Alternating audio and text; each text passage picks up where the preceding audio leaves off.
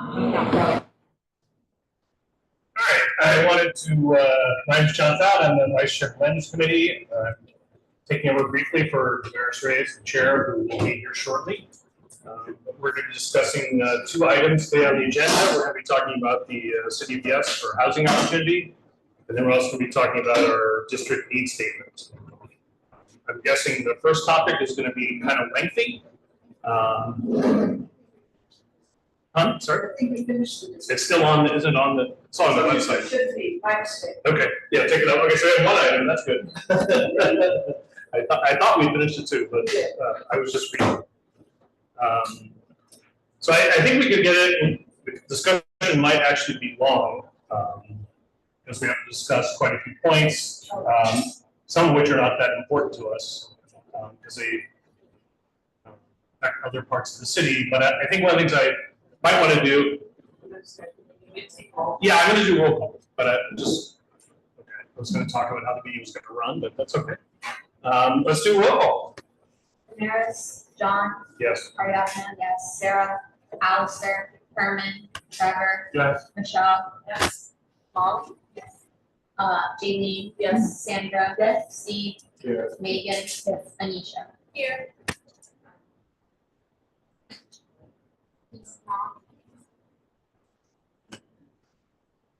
Sorry. Sorry. He's not on the minutes. He's not on the minutes. Despite having been told, like, basically. Okay.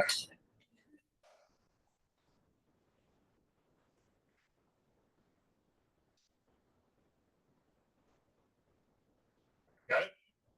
So I think the discussion could get long just because there's a lot to discuss, although in advance, I think a lot of, the board members had on their own submitted questions, and we've gotten more clarification from Department of City Planning and also from our consultant, George Jane, to help sort of iron out some issues. So I think there's, just from the questions and how things are going, I think there's sort of a general consensus that people are more or less, I think, in favor of this proposal, but maybe with some modifications. And I think we'll have to sort of go through those like point by point. But I think maybe the best thing to do, given that we'll have to, I think there'll be a discussion, a long question and answer session. I think it'd be best to take public comment first and get it out of the way, just because I don't want to keep having to go back for public comment. And so if anybody has an issue with that, is that all right? Yeah, so I think it's just a, yeah, go ahead, Michelle. Oh, I was just making a suggestion, because I think there are a lot of members. Oh, yeah, that's bad. John, I'm not sure. Let's maybe start with Steve. Steve Carr, public member for 100 years. Also executive director for Anisha Smith, I'm a first member, I was on the committee for many years, and I used to work here. Megan Joy, public member. Ariadna. Campbellman recently appointed.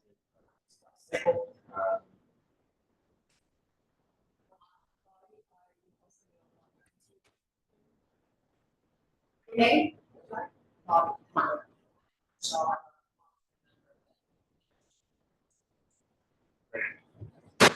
So we don't, I think, have anybody here who wants to speak in person. So I think what I want to do is, if there are people who are online and they want to comment on the City of Yes for housing opportunity, please raise your hand and we will actually give you 2 minutes to make your comments.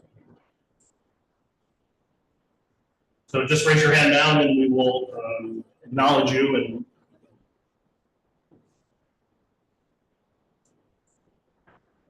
Sashi Takahashi. first one, okay. So yeah, so Sashi Takahashi, we're gonna promote you. Please unmute yourself and you have, I'm sorry? He's allowed to talk. Okay. Hey, can everyone hear me? Yes, go ahead. You've got 2 minutes for the person. All right, thanks so much. My name is Sachi Takahashi Ryle. I live at 14th and First. I'm a renter. I'm a nonprofit professional. I happen to serve on CB5 because I work in Midtown, but I am speaking in my capacity as an individual, not on behalf of CB5 or any other group. And I wanted to just testify in favor of the City of Yes for housing opportunity for housing. I support the entire policy package in the City of Yes for housing opportunity, and in particular the universal affordability preference, since it creates permanent affordable housing and works hand in hand with state tax breaks to bring more housing, and especially more affordable housing, to our community. And also, having lived in Midtown and in the East Village, I've also seen how the policies in the City of Yes can really support our landmarks and historical and institutions that need to be historically preserved, to allow them the option to transfer air rights and be able to adapt to evolving financial necessities. So those are in particular for me some of the policies that are within the City of Yes that I really support. Thank you for your time and the consideration of these policies. I know it's a huge policy, and so good luck with the discussion this evening, and thank you for considering adding more housing to make sure that New York City isn't just the best city in the world, but also that it's accessible and inclusive for anyone who wants to live here. Thank you. Great, thank you so much. We appreciate it. Is there anyone else who would like to raise their hand and speak on the City of Yes housing opportunity? Yeah, Richard Moses wants to speak. All right, Richard, we're going to recognize you, and you'll be able to unmute yourself and have 2 minutes to speak. Hi, everybody. I'm Richard Moses from the Lower East Side Preservation Initiative, also known as LESPI. And I wanted to say informally that LESPI, of course, is very concerned about having affordable housing, adequate affordable housing in the city. But we also believe in smart growth governed by sound urban planning principles. So we're supportive of many aspects of the City of Yes, but there are many aspects of it that we have concerns about. One is any blanket rezoning is automatically a bit problematic for us, because you have some areas of the city that are super crowded. The subways are teeming with people that almost ready to fall off the platforms. The traffic, car traffic is a bit out of control. And then you have other areas, especially near transportation nodes, where, of course, there could be a lot more development.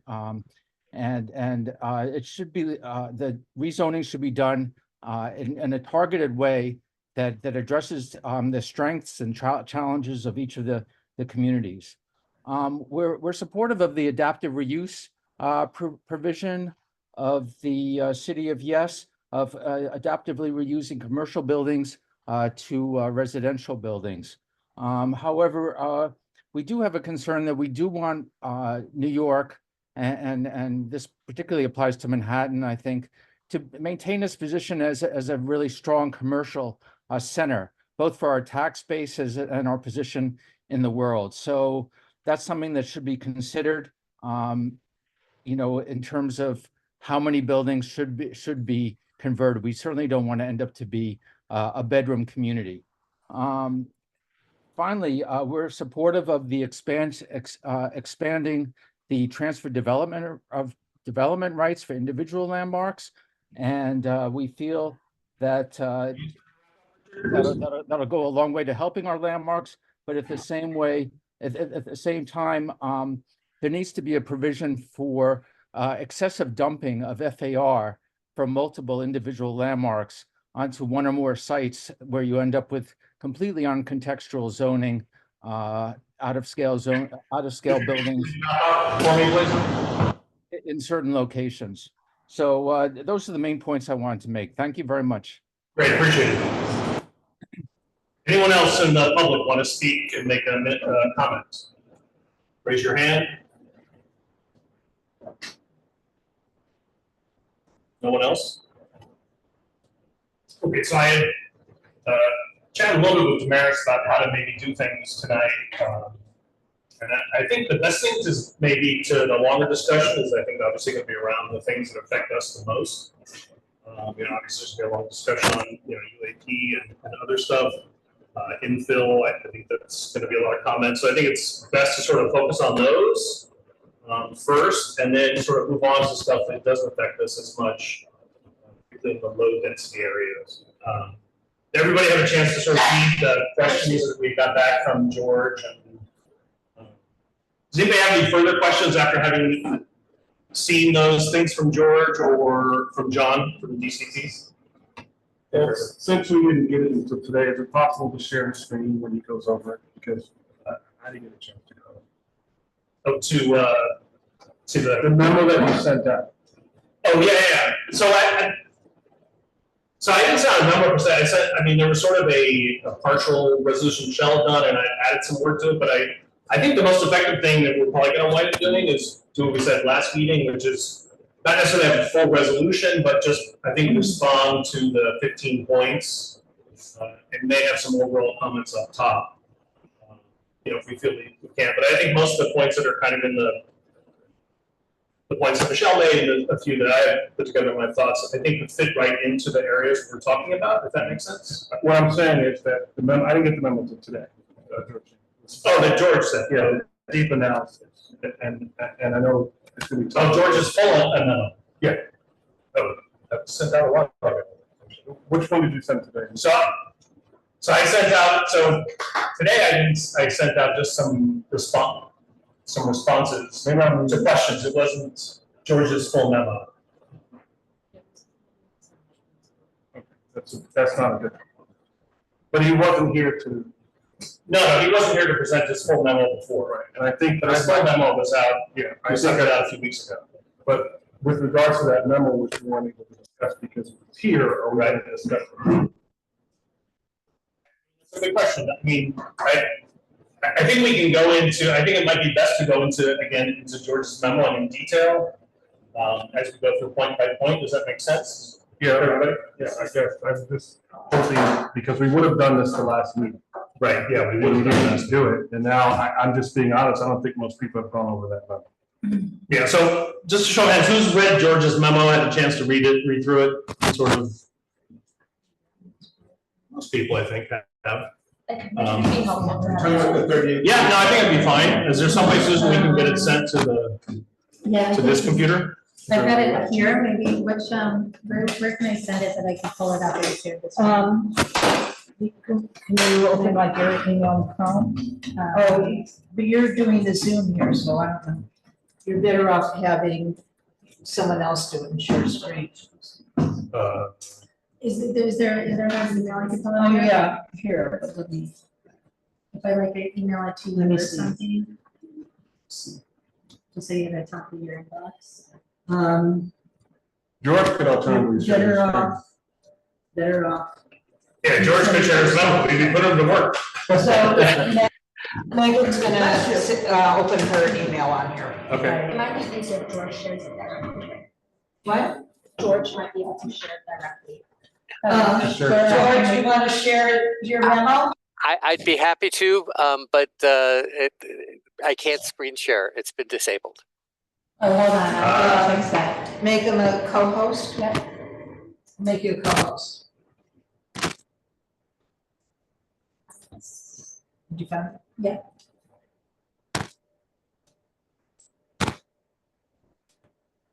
Okay, you should be good now, George.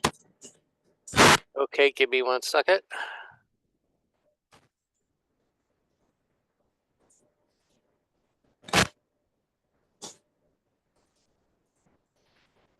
Okay.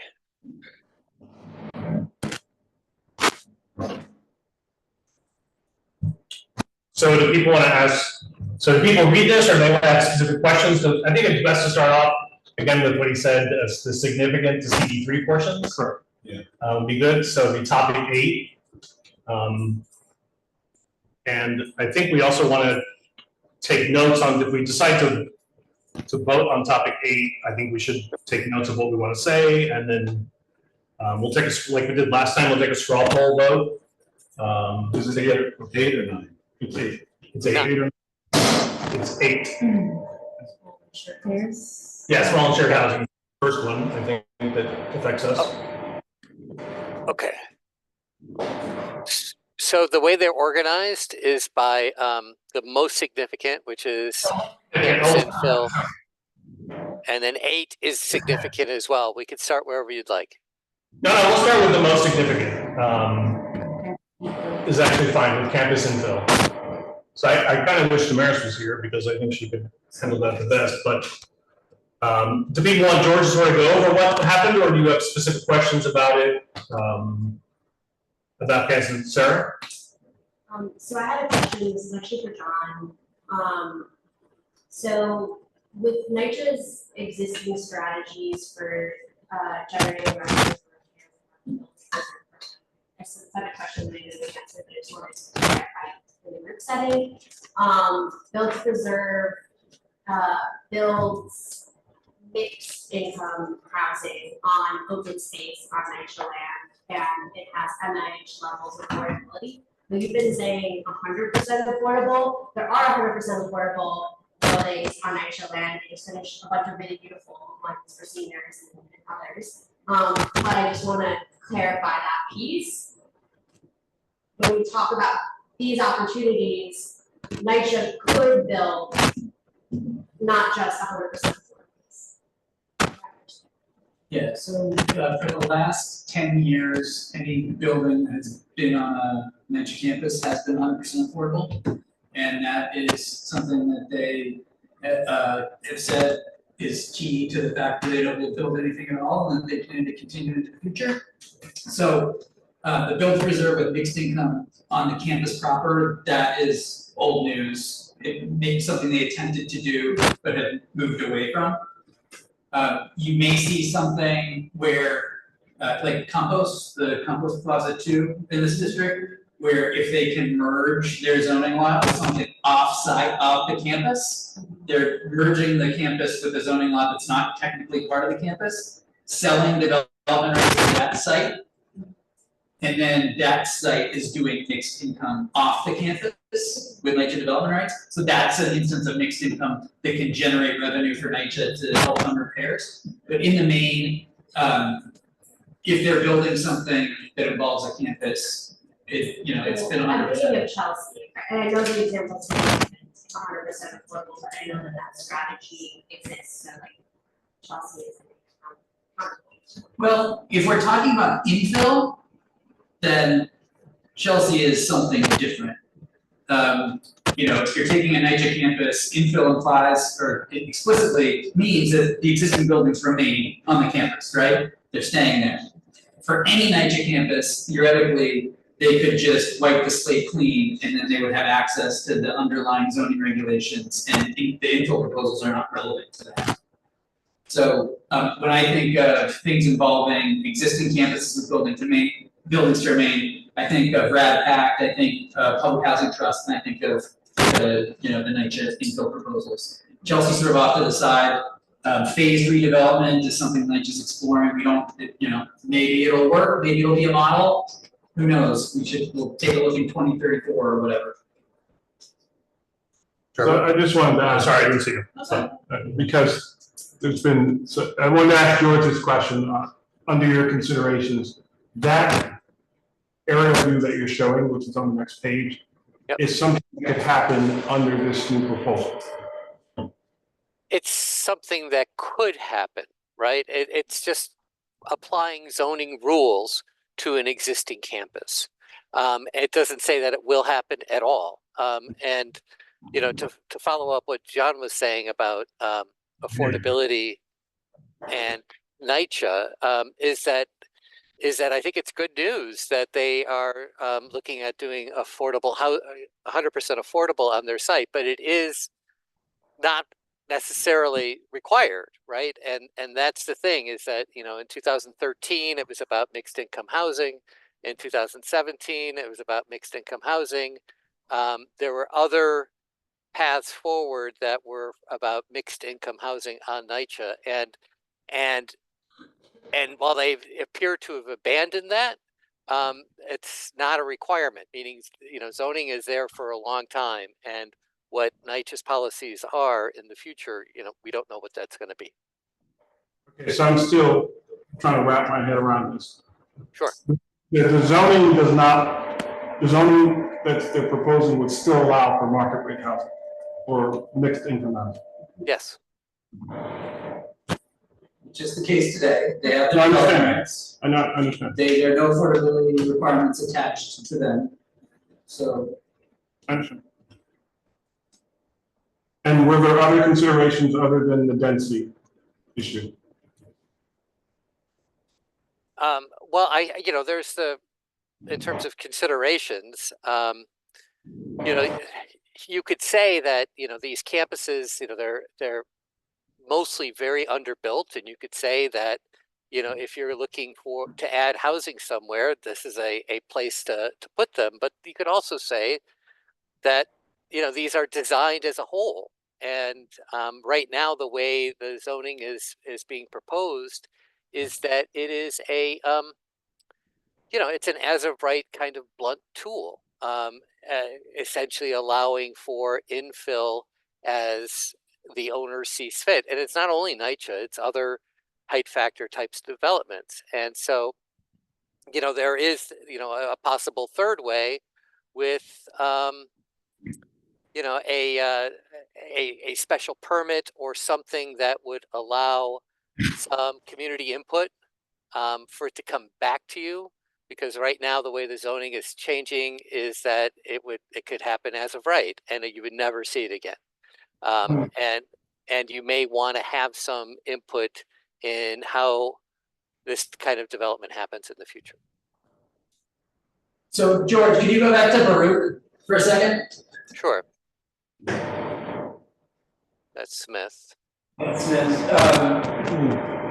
So these ones, again, the ones on the interior don't have legal street access, and so those ones wouldn't be possible.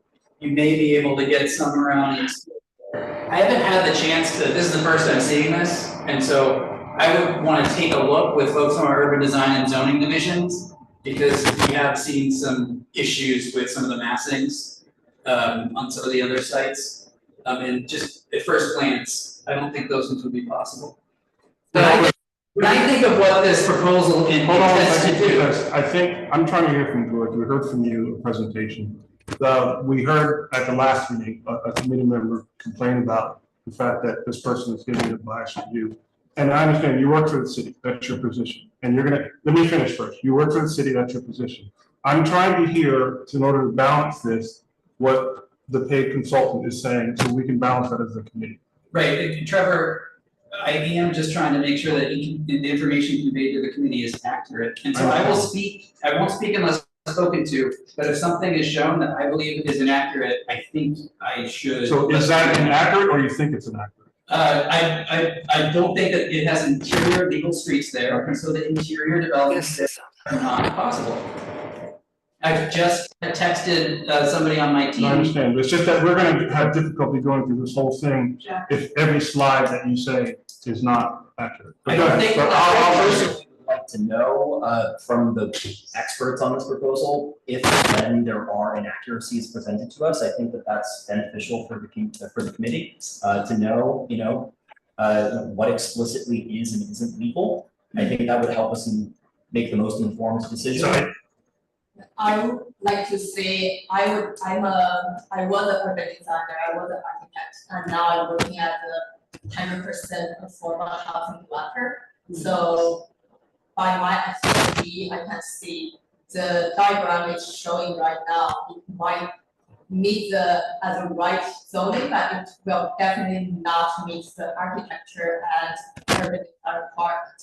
And the building density and it's like so close into building and it doesn't meet the right street light, and also it will not meet the utility requirement of the city. The electric and the water sewage will not meet the requirement, so this will definitely not happen. So I think this diagram has some misleading. You want to say something? Michelle, do you have a comment, Michelle? I have several questions, let's finish. Okay, that's fine. George, can you respond? Yeah, sure. I mean, what's happening is we're changing the building spacing, right? We're changing the building spacing to 40 feet. We're changing legal windows to 20 feet.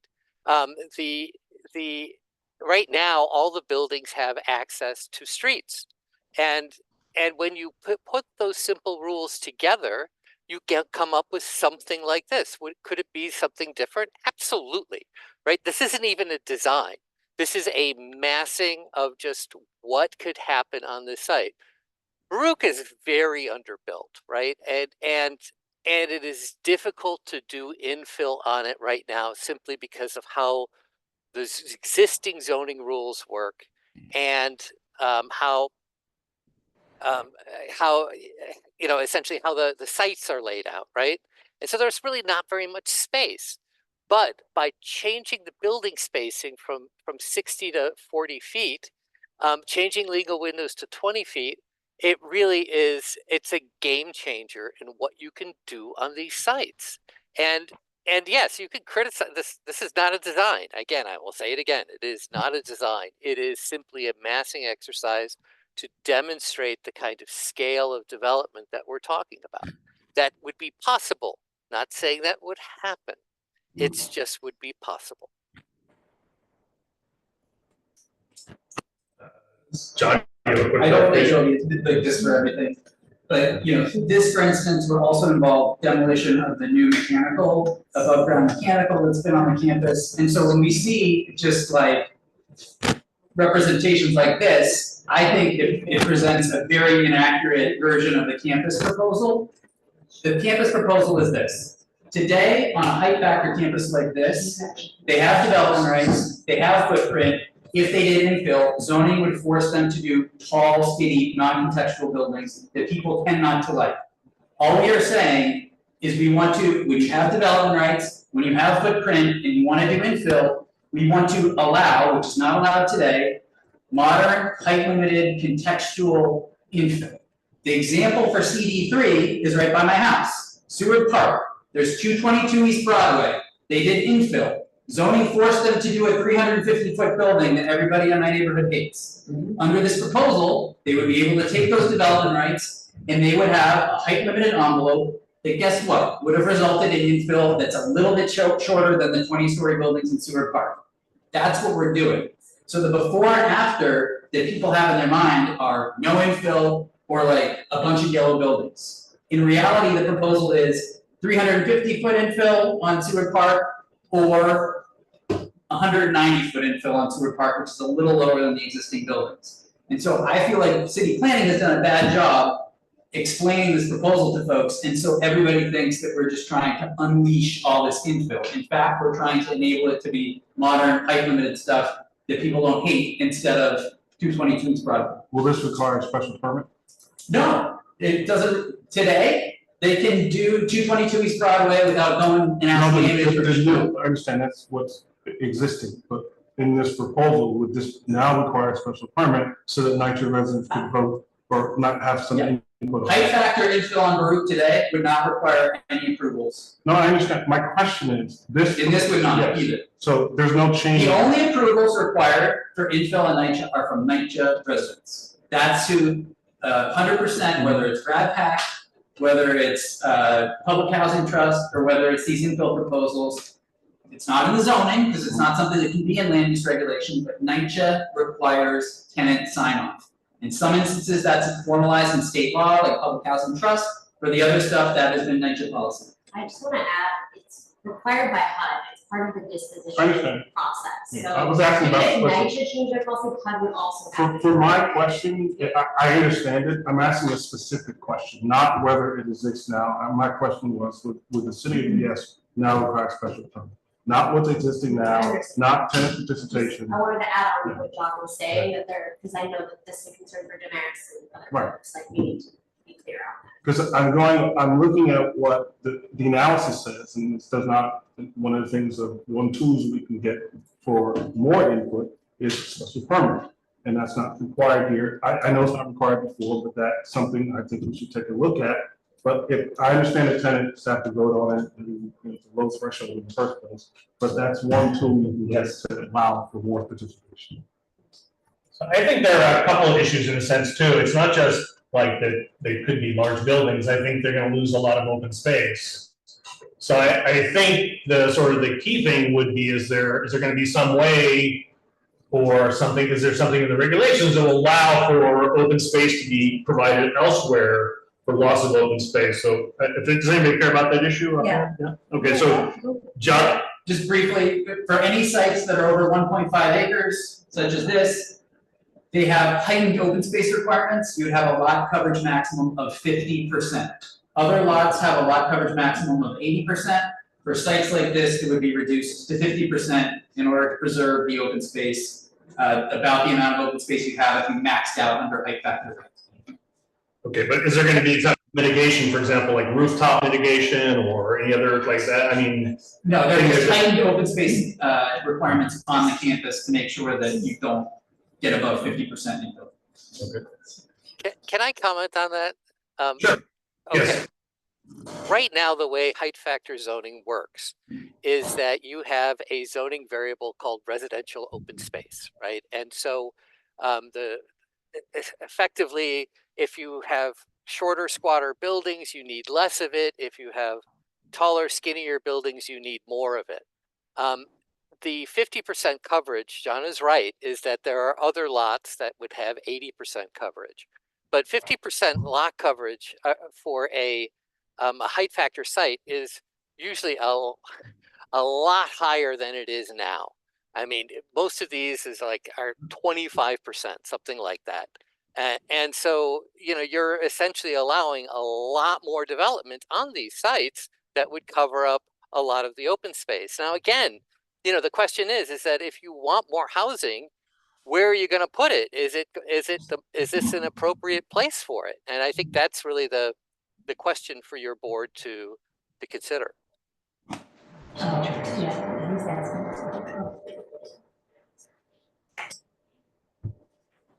All right, so Damaris, you wanna? No, you can continue that. Okay. I'm sorry, man, I just came out 2 hours. Yeah, no worries. So I think I think the other things that people care about a lot about too is actually the affordability issue. And some people on the committee expressed that about making sure that there is an affordability requirement. It seems like all of the housing there is affordable, and I would have some interest in seeing that there is an affordability requirement there, because we're giving up a significant amount to develop, which could be profitable, which could help NYCHA in a sense, but at the same time, it's, there are some, obviously more people, it's more dense. So I would be, I don't think anyone else cares about whether or not we have 100% affordability or affordability piece attached to it. Does anyone want to comment on that?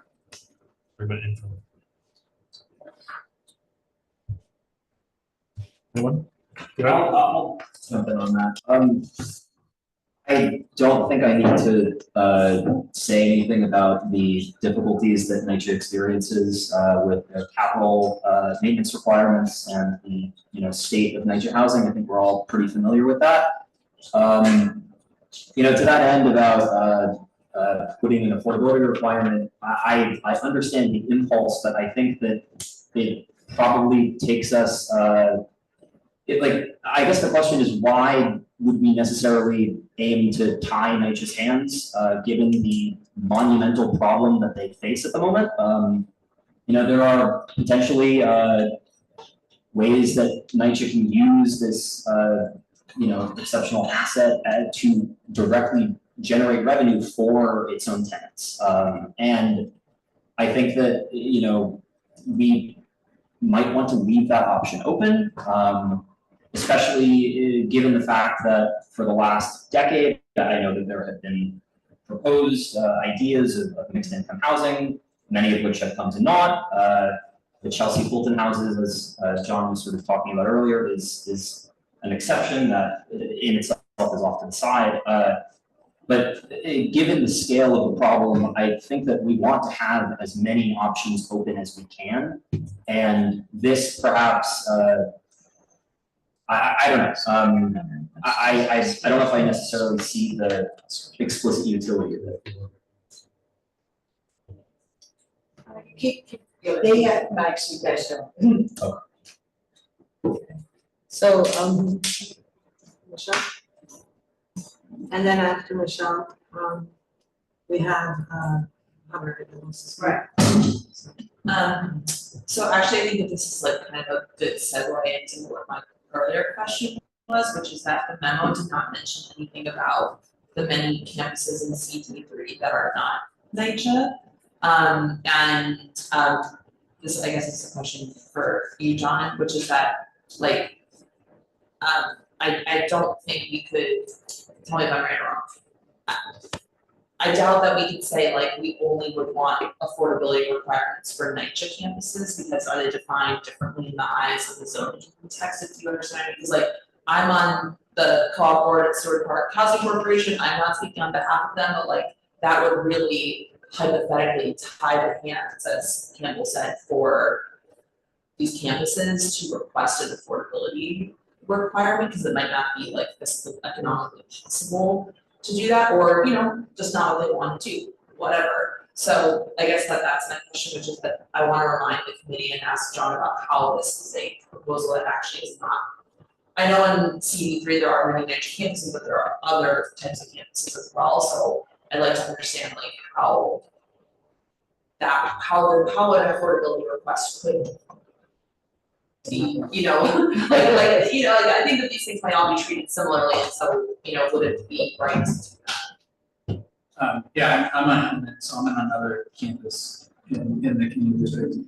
Another way that we've done, I think, a bad job of explaining these proposals is that it's not just campuses either that we're trying to do this for. It's basically any zoning lot with an existing building, an existing height factor building.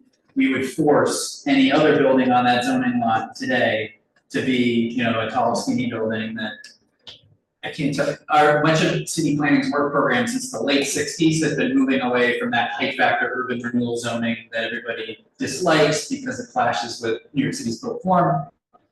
Zoning lots with existing buildings on them, including NYCHA campuses, including, you know, Hillman, including Stewart Park. Those are kind of the last types of sites where zoning forces people to do the tall, skinny stuff.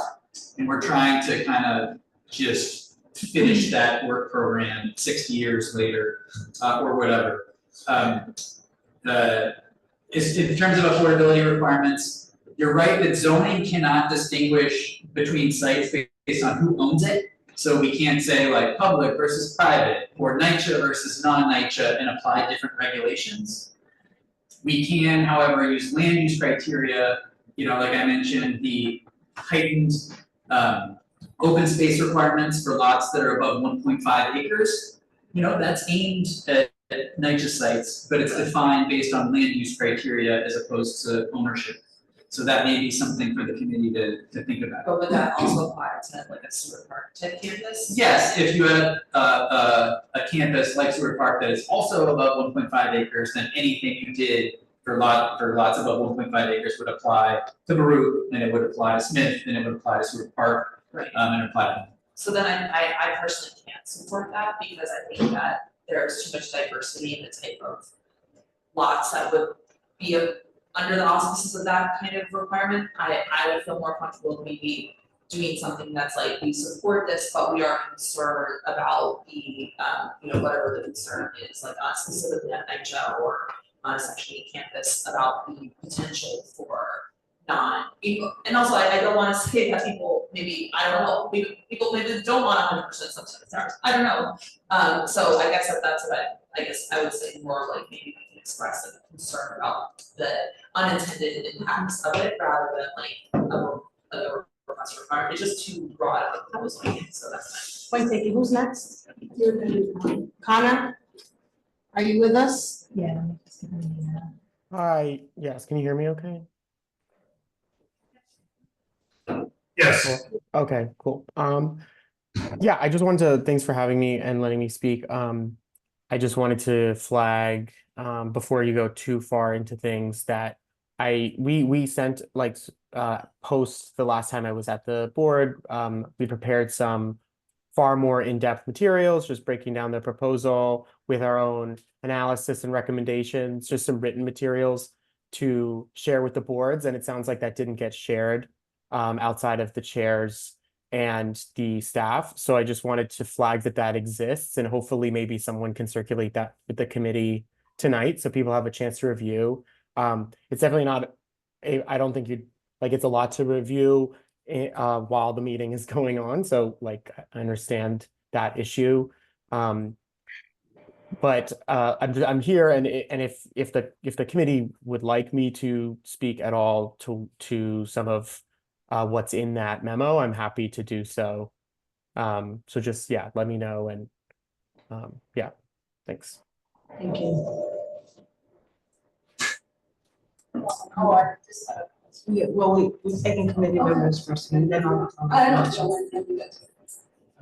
Yeah, I was gonna say, I feel like NYCHA should be sort of carved out from the whole campus infill proposal, because I just think we're talking about, the land, and it's such a sweeping change that's going to be so wide. I'm just looking at one community district, but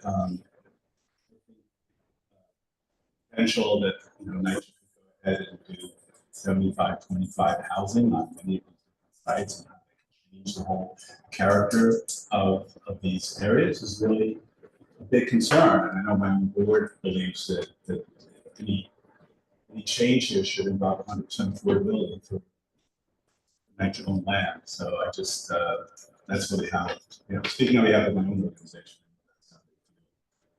I recognize, obviously NYCHA has serious financial challenges. There's a massive capital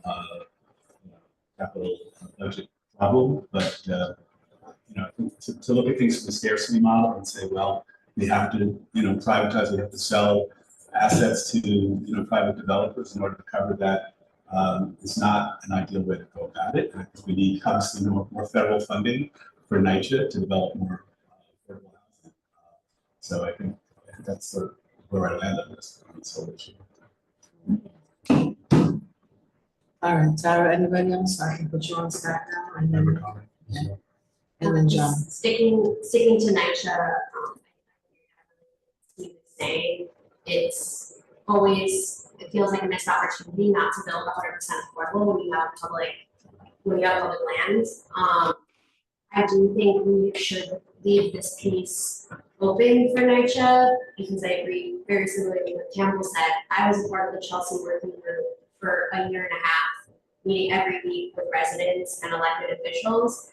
And I'll say that tenants are fully able to choose, when you give them the option, what they feel is best for their campus. And NYCHA has standardized a lot of their community engagement from that process and made that their process moving forward for both RADPACT and for the trust.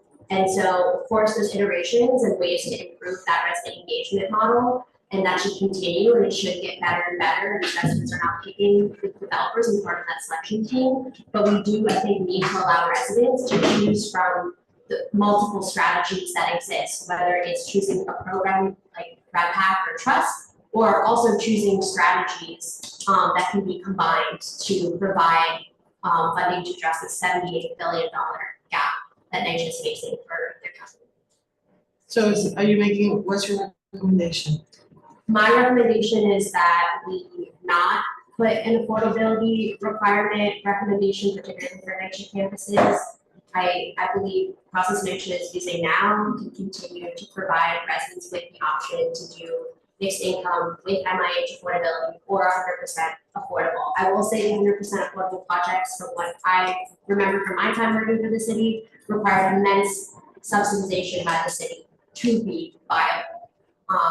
So I do think we need to have multiple tools available as we do now. All right, so John, and then me. So one thing I would say, I tend to agree with Steve that I think that NYCHA is so unique compared to some of the other campuses, that particularly because of the way it's owned and also because of the federal requirement, I think it's just so unique that maybe it does need to be considered separately. And I don't think that if there were, and I actually, in a way now that you sort of mentioned you didn't like it, but I actually think a sort of mandatory inclusionary housing zoning would actually be a good thing to add there. I think it you know, you're talking in terms of contextual, right? This was created for the public need, and so, you know, over that period of time, we, you know, in the, obviously the 40s, 50s, 60s, we built a lot of public housing, and then it stopped. And it's actually been degrading, and we're even probably, you know, at low capacity. So I think we actually need to do something to jumpstart it and get some money, but I would like to see something separately done to it. I'd like to see maybe a little bit more mitigation of open space there. And I would want to make sure, again, that, you know, I think it's the residents should have input, but I also think the community in general should have input, because you're talking about a lot more density of people showing up, more traffic, more everything, right? So I think there needs to be some kind of a process for community input, whether it's like the ULURP or something along those lines, to where, you know, I mean, obviously not all these buildings will be built on Baruch, but even if you built like 3 or 4 of those buildings on Baruch, that's a huge impact on the community, the number of people, streets, capacity. And so I think it needs to be looked at separately. In terms of the other campuses that are around our neighborhood, all of those campuses historically were affordable housing, all of them. The Mitchell Lamas, every campus was affordable. So to me, it's actually, I think, probably a mistake to have lost all that affordability in reality. So we've actually been hemorrhaging affordability. So I think in order to force the campuses that were all originally affordable housing, I think we do need to put some type of a mandate there, whether it's UAP or some other mandate that's more, because the fact is we've been losing affordable housing in our neighborhood in a lot of these large campuses. When we look at Seward Park, we lost it all. You know, so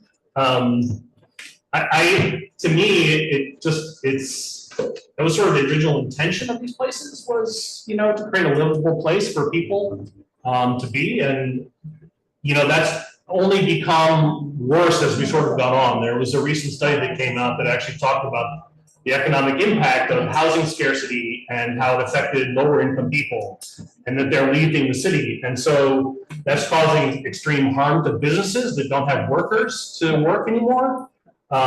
Even city employees have a hard time like getting a place to live, honestly. And then also, you know, we're losing tax revenue from people leaving. You know, that's like billions of dollars being lost and economic viability. I mean, the people in our community, if they can live here and work and have a stable home environment, we have a chance at a vibrant community. So it affects the economy as well when you lose all those people. So when you just come out and say that, like, oh, we want all market rate hasn't been working. With a lot of market rate in this neighborhood, and it hasn't been working. You know, rents are still going higher. So you know, I would like to see the original purpose of why these campuses have some type of affordability attached to it, like UAP or something. I think it makes a lot of sense, and it actually makes our community more livable if people live and work in this neighborhood who aren't making 150 grand a year. Questions? No. Okay. So, I have.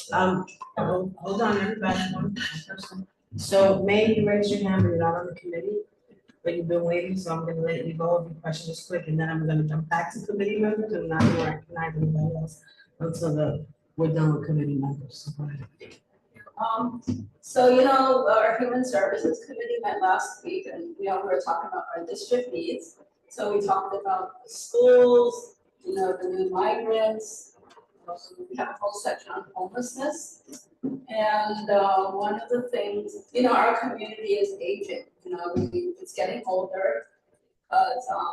It's not affordable for families to really live here. So I'm talking about families of all income, but especially low income. There's not enough affordable to live.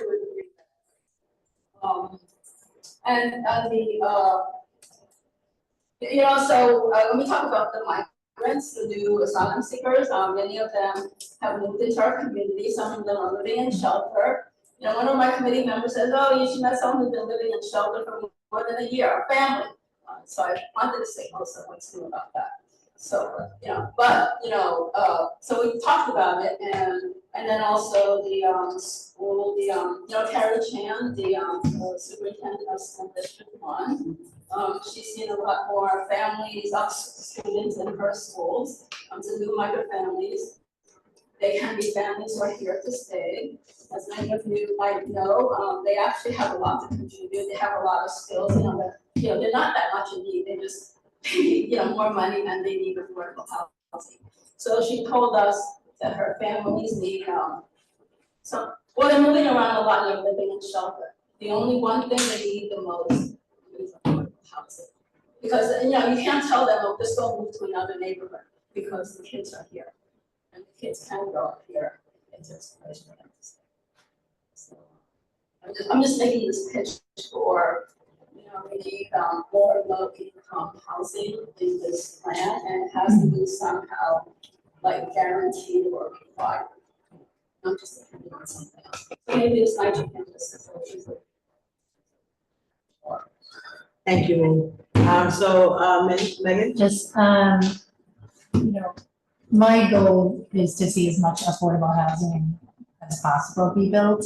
And if that means creating, like if it's not financially sustainable to have 100% affordable housing, because I wouldn't wait on federal money or city money. Like I just feel like we've been waiting on that forever. Like, are we just gonna keep waiting for the federal government to magically decide that they're gonna give us more money for housing? If it means having mixed use or some market rate in order to have a financially sustainable building, then I would prefer that, than having less.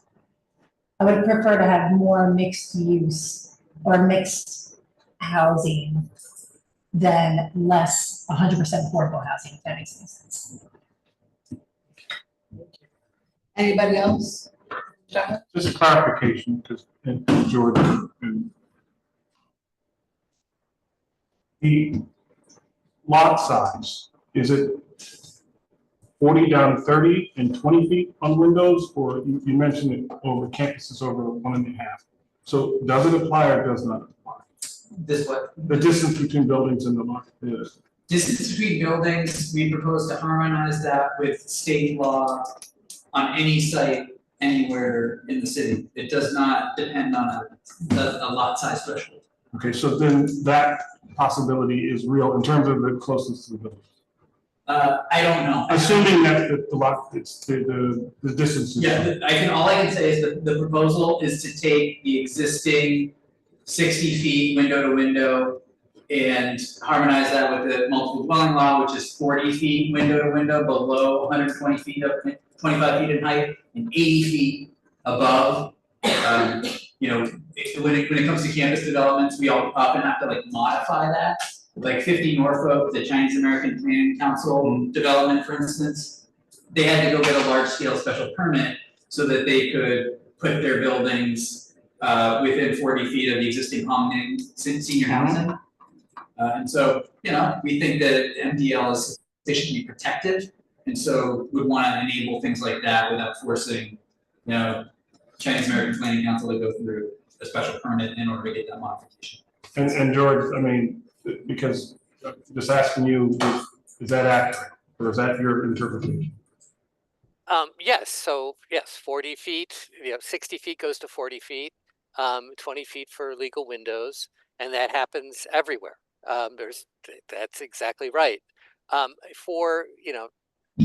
think the point of these massing diagrams and the point of why I put this as the most impactful thing in your district is because it doesn't sound like a big change, but ultimately it's a huge change because you essentially create development sites on these campuses where there are few.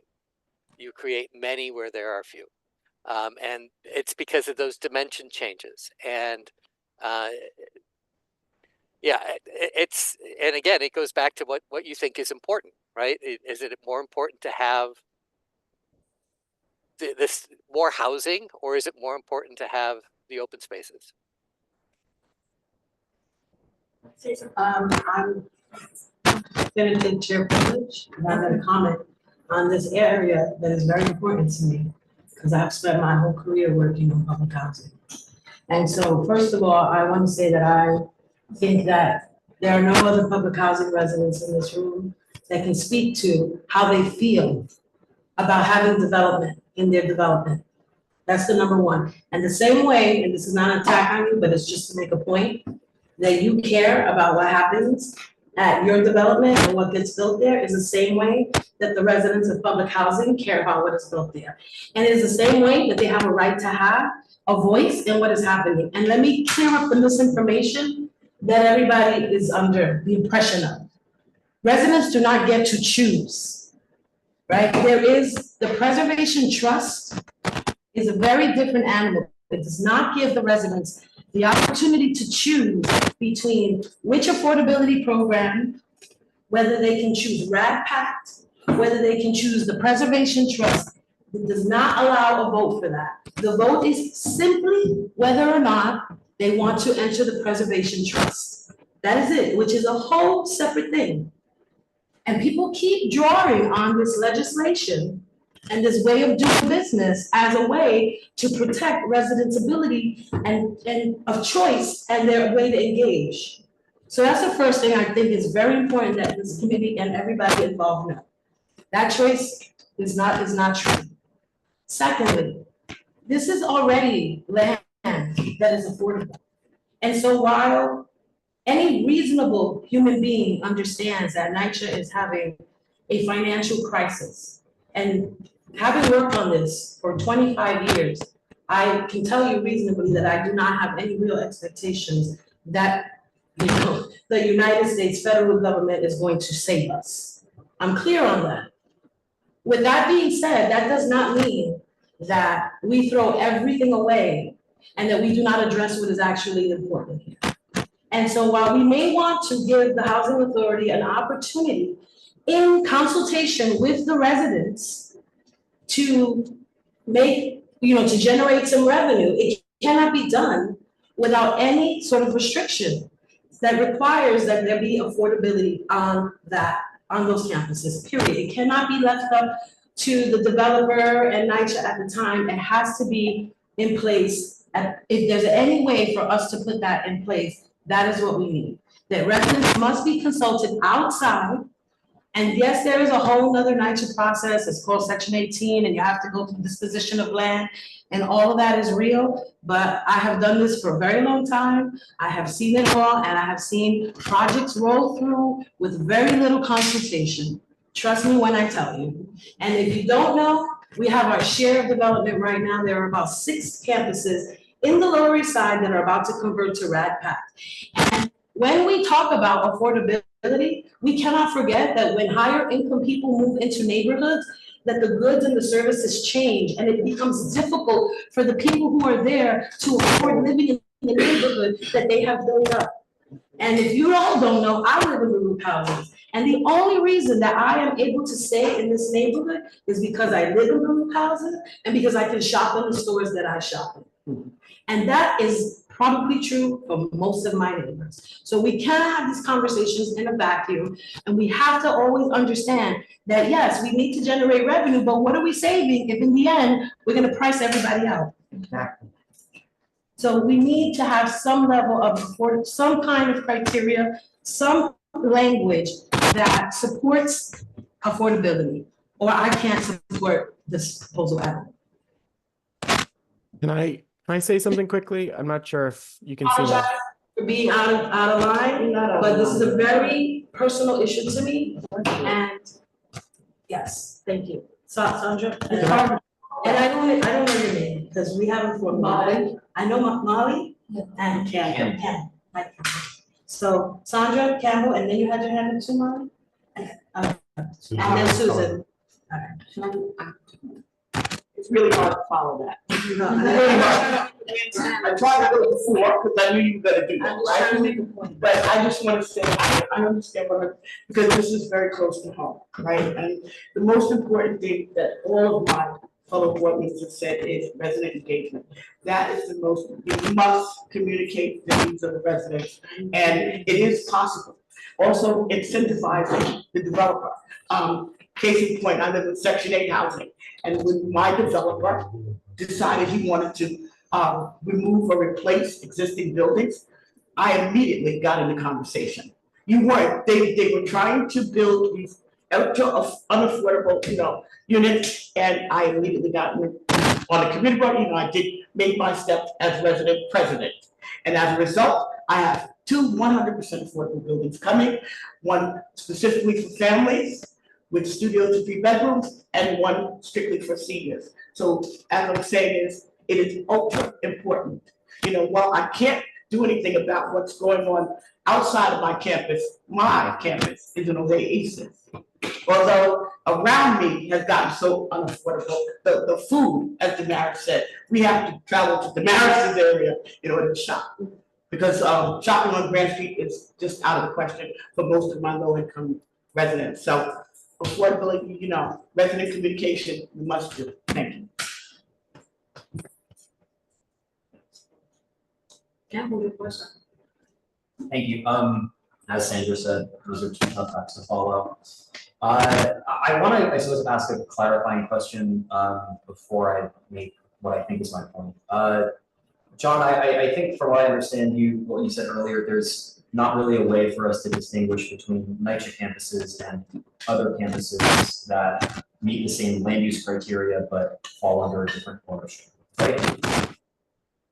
Right, yeah, we wouldn't be able to name NYCHA campuses and apply different regulations to them alone. We have to define neutral land use criteria, and then everybody on this side of the line will apply to everybody that side of the line.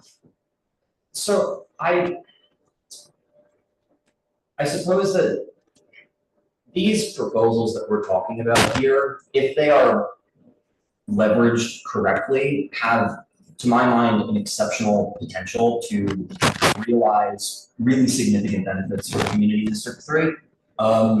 George said himself that this creates a lot of new development sites that right now don't exist for myriad, sort of technical reasons. This, to my mind, is an enormous opportunity for NYCHA to build more affordable housing right now. There's quite a bit of of space on these campuses that NYCHA has progressively been working to infill, often with 100% affordable, often senior housing.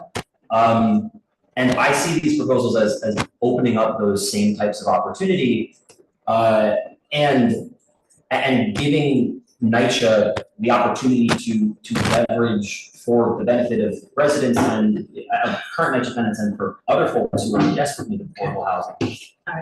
To that end, so I think that this perhaps is not necessarily the proposal that we should be having this fight on, because we can't distinguish between the Mitchell Lamas and the NYCHAs and these other campuses that meet these same criteria.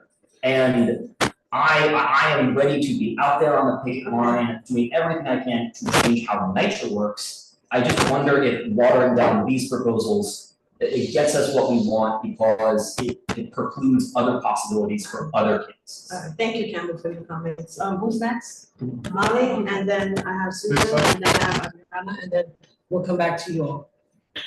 I just wanna add a quick comment, as a practitioner, I see these NYCHA campus are all in the same net ownership. So since it's NYCHA's that even we decide to approve the campus infill, it will be NYCHA's decision who will be able to build here and what will be the trade-off, how they evaluate the developer and who are able to build house here. And as all the practice happen in the city, we can see many package deal in Bronx and in some Rockaway and further Prince. They're all only 100% affordable housing project is happening. They relocate the current NYCHA tenants, renovate their apartment and bring them back, and they demolish some underbuilt house and build better living conditions for the tenant and move them back. And also all the units add on to the site are all 100% affordable. This might not go down in the regulations, but that's how the thing happens. Because when people and when developers want to take the NYCHA lab, they need to go through all the public review process. So I feel what people worried about, like, if we allow people be more, they will be like 100% market rate, this will never happen because of that process. So, I feel like I need to clear up some misinformation. I'm sorry, Molly, but you're talking about RADPACT, and that is just a process for one program. It is not their overall process, and I think that we need to be clear about that. We keep talking about and putting the onus on, like, NYCHA's gonna save us, and NYCHA's gonna always do the right thing, and NYCHA's gonna make all the right decisions, because NYCHA always has our best interest at heart. Well, according to NYCHA, and our best interest is to make as much money to save those buildings regardless of what the impact is, right? And regardless of how we get there. So we have to be very mindful when we talk about relying on the housing authority's system and criteria and engagement process, which took us many years to even get to this place, which is nowhere near the level it needs to be, as if that is going to be a system that is going to blanketly save us. That is not true, and it does not work that way. So our mission is to consider the needs of this district. And I just like, this district is unique. And I looked at the median incomes of the downtown boards. CD 1 and 2 are combined, and that's 165,000. CDs 4 and 5 are combined, that's 114,000. CD 6 is 148. Community board 3 is 55,000. We are not like any of the boards surrounding us, and our needs are very different. And I almost feel like some of the conversations are theoretical or academic. It is absolutely true. People that work for the city are leaving because they can't afford to live here. A lot of the problems you see in the city right now, they're not understaffed because of budget, they're understaffed because they can't hire people. As Mayor's talked about, work really closely with District 1. District 1 schools have lost many families that have moved out of the district. We're fortunate that the school seats are being taken by migrants, but otherwise we would even be losing money because we have empty seats in the schools. I just think the need for affordable, I'm here because I'm rent control. You have to be old to be rent control. I think the need for affordable housing, we do have luxury housing going up, we have it on the waterfront. We have other buildings, the affordable housing, as most people live here know, they open their waiting lists like 15 years. So I'm not saying what other parts of the city need, I think looking at what we need, we need affordable housing. All right, so we have Ariana can speak, and then Connor, and then Trevor, and then Herman, okay? Go. So I have a question for George, actually. So we've spoken a lot about this part of the proposal, info specifically. You anticipated this, and you mentioned within the memo you shared with us that there is like a third argument that could be made for people who see both the pros and cons. You mentioned specifically including an affordability requirement, but also a special permit. Could you speak a little bit more on what that would look like, and if you were to make a recommendation adopting that, what that would specifically be, or the details of it? I'm sure. So we have a ULURP action called a CPC special permit, where an applicant would have to go in with a plan for infilling one of these sites, and then it would have to go through the process, and it would have to come to the community board. It would have to go to the council member.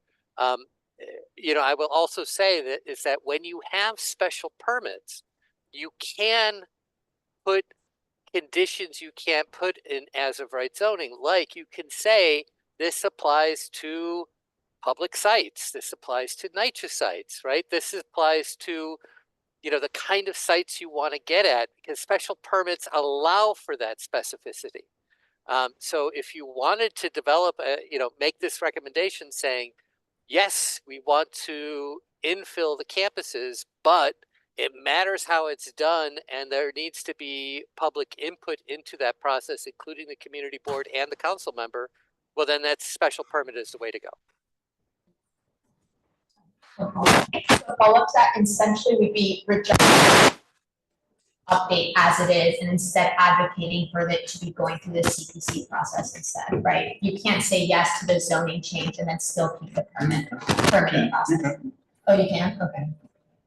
Yeah. Okay, that was my clarification. Thanks. Still couldn't add affordability requirements, Not 100%. maybe through this process in some way? Well, so, yeah, you could definitely, you could recommend anything you want, but you could recommend. I wanna recommend something that can be done. You could recommend a special permit to do height limited contextual infill on these campuses. Unfortunately, what we couldn't do, because it's available today, is impose a special permit on any infill whatsoever, because they already have the ability to do that height But I'm factor. not sure you could do it. Yeah, so today, NYCHA campuses, Hillman, Seward Park, lots of development rights, and the ability to use that as of right, typically in non-contextual building forms like 222 East Broadway on Hillman. So we can't take that away from NYCHA, Hillman, and Seward Park. If you put the special permit process with a bunch of requirements on the ability to do height limited infill, then I think what you'd see is that people would that would push people back towards the 222 East Broadway form. And so you can totally recommend it, and it's something that would be technically possible to do in the zoning. But also, we are in the business of having to think about what the different incentive structures, things like that, set up. And, our opinion here is that we probably wouldn't have recommended that in the zoning, because it would just push people back towards the height factor zoning. And the fundamental purpose of this proposal is to enable people not to do the height factor, to do the height limited infill development. So it kind of undermines our plan. But you can totally recommend it. Other community boards have, not special permit, but affordability requirements. But those are some of the considerations in play. Perfect. You're up. Wake up. Thank you. Oh, no, Connor, I'm sorry. Apologize. Whatever. Because Connor's been waiting. Okay. And so you have a minute to gather yourself. Go ahead, Connor. Hi, thank you. So I guess first, I just wanted to see if Susan could send our memo around now, just because it was really, we thought we sent on the 5th, just because it was really intended to go to the whole board. So is that possible? Print it out. Connor, is it possible to comment on this particular topic? Yeah, right now? I am. I just wanted to flag that because I didn't get a confirmation last time I brought that up. And we just want to make sure that people receive it. On this specific topic, I wanted to say, one, like George said, there's actually permits currently in the zoning that specifically refer to and apply to public housing. So there's definitely precedent for it.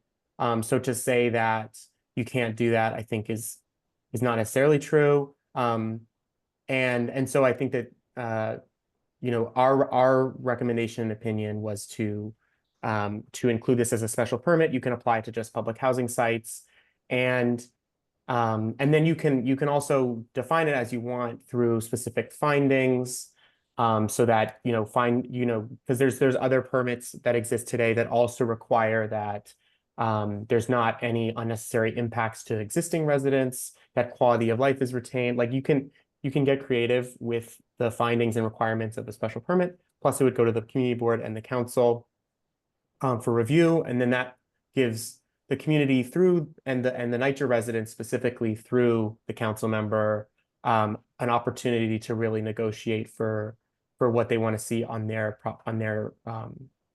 sites. So I just wanted to flag that is possible, and that's in our memo as well. Thank you, Connor. Herman. Thank you. And I'm unaware, Connor, I don't know what special permit you're referring to that applies to just public housing, but I don't think that's accurate.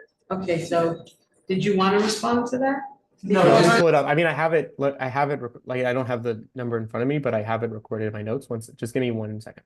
Hold on, Herman, because I want them to pay attention when you speak, so. They're looking at this now, which means that they won't be paying attention. You want to let him speak while he's looking? Yeah, I don't mean to hold anything up. I just, point of what I believe. Is this something that you guys can find in like a minute? No, all right. You don't need to hold it up. Alright. I got it right now. I got it right now. 74842 is an existing permit that specifically references public housing sites. And it's being proposed to be removed in this proposal. Gotcha, it might be a defunct from the 1960s or 1970s, But it's there, yeah, and it's legal precedent, yeah. But it's been done though. Yep.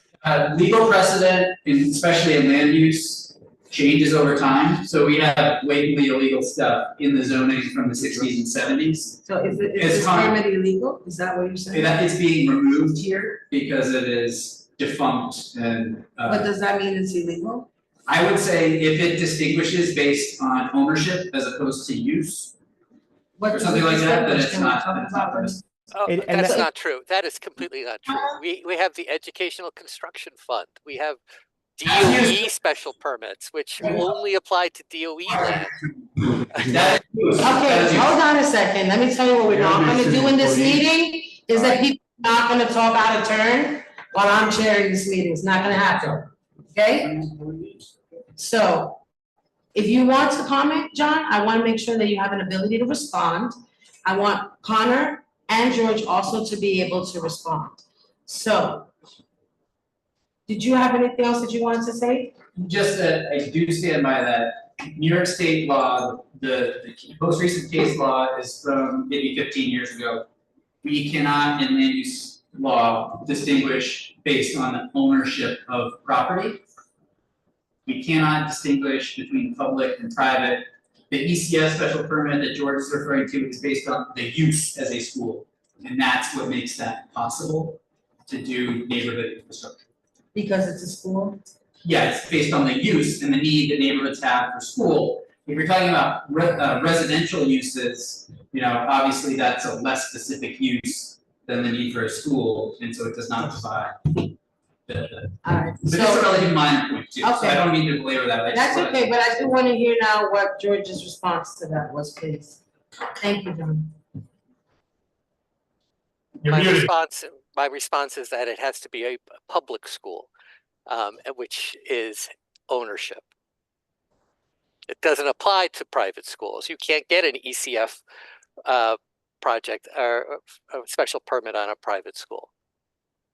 It's because it's based on state law, which granted that authority to the local zoning resolution. But we do not have that authority more generally. We're getting kind of arcane here. What you're saying is that it was a special permit at the time that required special activities, so. ECF is a state agency, and so there's a state law that authorizes us to do this, and it is based on the use for this specific state authority. It is not a generalized authority that we would be able to apply outside of state law. Sorry, this is getting very arcane, but I just wanted to stand by that point that I made. All right, well, if there's no further rebuttal, then we're gonna go back to Herman, okay? Can I add one thing? 30 seconds, Connor, please, I just so just wanted that. to say, I believe the way I interpret the existing use of public housing is a use. It's not saying publicly owned sites. It's saying particularly public housing as a use of the site, so. That's So, it. okay, thank you. All right, Herman, please. I just start from the fact that I think we're still talking about the infill section. Yes, we are. Okay, so, as far as I'm concerned, I could say is, if Niger and some of the similar property does not have affordability pre-built into some of our language or stuff like that, I can't support anything else. And because I come from the position is that I've worked with Niger process for years, and I also spend most of my life developing affordable housing. And as much affordable housing as we think we have done at this point, it's not enough. I have an office which is part of my private business, separate from my affordability.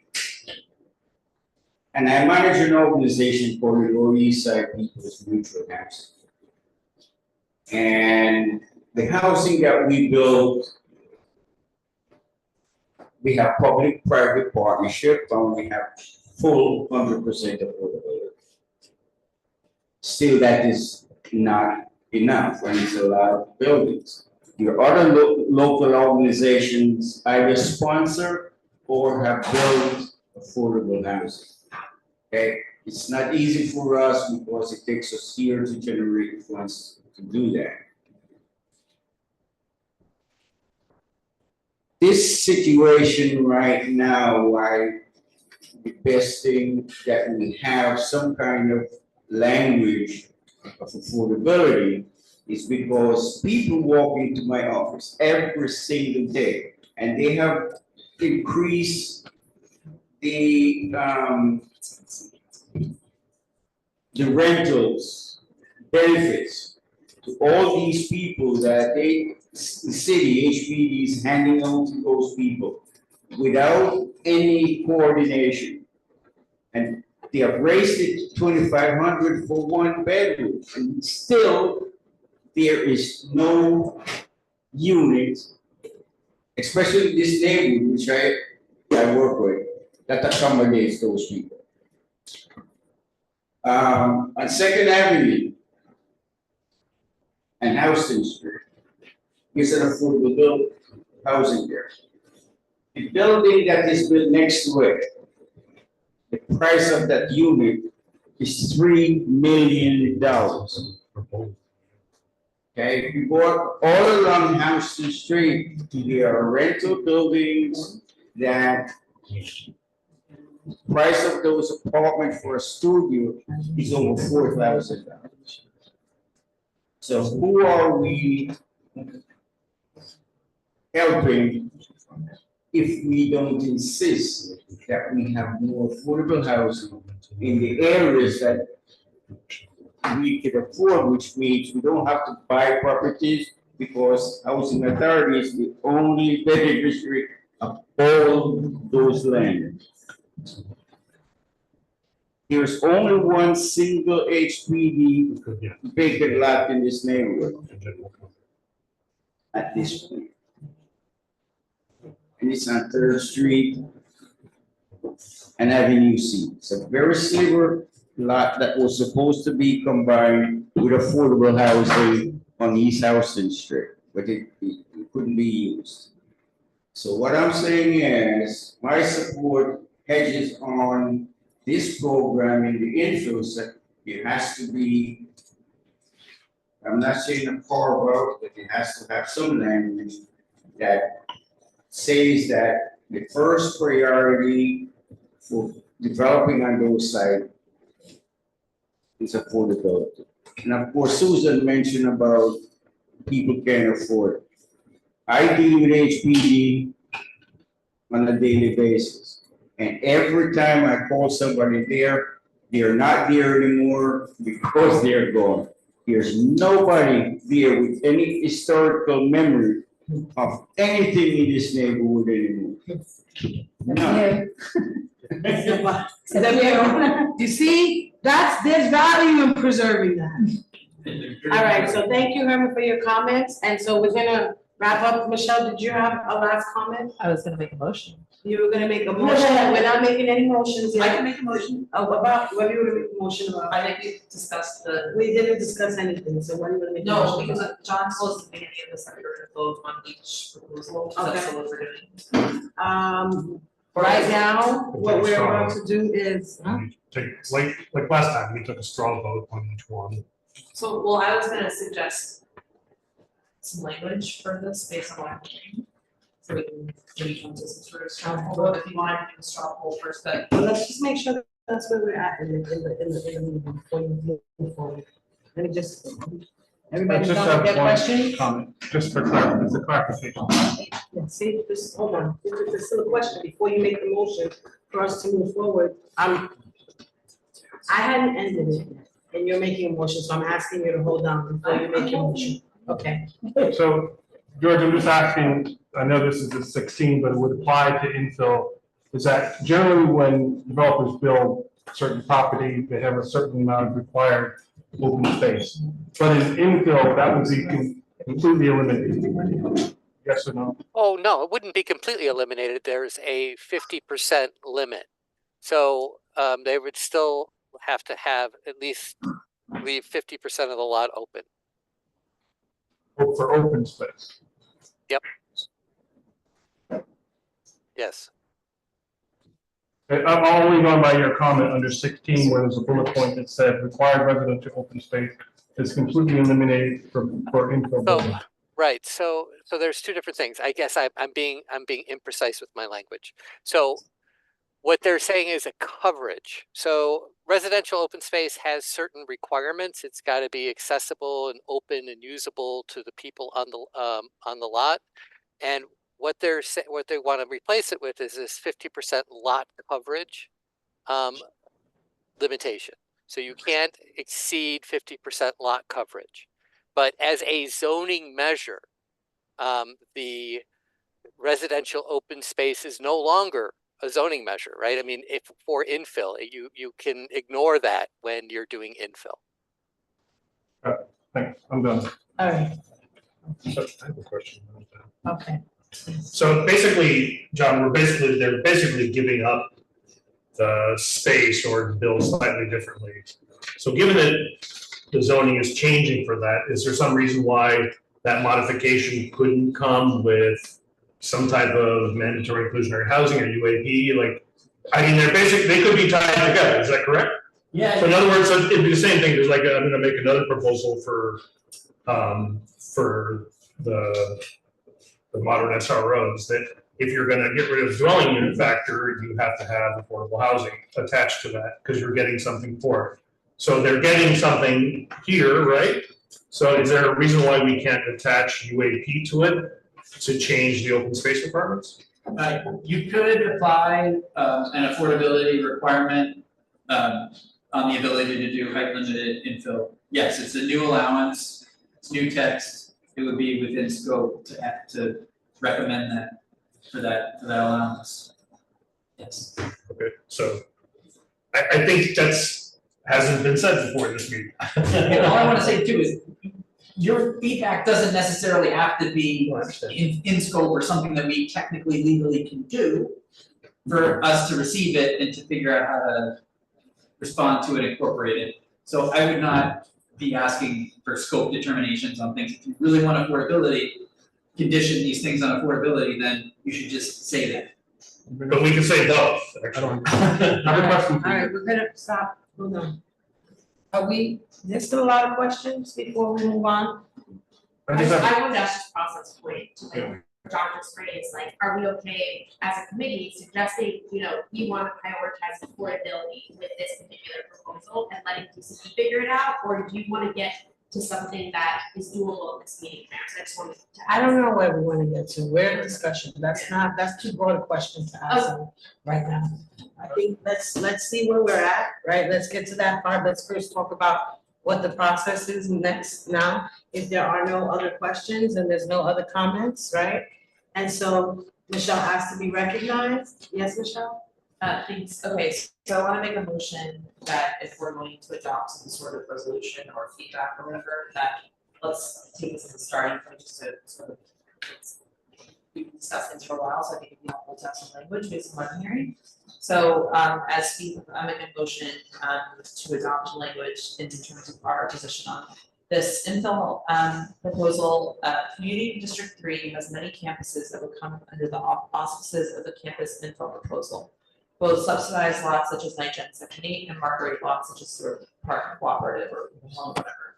CP3 is concerned that this proposal may lead to non-subsidized housing being built on NYCHA and Section 8 campuses, and the first priority for any development on NYCHA or other subsidized campuses must be 100% affordable housing. Is there a second to that motion? And then we can discuss it. Well, That's the process. Is there a second to that motion? that's not the process. It is. What's the process? Robert's rules. We have proper tools, we're going one part at a time. I like your language, but I'm a little bit confused where we are.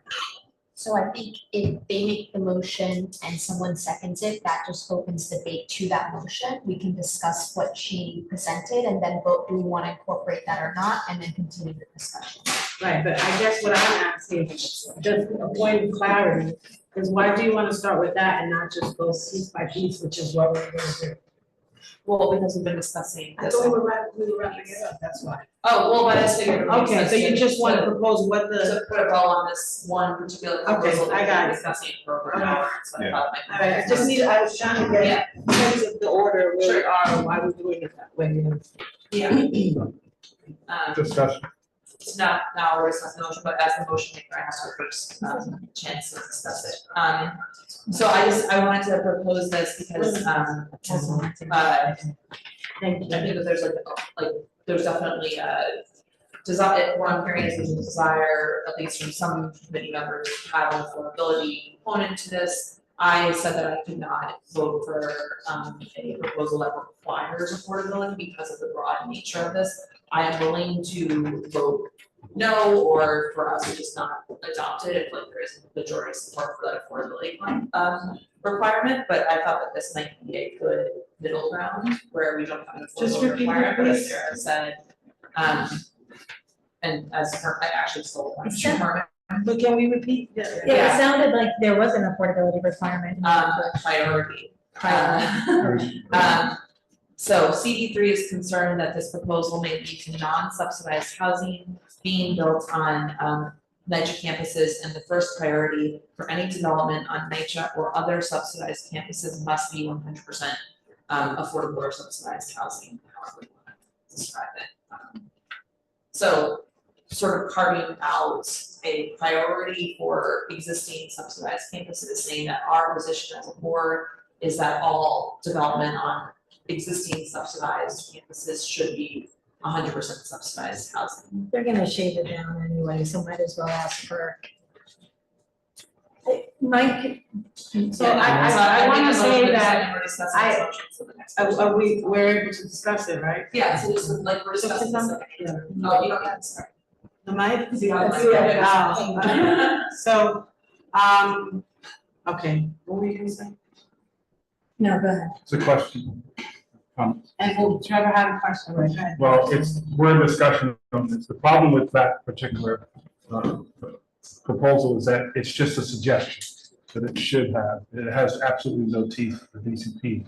If we're gonna give comments that have some teeth, we need to put language in there that specifically says that.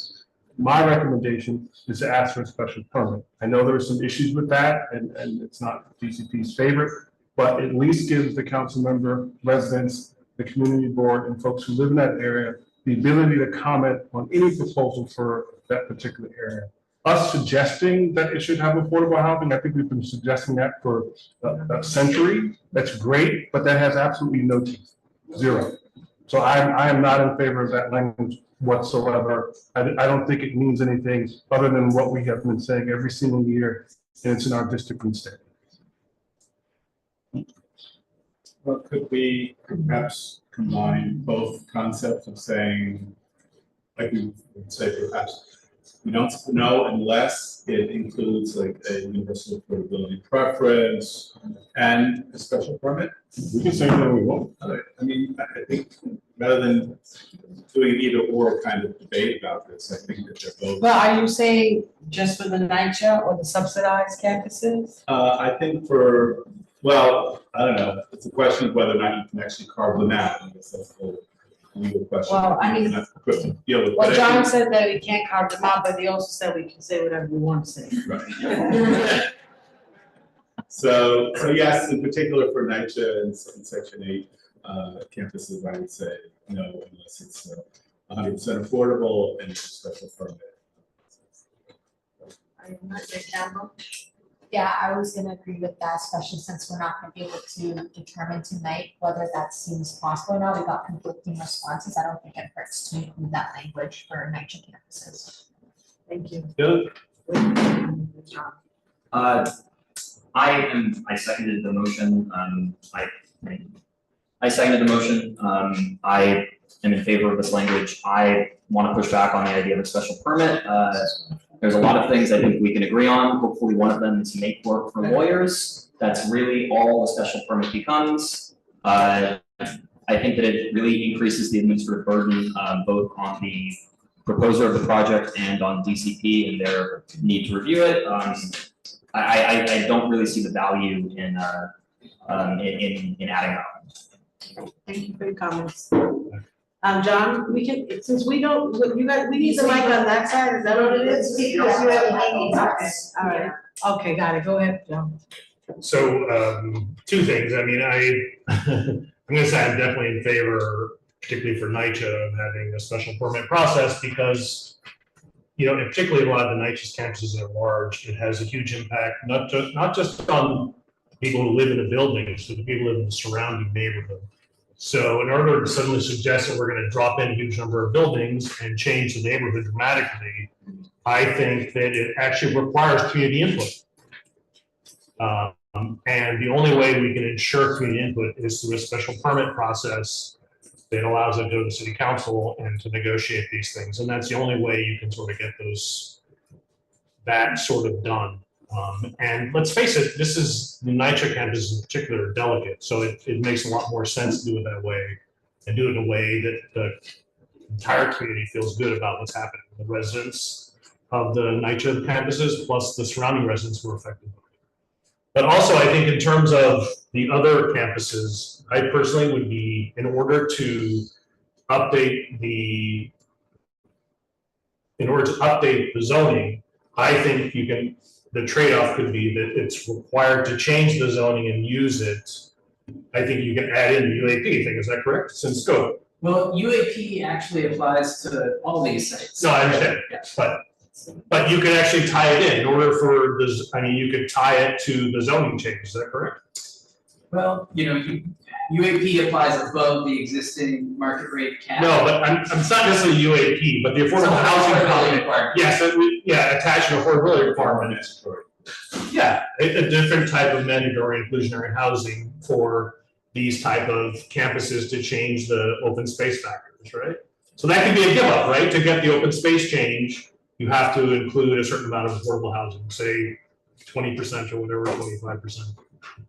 Yes, to use the new allowances, you could recommend conditions on them. Right. So that's what I would personally be in favor of, because I know almost all of the campuses throughout the city were built initially for affordable housing for, you know, all different kinds of people. And to sort of go away from that, to me, I think it's going away from the context of the neighborhood. And we've actually lost so much affordable housing. So this is like a chance to get back to where we should be, where we actually have affordable spaces built on places that are open. And I think Steve can attest to the fact that we have no other space, right? I mean, so there's no other space really to build affordable housing. So basically to give them the new open city on site. Right, yeah, the exactly. value is Very too few, much. right? So if we all need to say that if you want to use this new open space requirement, you have to have a certain percent of affordability. And I think that's legal. And could work. All right, Michelle was next, and then Megan. I was just gonna say that I think that I don't think that everyone in CU should have a chance to weigh in on what happens on a NYCHA campus or a Central campus or on a Sort of Park campus or a Hillman campus.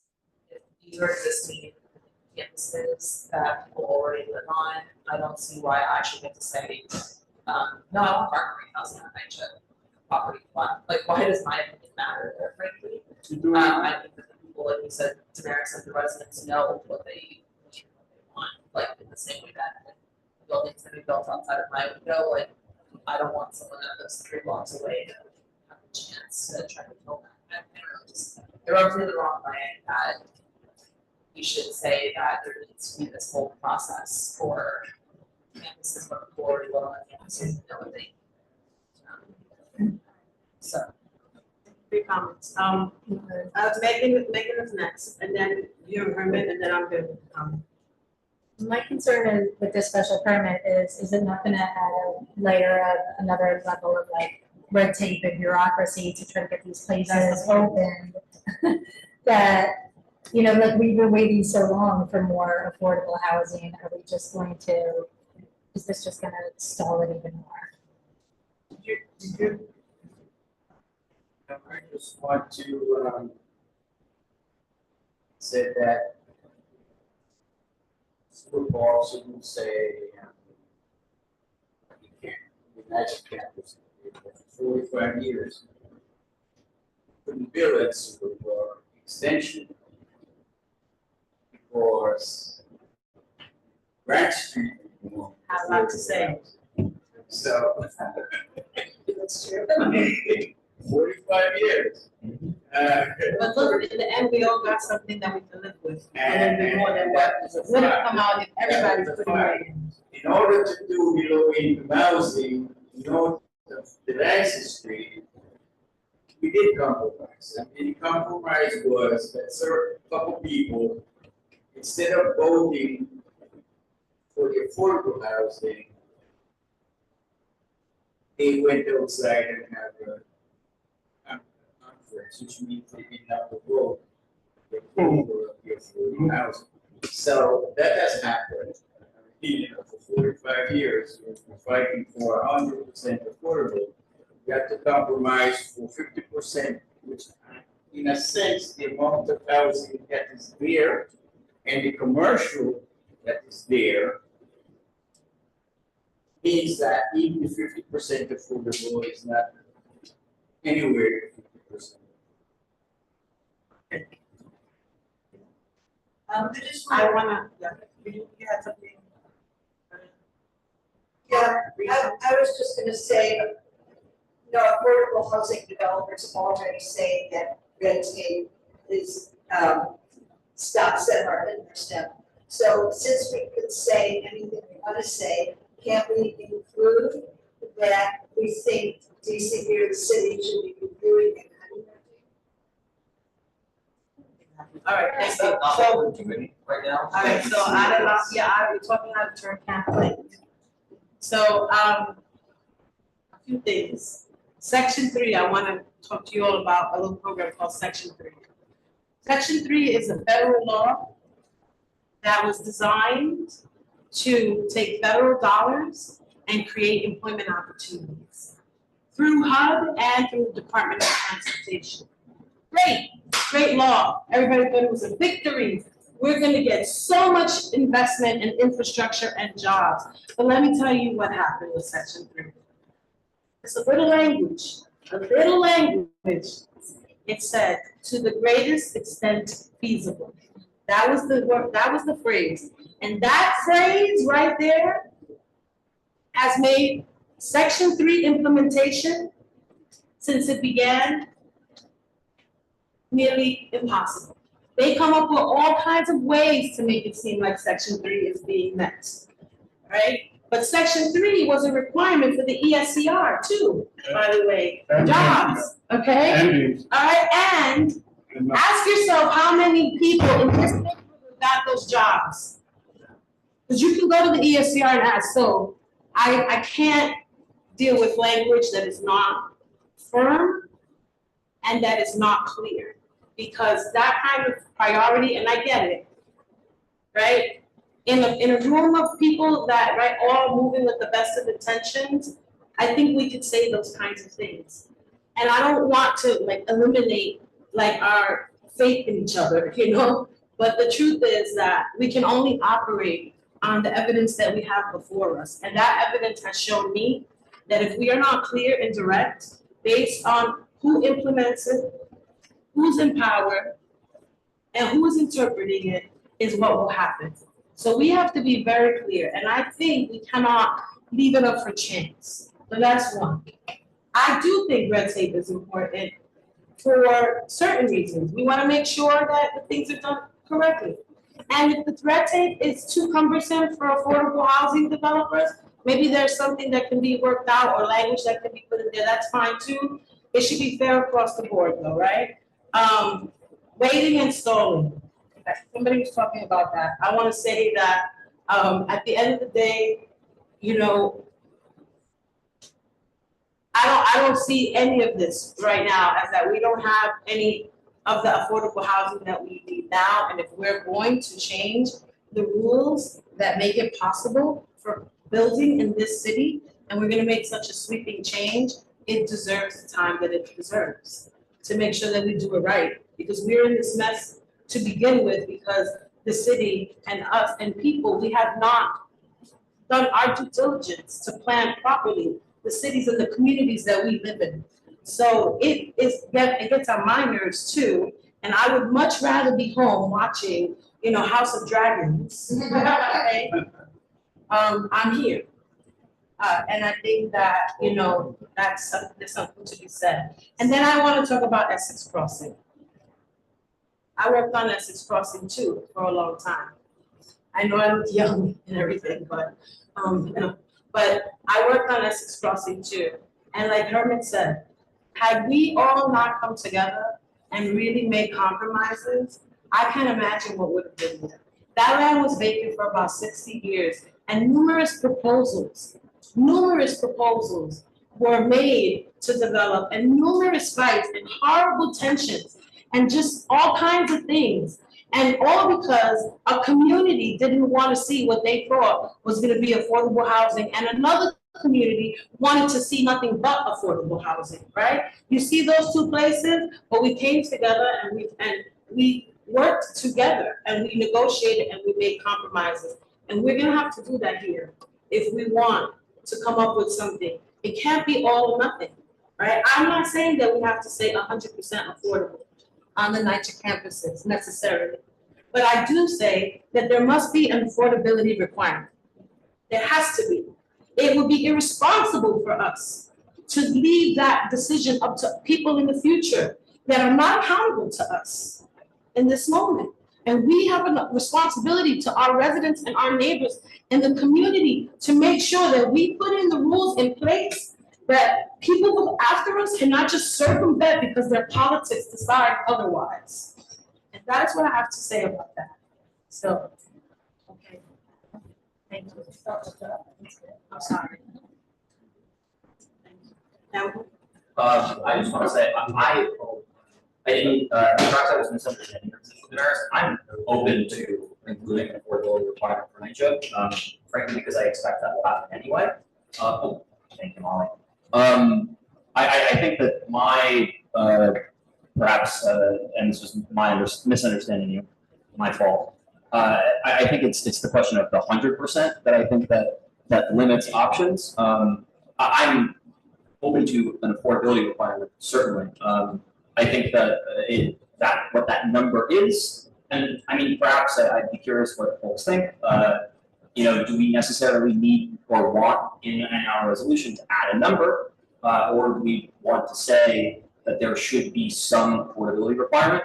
You know, I think that gives enough optionality to NYCHA and as well as to you know, the tenants and what we want and need to see on those campuses.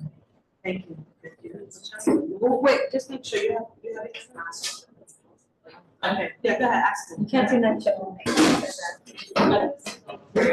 Like, Tamaris, I totally 100% agree with you. I just don't wanna like make a suggestion that's necessarily impossible or illegal, I guess. So John, is there any? I really don't think you should, like, depending on whether So, something is. I mean, basically you already said that what I had suggested is that when you switch the new zoning, if you would like to use the new zoning, you can make a quid pro quo that there has to be affordable housing included. I understand that, but my question is, can we carve out NYCHA for that? Because I cannot support this. So, yeah, I think, so here's what I think should happen. I think that in order to use the new form factor things, you should have to have affordable, affordable, you know, build affordable housing. I don't know what the percentage should be, but I think a minimum of 20% would be right. But for NYCHA, I think for NYCHA, a minimum, Susan, so possibly more, but for NYCHA, I think that for NYCHA projects in specific, I think we should suggest, because they can be so huge, I think we should need to suggest a special permit process for that. And, you know, the history of this community has been fighting against stuff like that. And I think it's a good way to protect not just the residents, but also the whole community. Because if you think about it, you basically double the population of group houses. I mean, that affects the community. I mean, but I was interrupted multiple times while I was trying to speak, so I'd like to finish. I live in a world of reality, and I don't want us to look stupid, I guess, by suggesting something that literally cannot be done. I don't really understand the utility of that. So that's what I'm just trying to say, like why would we just make up something that could never happen? I don't know, like, that doesn't make sense to me as someone that lives in a world that's trying to get something done. So I said at the beginning when I made this motion that I would rather vote against campus info as a proposal than suggest something that is impossible. It just doesn't make sense to me, and if someone can convince me otherwise, I'm open to that, and that's why I suggested this last time. Your point is taken, your point is taken. So I'm gonna just say that I want to say that, everything is impossible until it's possible, including the right for women to vote. And I know that I'm, a little bit, funny about it, but it's true, right? And, John said, and to your point, Michelle, John said that we could, and I don't think there's anything foolish about us exploring options and leaving it up to the city to determine the right mechanism to meet what it is our desired outcome we want. I don't think there's anything wrong with us saying we'd like to see these things, and if it is possible, using these tools, we want you to do that. And I don't think that we know that it can't be done. And I don't think that it is impossible. So I hear you, but I did want to say that, Sarah wanted to speak, unless you're gonna respond. Well, I was just gonna say that maybe, would you like to take a motion to amend the motion? Yes, we do, but that's why we're having this conversation, so that we can come up with something that we can all feel comfortable with. Yeah. So what I wanna do, just so that we can move it along, right, is to let Sarah. I would make the Right. motion Okay. to amend Michelle's amendment to reflect, that community board 3 prioritizes affordability and would like the city to explore XYZ options, including but not limited to, because there might be tools we're not even thinking of in this moment. Right. That the city, they have a lot more planners in their room than we do, we have great planners. Well, Just for one thing this purpose, because we need to know. We did, yeah, that's what I'm saying, questions that actually sent me. That's what I'm saying. Are you seconding or not?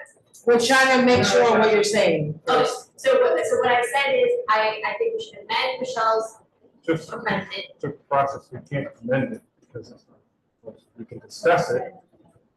I would like, Can't she make a friendly amendment to her motion?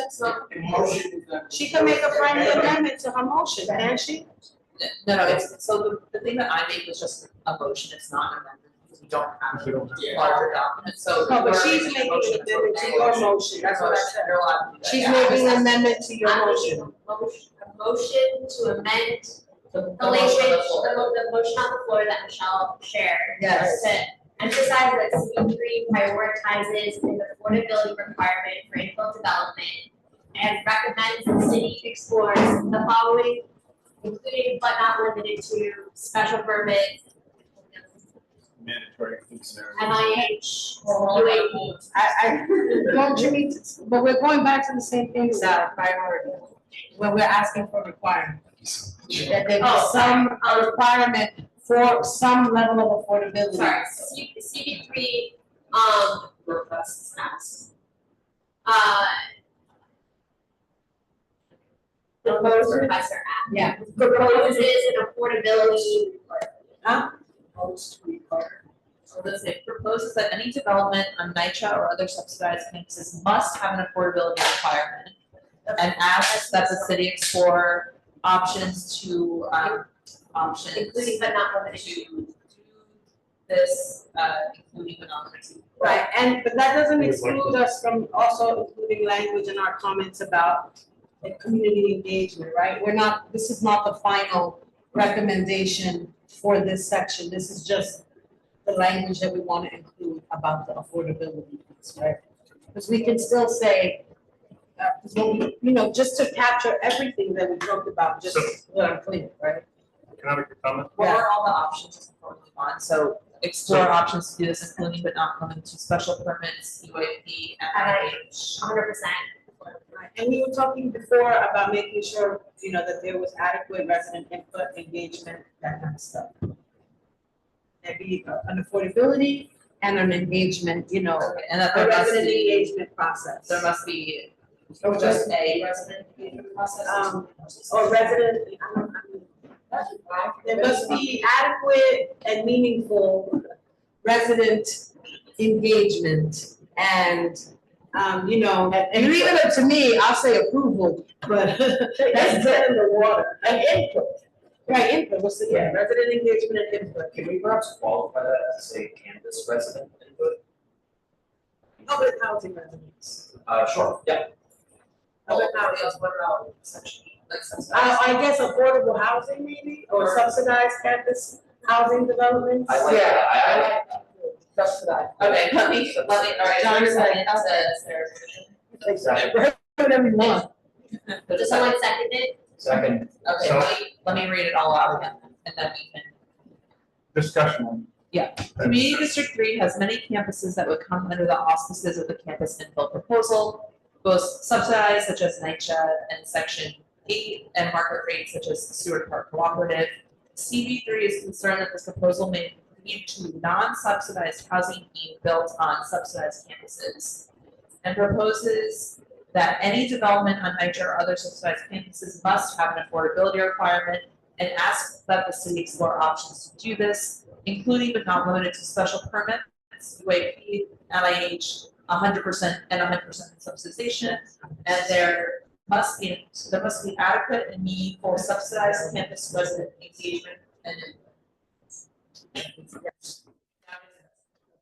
that's it, there's any more discussion? Yeah, we haven't discussed that at Oh, all. that one, okay, I thought that was like the No, revised. we haven't discussed it. We haven't discussed it all, and I'm gonna talk about the process, but we haven't discussed it at all. The issue I have again with this is that we're requiring affordability, is that 2%, 5%?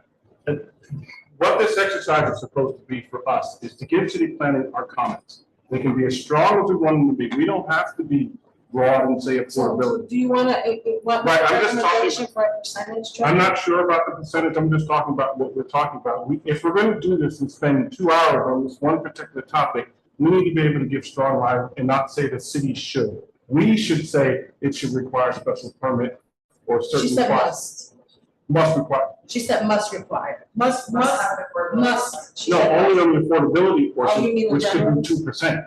But on the other things, we have to say must, we have to give them our comments, that's what this exercise is for.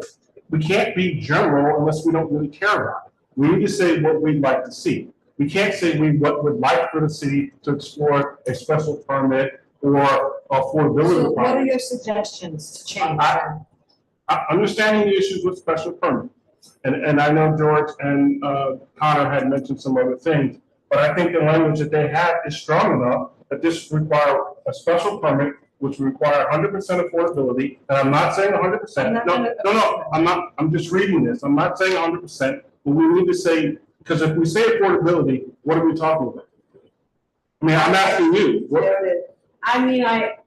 That's a loaded question, I mean. but if we're going to give them recommendations, what are we going to say? If we're just going to say affordability, that's 2% affordability, 90 cents. So, I mean, do we wanna use some like standard language around like what, NIH requires. Yes. So I would specify a specific affordability program and also specify a special permit. I think the point is not to specify, sorry, Joe. Not just term. A specific program so that they have options, but maybe what we can specify.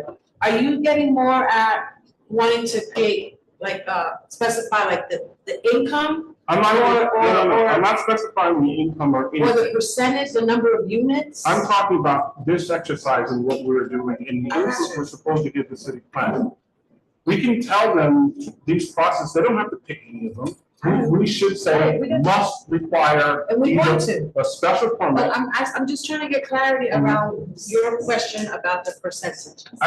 Damaris, I do not know. I'm just Oh, talking okay. about the particular language because the only must be, Damaris, just we just Specific finished. recommendations from Okay, Andrea please. that we might want. So these are two specific, or a few specific recommendations from Andrea Gordino that we could take a lead. But she's saying for info, can we ask to require CPC authorization, includes community board notification for infill developments that results in a 50% higher unit increase. So that'd be CPC authorization if it's going 50%. So that means that if there are 5,000 units in a development and they're proposing building 3,000 units, then they would have to come. Right, so that's a But that result in a 50% higher, no, 1,500, I mean, yeah, no, 3,000 units, right? Yes, exactly. They have to come, but what I think Trevor is talking about is completely different. And then there's another Trevor is- suggestion here, if you just want to go through them. Suggestions for UAP, maintain contextual height and bulk requirements within special districts. Work with HBD to provide additional subsidies where we need. Allow affordable housing credits to be awarded to developers utilizing UAP for preservation of affordable units offsite through regulatory agreements. Those are not zoning recommendations. Yeah, we're talking about zoning. In short, I don't, the affordability number, I mean, that's a discussion, but we haven't told them what we'd like to see, other than we'd like it to be a certain amount of affordability, which is why the second So do issue you is have a recommendation I for do a not. number? I'm or going to the anybody else? second portion so we can get through this, is that it should say, as we're saying, must have affordability, it should say either require a special permit or the language that John has suggested about affordability, which can happen on NYCHA campuses. We can say that. And I don't know the specific amount of affordable, I don't, but us just saying should have affordable housing is. I would thank you for your comments. Any, Sharon? Can we say at least MIH levels of affordability? I think John. So what are the MIH level, what's the MIH level? 25%. Yeah, you can pick different options. but- So can we say maybe that, We we can say- give it a minimum threshold? Say, we can Minimum give it a minimum 25%. threshold, which is standard, which is not like, out of, crazy. We could say 25%, right, minimum affordability. And if they want, that's standard, most developers can do that and most projects and make money and provide plenty of housing. So so what would be the next step to add that to this language? Do we have to add? I think you just ask if anyone has an opposition to it. That's it. Does anybody have any opposition? Can I clarify what exactly we're proposing to add? So what Trevor's saying is that, since we can ask, right, that what we shouldn't just say, just try to give us affordability, because that can mean anything. It could mean 5 units, it could mean affordability for who, right? So that we should give them something to work with, and that we should say that they should try to, that it must have a requirement, with a minimum of 25%, which is a pretty standard number of the 80-20 models, right? It's a pretty standard, but that they should try to do better, but it must have a minimum of 25%. That's technically legal, because if they want to use the new zoning, if they want to change the open space zoning, there could be a quid pro quo. It's legal to create a quid pro quo, because that happens all the time in zoning. If you take a look at the zoning law transfers, there's always quid pro quos. The same thing with the sliver law or whatever, there's always a quid pro quo in the zoning. So there's no reason not to have a quid pro quo in there. They're gonna use the new open space factors. They have to have a minimum of 20%, 25% affordability. But I think we can also add in that, I like the suggestion that Andrea made, but if they're gonna increase the number of residents by 50%, which I think we can all agree that's a huge amount of new people in the neighborhood. that They should, come to us. they should have a special permit process. We I can think those are ask both them. I very- like that too. I think those are both very reasonable modifications to this proposal, and they're smart, and they're things that could actually get passed. And let me just tell you, if you think that this is not gonna be a problem for us, there are 21 developments on this, in this neighborhood, campuses.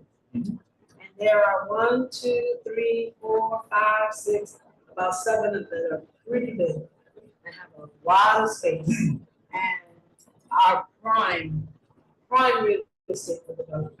So we wanna protect ourselves too as a community, all around, everybody. Can I just ask a clarification? So you're saying that if the impact of this infill zoning change, this change results in a 50% increase of buildable square footage, if that's what we're asking? Because I mean, NYCHA may just do one RFP at a time. I don't know if Just that's one what she's site saying. would be what? I don't know if that's what she's saying. I think Yeah, I she's just want saying, some clarification, that's what I'm saying, like, the percent increase is substantial, and they're not gonna do it all at once, and they may do an RFP for one site of, you know. Can we make a baseline? I know, but we're gonna be here all day trying to, navigate all these little nuances, and we're gonna find a dozen other nuances, and I think that it was 8:30. And I think we gotta try to cover our bases with some broader language. We still have an opportunity maybe at the community board. There's still, the vote coming up. We all have an opportunity to still weigh in and write letters and do all of that. And I think, I appreciate, last time John explained to the committee, how they're weighing our comments and looking at how the community boards are looking at things and trying to really figure out ways to address, all of our concerns. So, yeah. If you have a broad comment, or a broad suggestion that we can include, that would maybe capture that would be great. But I think it's 8:30 and we still have all these other areas to go through. The final? As it stands. Yes, please. Okay, Community District 3 has many campuses that would come under the auspices of the campus infill proposal, both subsidized such as NYCHA and Section 8, and market rate such as Seward Park Cooperative. CP3 is concerned that this proposal may lead to non-subsidized housing being built on subsidized campuses, and proposes that any development on NYCHA or other subsidized campuses must have at least MIH levels of affordability, and that there must be adequate and meaningful subsidized campus resident engagement and input. And asks that the city explore options to do this, including but not limited to special permits, UAP, MIH, and 100% subsidization. Not strong enough for me. You'd want to say the 50% or CPC authorization for 50% or higher, I would just say, 50% increase or See- higher. Oh, for the notice for the community board piece, that's the part that it's on. well, that's all in the special permit.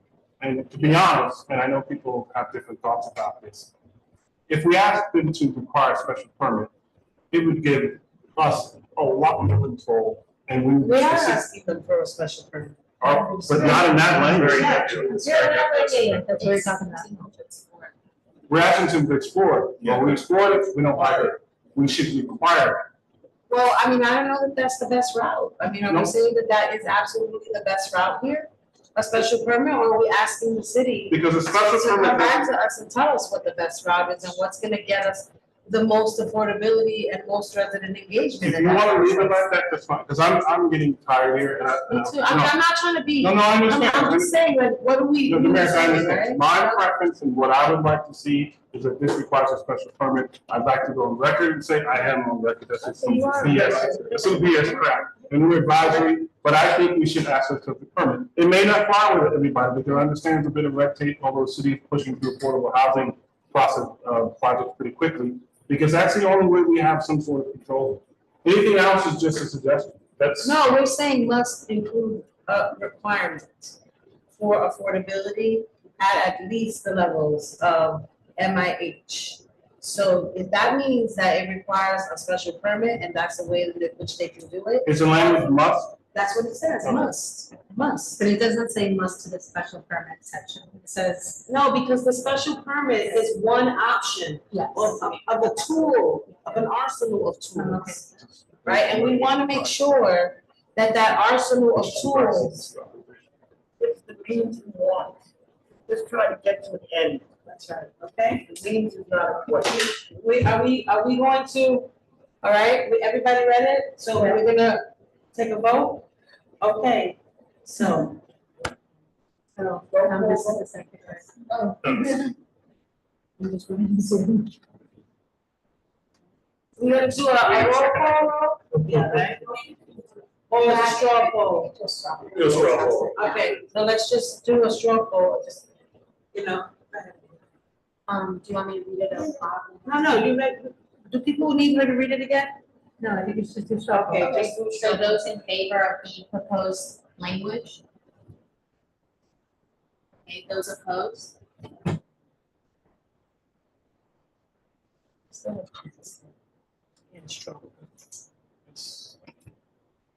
Okay, great. All right, so what's next? UAP. That was good, everybody. Thank you, thank you, thank you. That was good. That was great. That was great. It's a tough one. All right, so what's next? So we can get this, we got, The next topic. George is doing the next. Okay, George? Yeah, so the next topic was the universal affordability preference, which I can share again. Here we go. And so universal affordability preference is the idea that you could have 20%, roughly 20% bonuses for affordable housing everywhere. It's mostly 20%. In some of the lower areas, it's a little higher than that. And the affordability is permanent and it reaches down to 60% of AMIs. Now, you currently have a substantial number of inclusionary housing areas, and this essentially replaces that. And so that the inclusionary housing areas will effectively go away and be replaced by UAP everywhere. One of the concerns that people have said that it's an optional program, and there's concerns that whether people will use it or not. What we see in the current optional program is that not everybody uses it, but it does get used. And this is expanding that the concepts of the optional program everywhere. One of the concerns, of course, is that the current optional program right now, if you don't have any affordable in the R7A district, you get 3.45. But the zoning would change that to 4 FAR. And so essentially the difference between non-affordable and affordable shrinks because the non-affordable goes up in the R7A and the R7A and the R8A.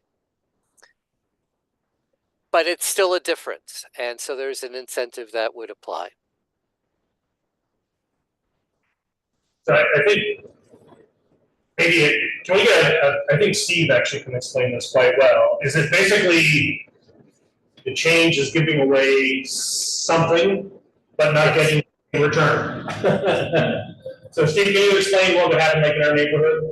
Well, what already happened when we had the rezoning in 2008 was that we went from the R72 district and some other district, we went from like 3.44 FAR as a right to 5.4 with no affordable housing, and 7.2 with affordable. And so we saw developers that they were gifted basically with all this additional value to their property. And speculators ended up building luxury condos or market rate rentals on some of these inclusionary sites, like in MD or Houston Street. And we started on Lower Second Avenue. So it didn't create as much mixed income housing as we thought. I was concerned when the change happened that they were giving away too much in the way of just like as of right development of market rate housing. And so I don't support changing what we have in terms of, I'm okay with expanding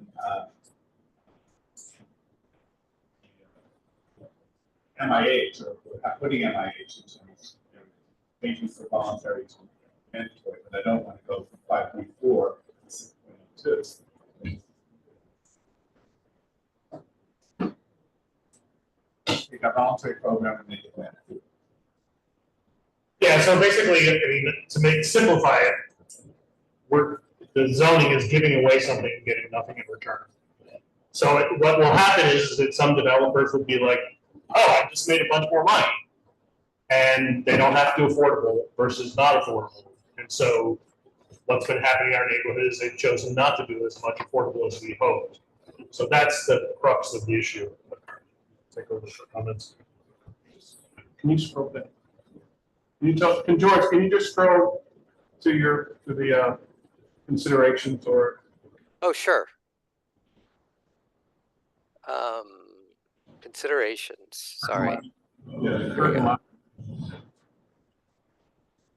Okay.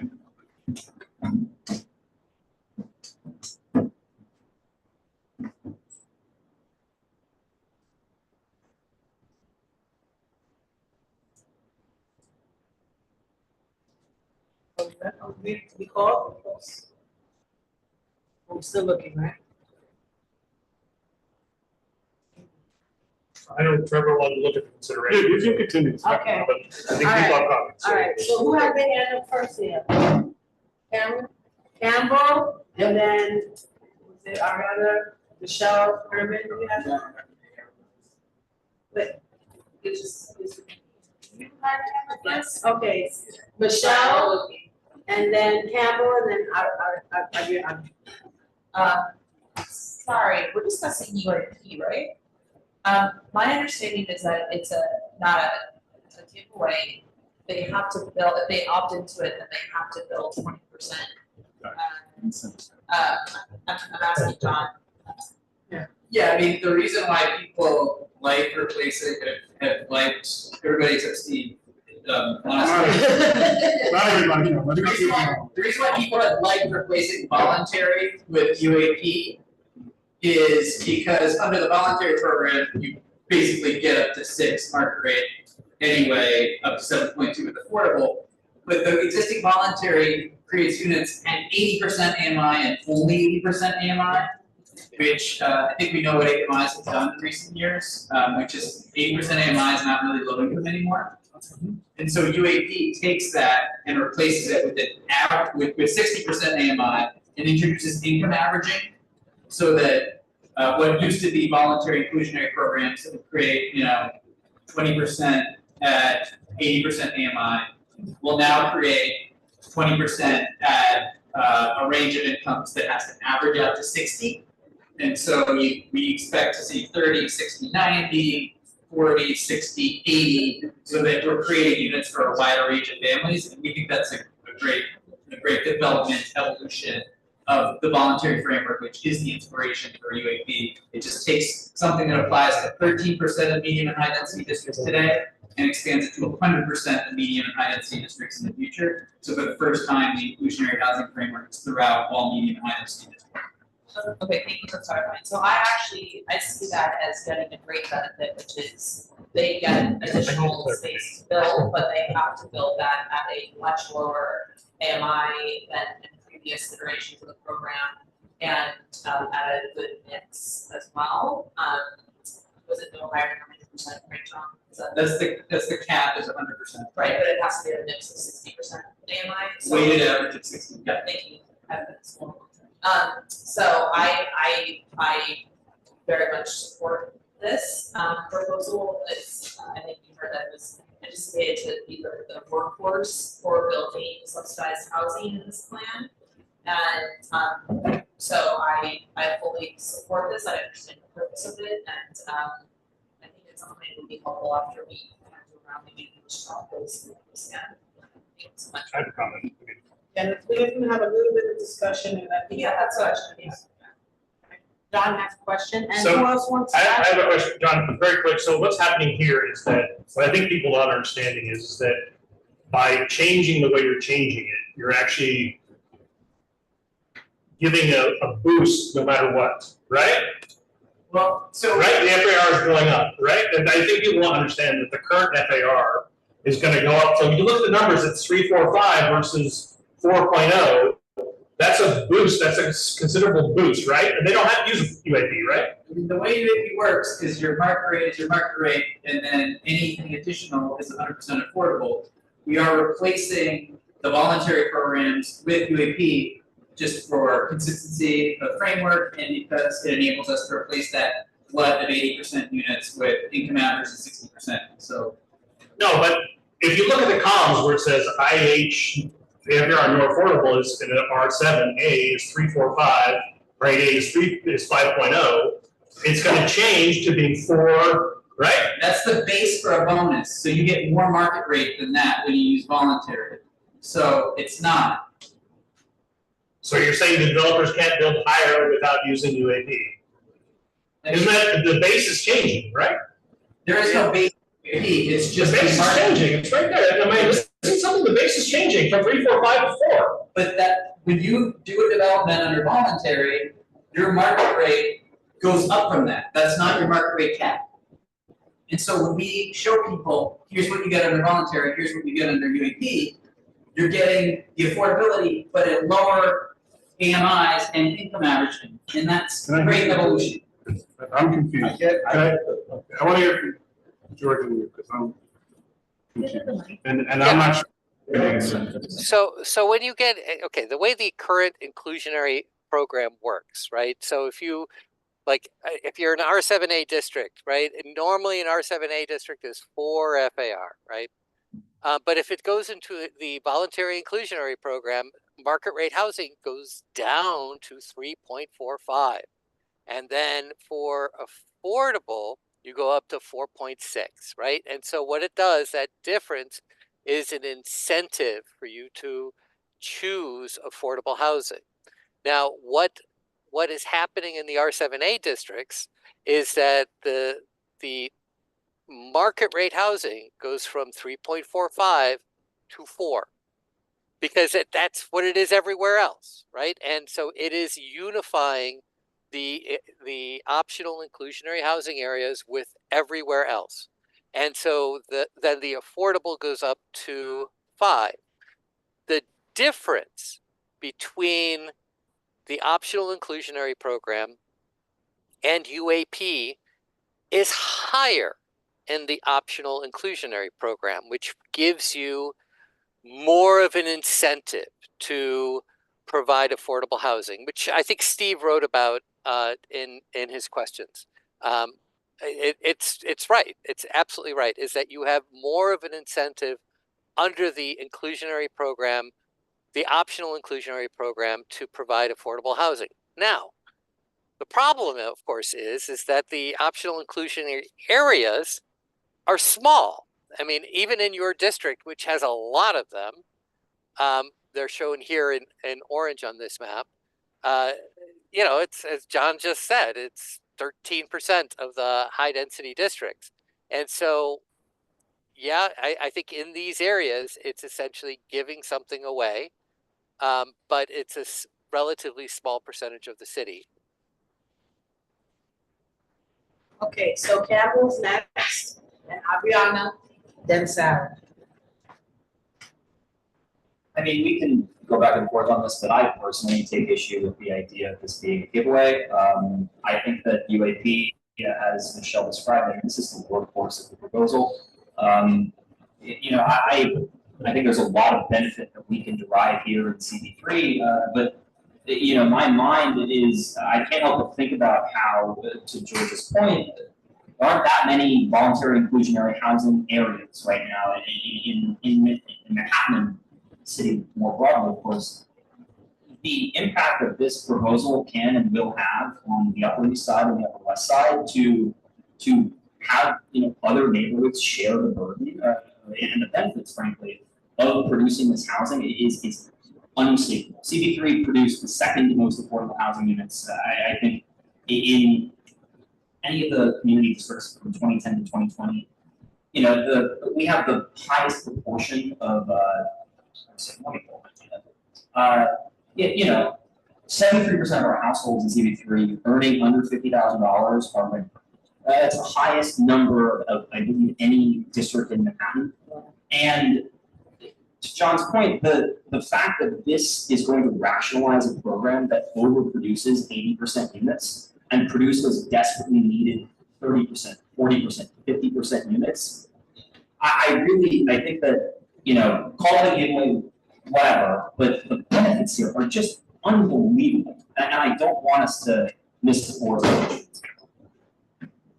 Thank you, Campbell. So I'm going next, and Yeah, so I wanted to comment on what's in Georgia's memo again. It does seem like, I think John's concern is that there is a marginal decrease, right, from 1.15 FAR to 1.01, but the biggest difference being that right now that only applies to a very small area. This would gain that it would be applied everywhere. So maybe even though there's a slight reduction, am I correct, Georgia, in interpreting that you said that there still is this incentive to build these affordable units? Oh, sure, yes. The decrease. so that's the question. Thank you for asking that question. That was what I was gonna ask too. So what's the gain, right? What are we really giving away, like, and A what's quick the point gain? of clarification. We've learned over the decades that the apparent market rate bonus that exists in the voluntary inclusionary programs today, it counts for absolutely nothing. It provides no incentive for people to participate in the program or not. The incentive is entirely in the tax benefit. When you have a tax benefit that requires affordability, people use it and use the zoning. When they do not, then they do not participate in the zoning. And so if we're talking about incentives to provide affordable housing here, that's entirely coming from the new 485X tax benefit. And it takes a framework that has produced affordable housing over the last couple of decades, i.e. you take your tax benefit, it requires affordable housing, you drive down affordability or provide more units in order to participate in the zoning, you get to build a bigger building, and therefore together you get more and better affordable housing than you can with either alone. We're taking that framework and just expanding the geography broadly. And so, you know, that's what we're doing here. Like, we're retiring the market rate bonus voluntary because they actually never did anything. So I guess I'm struggling with Steve's point about, and I just need clarification, that it does raise the available FAR one point. In voluntary areas, it does not raise the maximum FAR. It raises. Well, let's talk about the bonus if you don't build any roads, but. If you don't build any affordable housing, then you're 3.45 that are estimated at maybe 4 in the future, but you know, it's not really feasible. No, for me to understand, because that's the issue that they're talking about, and what I assume that it has happened already in a part of our neighborhood, but that is the issue, because I think that's the only debatable thing right here. Well, so what UEP does, it extends the inclusionary framework across all medium and high density districts. For the first time ever, if you don't provide affordable housing, you can't max out your site anymore. No, I understand that, but I was trying to address his concern and George's concern, which is really talking about the additional part that you get if you don't build affordable housing. Yeah, it's a very small specialized case here that we think should not violate So all what here. Steve is pointing out isn't an example of what happened? I don't know what you're saying. Well, you know, just to be clear, I support UAP in the bulk of the neighborhood that doesn't. But we have these voluntary inclusionary zones. We were actually creating less incentive to build market rate housing. So giving additional bonus FAR for not building. We've already seen luxury condos and market rate rentals go up on a number of sites in the inclusionary zones. Because developers felt I'm getting sufficient FAR to do market rate or luxury. I don't need the additional 1.8 FAR that would give me to do fixed income. Yeah, and I'm saying, sorry, Doug. I'm just saying, especially with condos, I think we're in a different neighborhood than a lot of other parts of the city where developers obviously see, especially with tax rates, that it makes sense to do mixed income. And here, when you can do luxury condos, sell 10,000 units for $6 million or whatever, you know, on Second Avenue, then you'd rather do that than do, you know, mixed income housing. Yeah, I'm just saying that the incentive framework comes entirely from people who wanna use the tax benefit in order to make multifamily feasible or not. And so it has never come from the market rate housing bonus and voluntary inclusionary program. So we're very content to retire. George said the same. I would just say that that's a little overstated. You know, it all fits together. Yes, the tax incentive is more important, but ultimately there's an equation that's being made, and you know, Steve's point I think is right on. Is that you know, you're changing the equation and changing the incentives. Again, though, it's only in a relatively small part of your district and a very small part of Manhattan. What do you think the relative impact would be? In terms of how many units or what are we talking about production here? You know, how much space, how many units, like, you know, like. I think from 2008 to 2018, we actually did some study of what the impact of That would include this area? Yeah. I think over 1,000 units were built and only about like 20% affordable housing. 80-20. But there were nonprofits that did 100% affordable. So when you take them out, it was more like 13% affordable. There were a couple of community access and Okay. others. So what is the recommendation on the floor, because we have to move on to this, I'm sorry, and do you, not because we have to thank you. So Connor wanted to weigh in real quick, so let's give Connor a couple minutes, and then I gotta go to Adriana, she's been waiting very patiently. Oh, well, I asked my question. I don't know if George had an opportunity to answer it. Basically, when you take this slight reduction and combine it with the fact that UAP would apply to everywhere, not just those specific zoning, overall, did you think that it would incentivize more affordable housing development? That was the impression I read from the memo, but that's. Okay. Thank you. Hi, can you hear me? Yeah. Okay, thanks. Yeah, I just wanted to say, yeah, I don't know if this was exactly covered, but there are a couple like small districts, like was mentioned, that are seeing these FAR increases, just basic FAR slight increases that I think we were like commenting on separate from UAP as a program. I think that are, but I think that's important to flag that there are those slight increases in like 4 districts, and they're not very common. Also, UAP, yeah, it does expand, and so I think you can make the argument that it would see an increase in affordable units just because it's going to cover such a larger geography. That will mean like potentially higher FARs in those districts just because they don't have any inclusionary bonus today. But the basic FAR more or less is staying the same. I think that, you know, I think it's worth, like what we've been flagging in this section is just that a lot of people have been talking about this is optional. So in places where they don't see affordable housing being built now, you can't really guarantee that they'll be building affordable housing in the future. And we do have tools to mandate affordability. They're just not really being changed as part of this proposal, like MIH. And so like a lot of what's in our memo is just talking about MIH and how MIH can be maybe improved as a program in addition to UAP, because, you know, UAP is just supposed to be an optional program. It's supposed to replace VIH, and that's great. But there's no reason that we can't be also including MIH in our conversation. So I just wanted to flag that. Thank you. Thank you, Connor. Okay, Sarah, please. I didn't have. You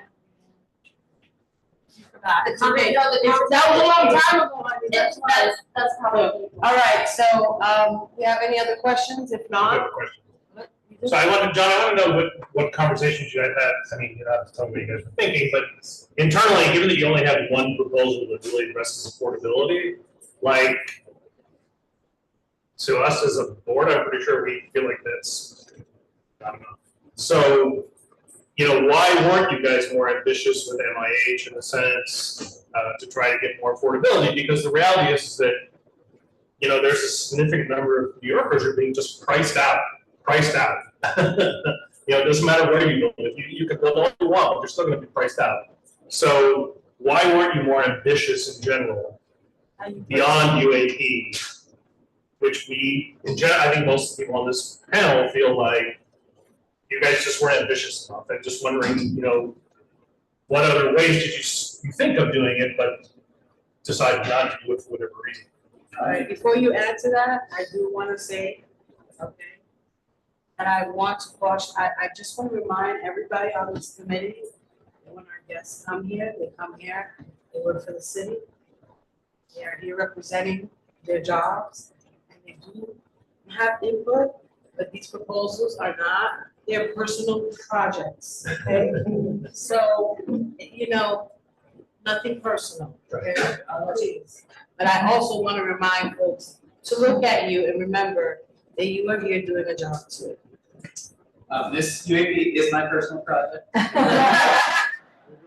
No, it actually dates back to where we live in New York City, our citywide fair housing report that we did with HPD 2019, 2020.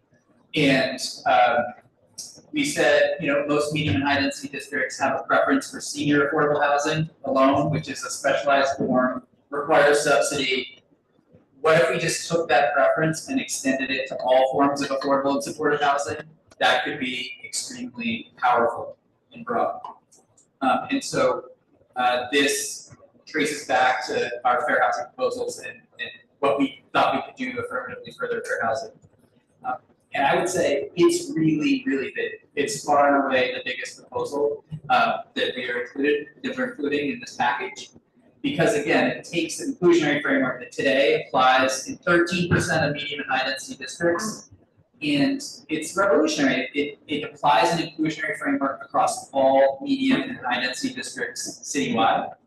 Because, you know, it kind of clicks into the existing zoning framework, we're able to do this thought experiment, like if it existed in 2014 to today, how many additional units would we have created?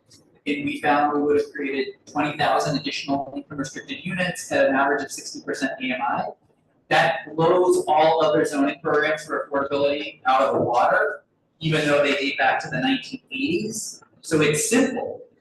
It may not be as flashy as some of the other proposals, but because it is so broad geographically, it's huge. And so we think of it as like tremendously ambitious. Maybe we should have chopped it up into little pieces so that we could say that we had like more components that were aimed at affordability. But it really is, we see it as totally huge. You know, and so that's why we're really proud of it. We have mandatory inclusionary housing, just 20 seconds more. We love affordability mandates. Those continue to exist and will continue to be applied in the future when there are significant increases in residential capacity. Because these are just incremental changes, you know, across a broad geography, tiny changes. We're not really increasing market rate housing at all outside of those special cases. We're just layering affordability on top of existing market rate caps. Affordability mandates are not appropriate. There are legal and policy issues with them in that context. So we're going to keep them in our little MIH box. But we do expect these, in conjunction with the tax benefit, to create more affordable housing in the next 10 to 15 years than all zoning programs have in the last 40. All right, so I'm going to wrap us up in this section, okay? Please. All right. So do we have a motion on that? Does anybody want to make a motion and propose any specific language outside of what we may already have? Do we have language already? We have some, no, we don't really have language. Do you have language? Yeah, I want to. Yes, that's what it's on. That's what I'm asking.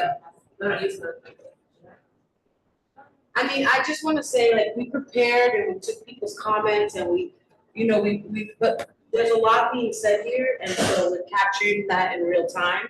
And so I'm asking folks like this, like you made a proposal, that was perfect, and so now this one, yes. I just have a suggestion on this, maybe a strong poll on who is in favor of UAP as is. We can do that, if folks wanna do Well, a it would straw be- vote. It would technically be to support the proposal. Right, the UAP proposal, yes. Yeah, a straw poll on who on the committee supports support it the as UAP is. proposal as is. I think that would be a good starting point. And then it's Versus not support. Versus not It's not supporting. Or adding language. Well, that's what I No, was. so I think, so, I know it's not right, I think the discussion was that some people feel that it's not strong enough or that it needs some accompanying programming, which then would lead us towards language, right? That would be UAP and so this here is just straight. Do we support it as is or not?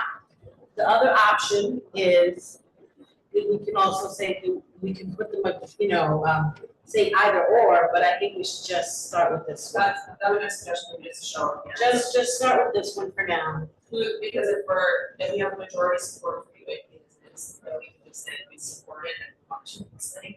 Otherwise, we have to go back to the drawing board and see if there's more. Let's do that. Right. Favor of UAP as is. Well, Ariana's gonna. Well, we get to the straw poll. I know, I like to keep it. Sorry. No, of course, who's in favor of it as is? I'm in favor of it as is, but I would love to see them do more. Well, then I think that's the question, right? So can we, hold on, because I think we're confused, right? We're not, this is not that simple. It's not just, I think we gotta be clear that we're saying we're not gonna add anything. We're just gonna move on and leave it as it is. So if people don't wanna do that, then you need to vote differently. So can we start again? All right, do people get it, right? So either we leave it alone and leave it just the way it is, or people believe that we need to have additional language added to it and it requires further discussion. Yes, that would be my suggestion. On principles, I might still have the chance to say my discussion. If it's passed, it does. I mean, is it related to this? Is it a point of clarity for this? It's just a add-on. I mean, we don't have a motion yet, clearly, right? I mean, not totally, right? So she can. Well, if the majority of the committee supports it as is, then it's, that's not gonna be necessary. So I'll make a motion that to support UAP as is, and the language should be something like support UAP as is. Is there a second for that motion? Second. Okay, so then, we will discuss further if we want, or we can just vote on it, we have a lot of discussion. What would you suggest? So now, if you have a second, and is there any discussion on it? I think we had a lot of discussion on it already, right? So then I think we can just do the vote. Okay, so if you support UAP as is, no amendments or changes, raise your hand.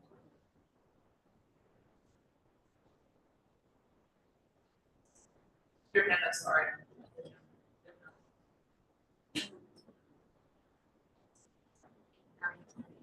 Okay, all right, let's move on then to the next section. Thank you. So. Okay.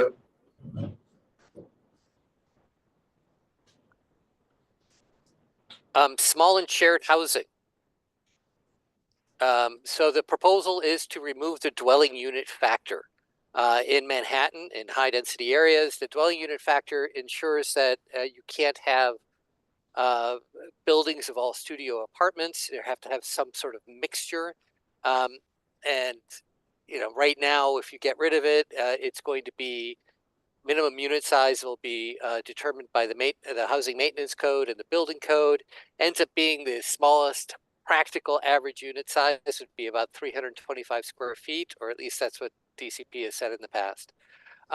And so, the considerations is that, DCP says that a lot of singles, are rooming with other people in larger units and would rather have smaller units. And, the idea is that, if you have more units in a housing crisis, that's what you want. On the other side of that argument is that, you need to build for people in all stages in their life cycle, and the housing unit factor doesn't prevent you from building studios, it just prevents you from building all studios. And so it requires that smaller units be balanced out with larger units. So yeah, this one is, provides more flexibility for developers, but it doesn't guarantee that you will get all small or all large units. It just provides them options.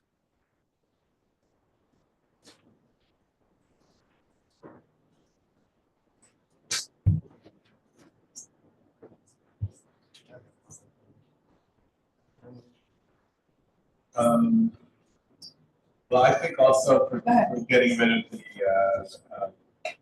unit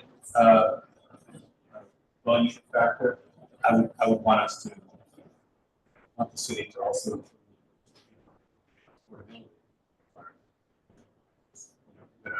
let everyone just build much smaller units. They can still be 100% market. Yeah, I mean, there's no affordability attached to these specific. So wait, say it again, so you're. I'm saying I support it if, but on the condition that there be an affordability, like basically, include universal affordability preference as part of that. Oh, all right. Right. You're giving them something, you're giving them sort of like ability to build more units on the same site, this will be smaller, so maybe an economic benefit to do it. Charging 4,000 a month for, studio apartments. So, a lot. And less than. All right, so any other? Yeah, I agree, basically. Okay, let's be on stack, though, go ahead, John, and then I'm going. So I agree, this situation where we're giving away something, or giving away the dwelling unit factor, which is, I think, hurt some development clearly. But I think that there are still a number of young people or people who are single who are economically challenged and are homeless. And so I think that getting rid of the dwelling unit factor and saying that it has to be an affordability percentage attached to that makes a lot of sense. Because it does create more units, but it also creates more affordable units for people who might be homeless. And I think that would be a really important sector to address. So this was a concern I had in the last meeting about these individual units. I think something to add on to the conversation though, is like the percent of households or renters or whatever right now in the city that do want these micro units or studios or one bedrooms, and that there really isn't just any stock of that available to them right now. So like an important stat that I read is that like 50% of households right now are either individuals or couples with no children that would greatly benefit from this. I wouldn't want to impose any sort of affordability on that, considering that there simply doesn't exist this housing stock. If someone's willing to pay $4,000 for that, I mean, that's on them. I don't want to say it's not important, but for these micro units specifically, there just isn't even the option to build them right now. So, great, thank you. Anybody else? So I do want to remind folks, there used to be a thing called SROs. There's very much a need for micro units. I don't like them because they're small, but it beats being homeless. Right. And so we have to be mindful that if we're going to facilitate access to our city for people, then we gotta facilitate it for all. Not just for the people who can pay to play, but for the people who also need it, so, but. But my understanding was that for, in those situations, micro units are allowed currently, right? I don't know if that's correct or incorrect, but there is a, right now under the zoning rules, specific micro units that are available that caters to. No, right now, these small and shared proposals would enable full developments full of smaller units, or would enable shared housing models where you lease your bedroom and you may share cooking or other common facilities as well. So we would need to do that. And just one quick thing I'll add for P District 3, there is informal existing shared housing, and we have been working to legalize with HPD and local community-based organizations. And this is something that would finally enable us to do that in parts of Chinatown where it exists. I just want to know where you came at, why you arrived at the number 400. How did you come to the number 400? as opposed to from 680? Because that's a huge reduction and So- so is small. In Manhattan, we propose to eliminate it entirely. 680 to 0, and then minimum unit size would be governed by things like housing maintenance code, Americans with Disabilities Act, building code, things like that. So I think the absolute minimum you could get is like 300 and some square feet. We So don't it could be small, it could be 300 or 200 square feet. Under this proposal, as long as you comply with the other bodies of law that govern the interior of a building, you could do all. Yeah, and theoretically, from what you just said, we could get units of 200 square feet of. I think the minimum, if you look at building and housing maintenance and ADA, is like 3 something, but you could do that under these proposals, because we are just saying like dwelling unit factor, it's not really a land use regulation, so deleting it for Manhattan.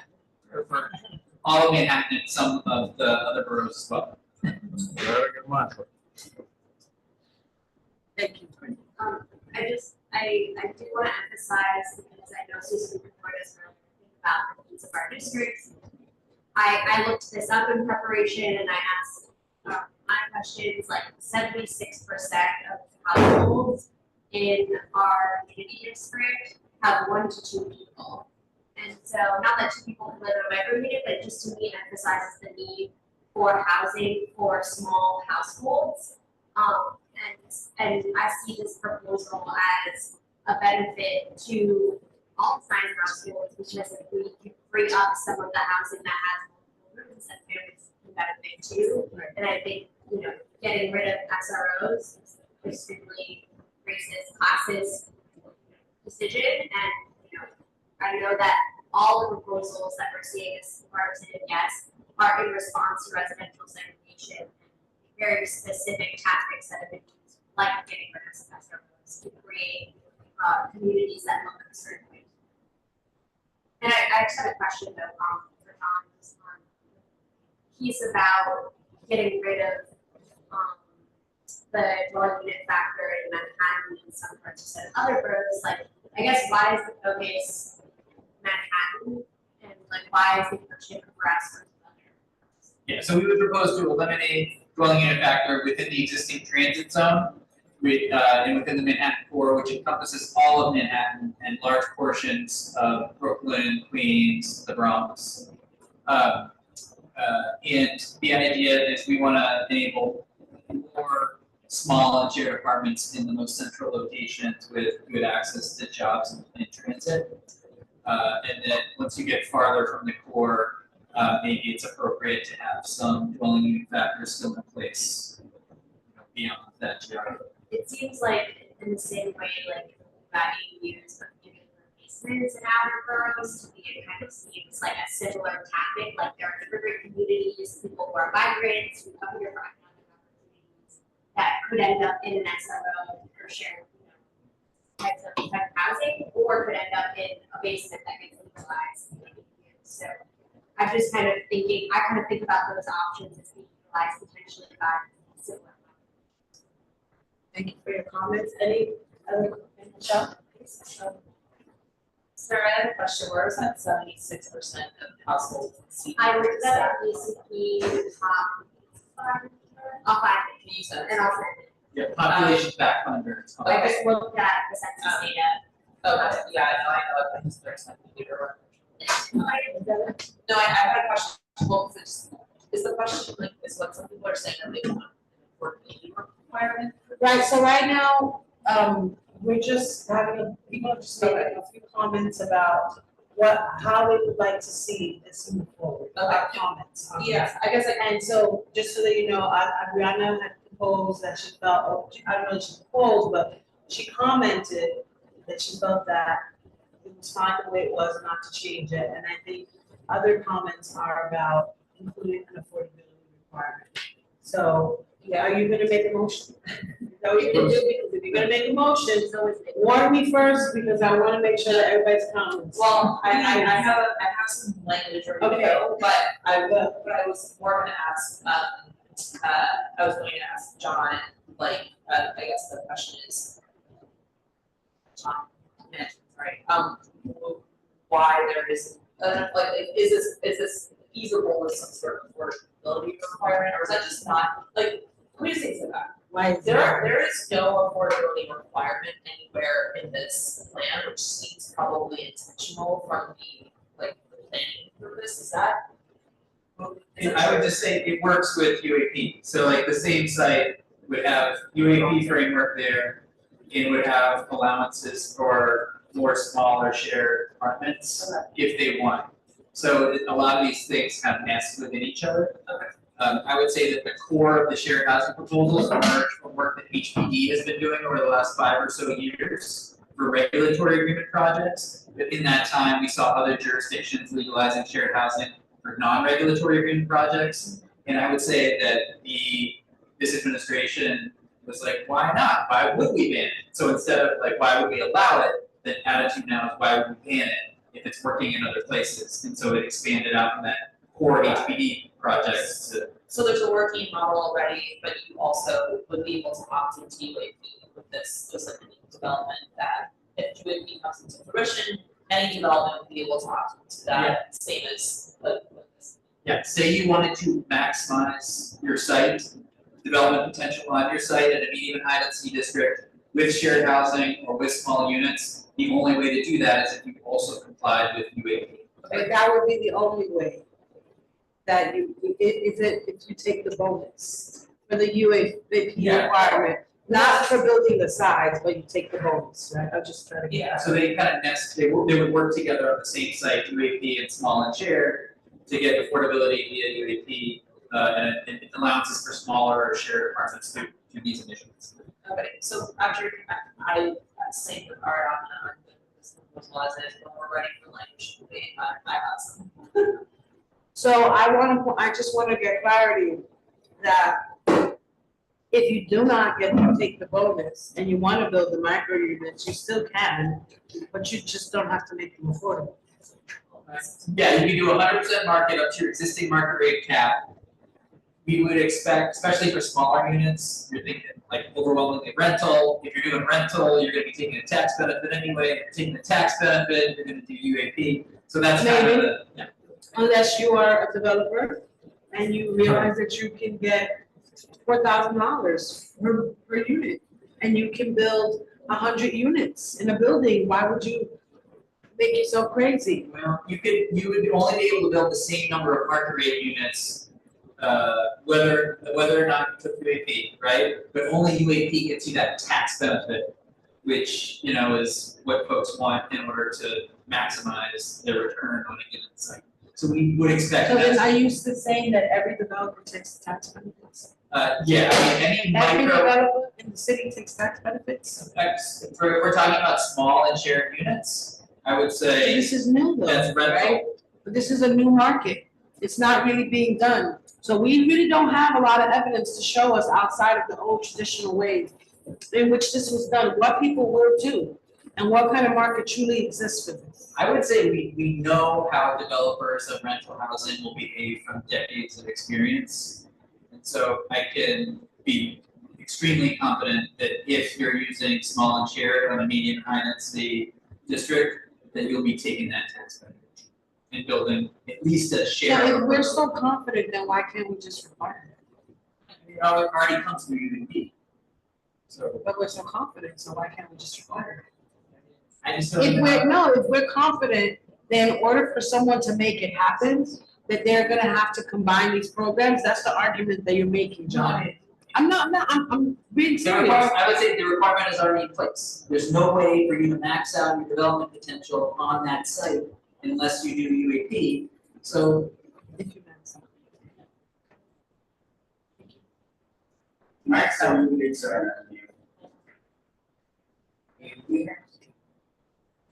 I'm sorry. I apologize. Yeah, she's gonna wait. Go ahead. No, I was saying, if we're talking about shared units, and to the unit in the city, and I also manage SROs with the Chelsea area, which is predominantly shared units. Some of them work, some of them do not. Depends on the population that you put in those units. mutual housing sponsor of the two micro units. I said, one is doing very well, the other also depends, share units depends on the population. So it has to be well done, it has to be well managed, and it has to be put together in such a way that it's some kind of permanency and affordability. Thank you. All right. Susan? I just want to respond to the single units. We know from District 1 that we have lost a sizable number of families because they cannot afford to live here. So I would say that's not, the fact that we don't have those families is not a reason not to build apartments for them. We want to stop losing them. We want to have both these singles, but we want to keep our families. Any other comments? This is. Would I be able to comment quickly or? So this is it, Campbell, Connor, and then we're going to ask for some language and see if we can move on from this piece. At this point, when we met last week, we're all aware of how many NYU students, or not just NYU students, but a lot of college students in these districts. And when you put 3, 4, those incomes together, they can bid out a family. Those folks, a lot of them would, I know this directly from personal experience, would prefer to be living on their own. They don't want to be rooming up, with people who, sometimes aren't even their friends. Like, this introduces a way for us to actively relieve pressure on those family-sized units. I think that there is an enormous amount of opportunity with the UAP to introduce affordability requirements, but I also think that there is a lot of benefit that can and will be derived from this by producing market rate units that will relieve pressure on our existing housing stock that we need to free up for the families that we are losing.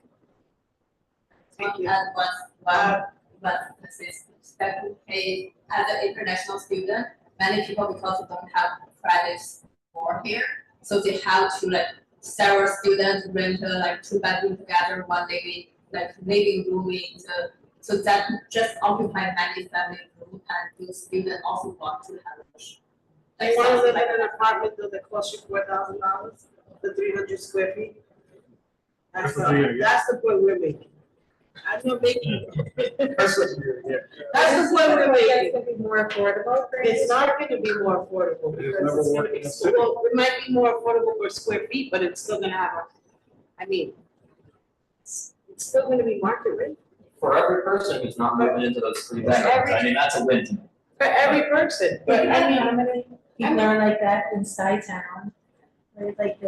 Skytown is just filled with college kids and 3 bedroom. But college kids are not the only people who come here. Well, why are we planning our community for people who do not live here? Nobody's saying that'll free up family units. We don't know that. How do we know that? Those units are gone already, most of those units, to be quite frank. And who's to say that a single young man who was born and raised in this neighborhood should not have an opportunity to live in a micro unit in this neighborhood that is affordable?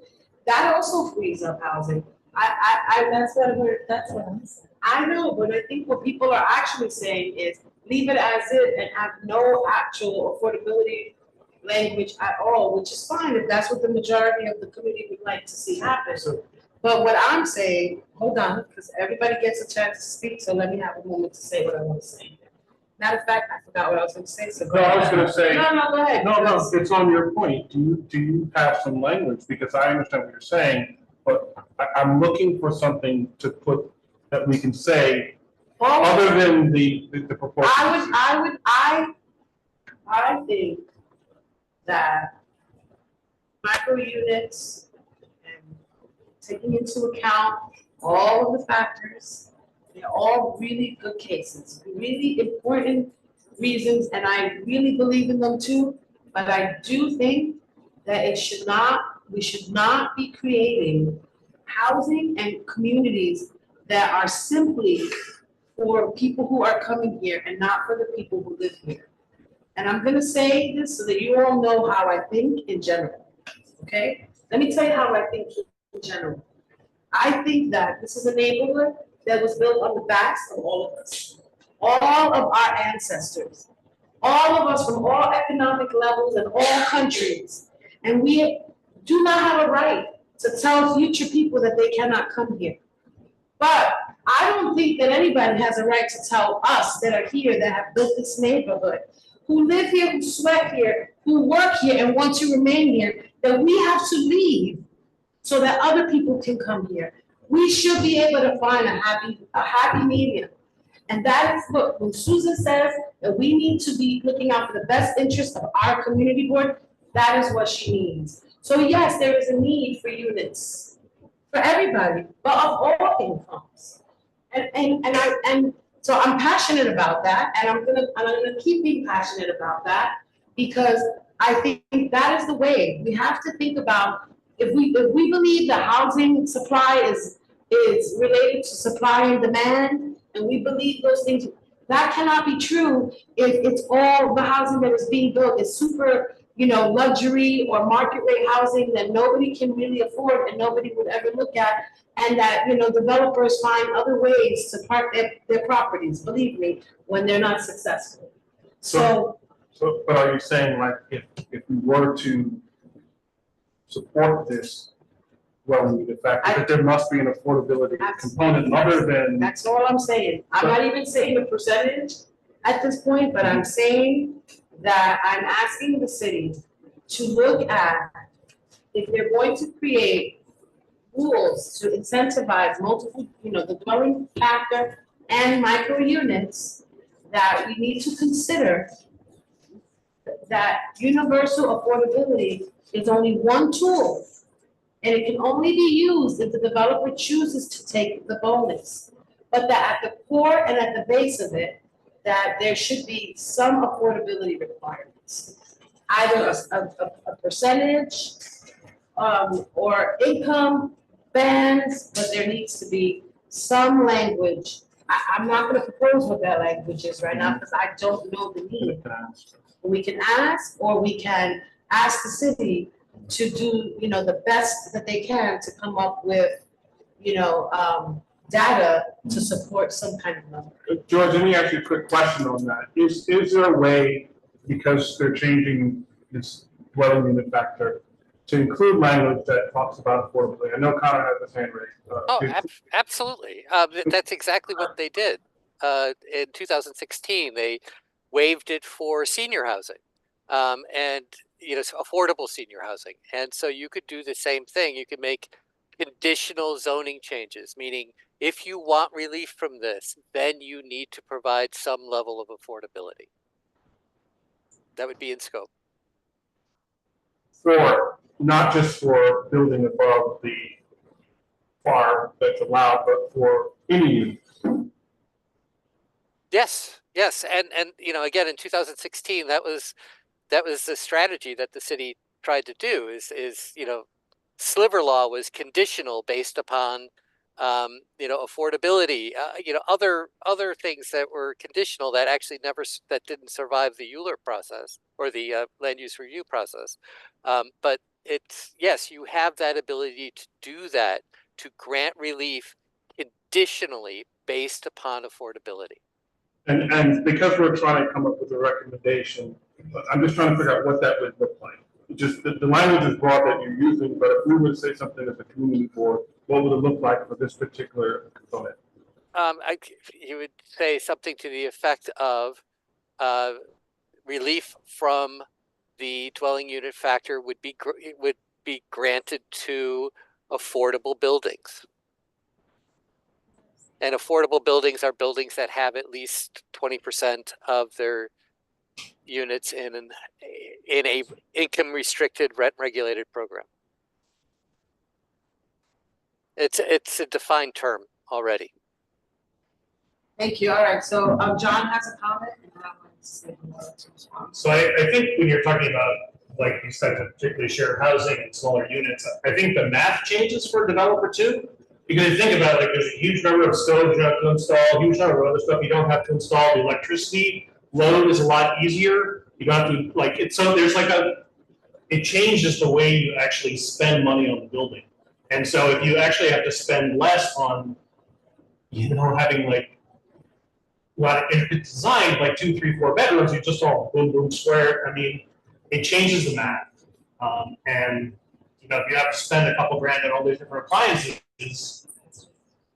you might wind up not getting as much affordability as you think you're gonna get. And why not just say, we're gonna let you max out and there has to be some affordability? I mean, I don't know, I just think the math is different for these because they can charge so much and they're not providing as much as they were before. So. I would say, when it comes to affordable income restricted units, city policy actually pushes in the opposite direction, where we have bedroom mix requirements. If HPD is touching a project, or if you're taking a tax benefit, we want to ensure that at least 50% of those units are 2-bedroom or more, so that we're creating affordable housing for families. If we condition small and shared on affordability, we may have to look out for fair housing concerns, because that almost like encourages you to provide smaller affordable housing than you do like market rate housing. So there are some tricky issues, policy issues and legal issues at play here. And just one more thing is that small and shared does not touch floor area, overall FAR at all.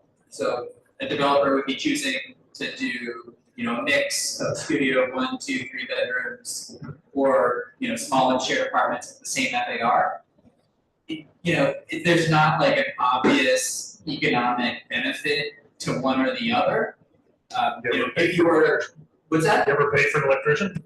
Well, I mean, it depends on like submarkets and things like that. Some parts, the very wealthiest parts of Manhattan, that pushes towards bigger units, like bigger condos and things like that.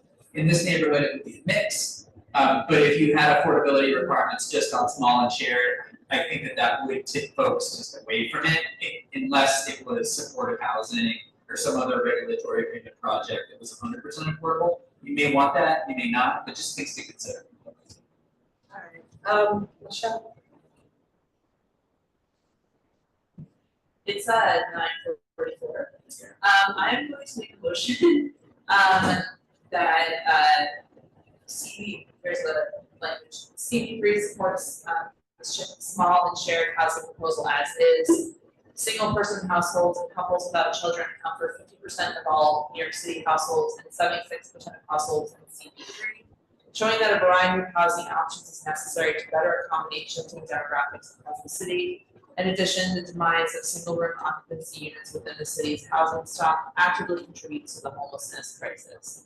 There are citations for all of those kinds of things. Wait, can I add a comment or no? No, actually. Is there a second to that motion? Second. Hold on. You go to Who discussion. just spoke? What You was comment. that? You can go to discussion after. You can go to discussion. What we can do now is go to discussion. Yeah. Yes, on that motion, yeah. Okay, so now we're gonna have this, you made your motion? Yeah, and actually, is there a computer that we can share? Would it be easier to share this on the screen? It would be nice, but I think this is. Sure. Can we put it on somebody's computer? and I know share it all on of it? it, and then. Live is doing. No, because they're co-hosting, so you have. Yeah, I'll join this. I'll be here for you. Okay, got it. We hear from Connor while we're doing. Yeah, he's gonna speak now. Honor? Hi, yeah, I just wanted, so, I think just separate from the can you hear me okay? Yes. Okay, just separate from the affordability component, I think like it's important to note that this isn't saying whether or not SROs are legal, right? This is just saying what kind of mix of unit types do we want to see built, right? SROs aren't illegal now, they're just really, really hard to build because of how high the dwelling unit factor is. If you lowered it to like it's from 680 to something between 680 and 0, you'd be able to build SROs, but you'd still have an average that would push developments to also include some family units, right? And so like it's not just whether or not we get SROs, it's what balance do you want to see? So I just want to like push back on that kind of black and white argument. And that's something what we've been advocating for is a lower dwelling unit factor so that you can have SROs when they help people, but that we don't lose the guardrails for building larger family-sized units. Thank you. So I think the issue here is not so much, I think people are in support of it. Well, I think people are in support, right, mostly of the SROs or the smaller units. I think the issue right now at hand is whether or not we want to include, you know, a stronger language to ask for affordability mandates. But Susan has. Okay. Families. First of all, I'm wondering the population, whether they're counting the families in shelters, because we do have several family shelters in CV3. I'm only looking at CV3, including in hotels where they don't even have kitchens. So we cannot accommodate. I'm not speaking against the small units at all. I'm just saying it's not that the families are as important. Commissioner, have any language you want to add to that? Because essentially we're either voting yes or no. The additional language is fine, but we're voting yes or no. Somebody had their hand up, was that you? Okay, we're in discussion, So I she gave. So I actually,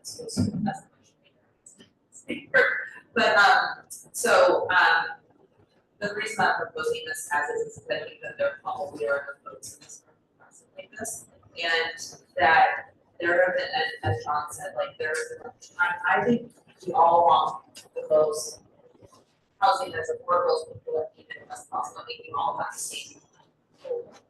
And thought about that. I mean, some of us have read different views, and our concern is that if we add affordability requirement, as John said, it's not necessarily built at all. And we talked about how we discount housing and how we think that it will free up family size units for families. So I will do, share a apartment. I'm sure many of us haven't, so that's why I support this as is, move this back up for why, and so yeah. Thank you, Michelle, but now that, I mean, so is that your statement that you think that if we add an affordability requirement of any kind, where, even something that's fair and practical, right? That none of it will happen? No, I would just say, I mean, to our previous conversation, that the affordability requirement in median and high density districts is the UAP. And so for small and shared developments, medium and high density districts, we would see them participating in UAP, if not term sheet agreements with HPD, for 100% affordable projects. And so I just would see it as redundant, but you can. But I'm not suggesting 100% affordable. Yeah, no, I'm just saying in general, right? In general, it's just any affordability. Let's say we said 10%. Like that. Just imagine that we could say something like, okay, it's subject, to UAP, but if they choose not to take the UAP incentive, then they would be subject to a 10%, minimum affordability or something that gives us back something, or they would be subject to meeting affordability levels that are, standard in MIH or otherwise, or other programs that we might want to factor in. I'm not saying 100%. I'm not saying that for anything at this point. Yeah, I obviously am not trying to make it. But I'm saying, it sounds like what you're saying though is like you would want to let a UAP project do this, but you wouldn't necessarily want other projects to do that. What I would get to, my opinion is, if UAP takes it and does it, that's great, right? But if UAP doesn't take it and do it, I want a safeguard in place that ensures that there's still some level of affordability within that project. If the intention of using UAP, and if your belief is that most people are going to take it, and that's why you are proposing it because you believe that that's what's going to happen, then asking or putting in a safeguard should be easy, because that's the intention. Yeah, I mean, I'm just saying that it sounds like you're saying for UAP or MIH projects, we support this. If they're not, then maybe something. I'm trying to interpret what you're saying, but. I'm not saying, I'm saying we support this with UAP, but in the event where the developer does not choose to take the incentive, then we support something else. That's affordable. So if that's what you think is the same thing, the same statement, then that's the same statement. You're being more generous than I am. This For is projects gonna be that more don't take restrictive, UAP, I might- it's fine. But that's, I'm just trying to get to the core of, if you believe that with a project, like a program like that, that developers would have built. Yeah, I mean, I think I can say with great confidence that in a medium and high density district, any project that's taking advantage of small and shared is gonna be, UAP is gonna be MIH, or it's gonna be 100% affordable. So, you know, what you're saying is consistent with that.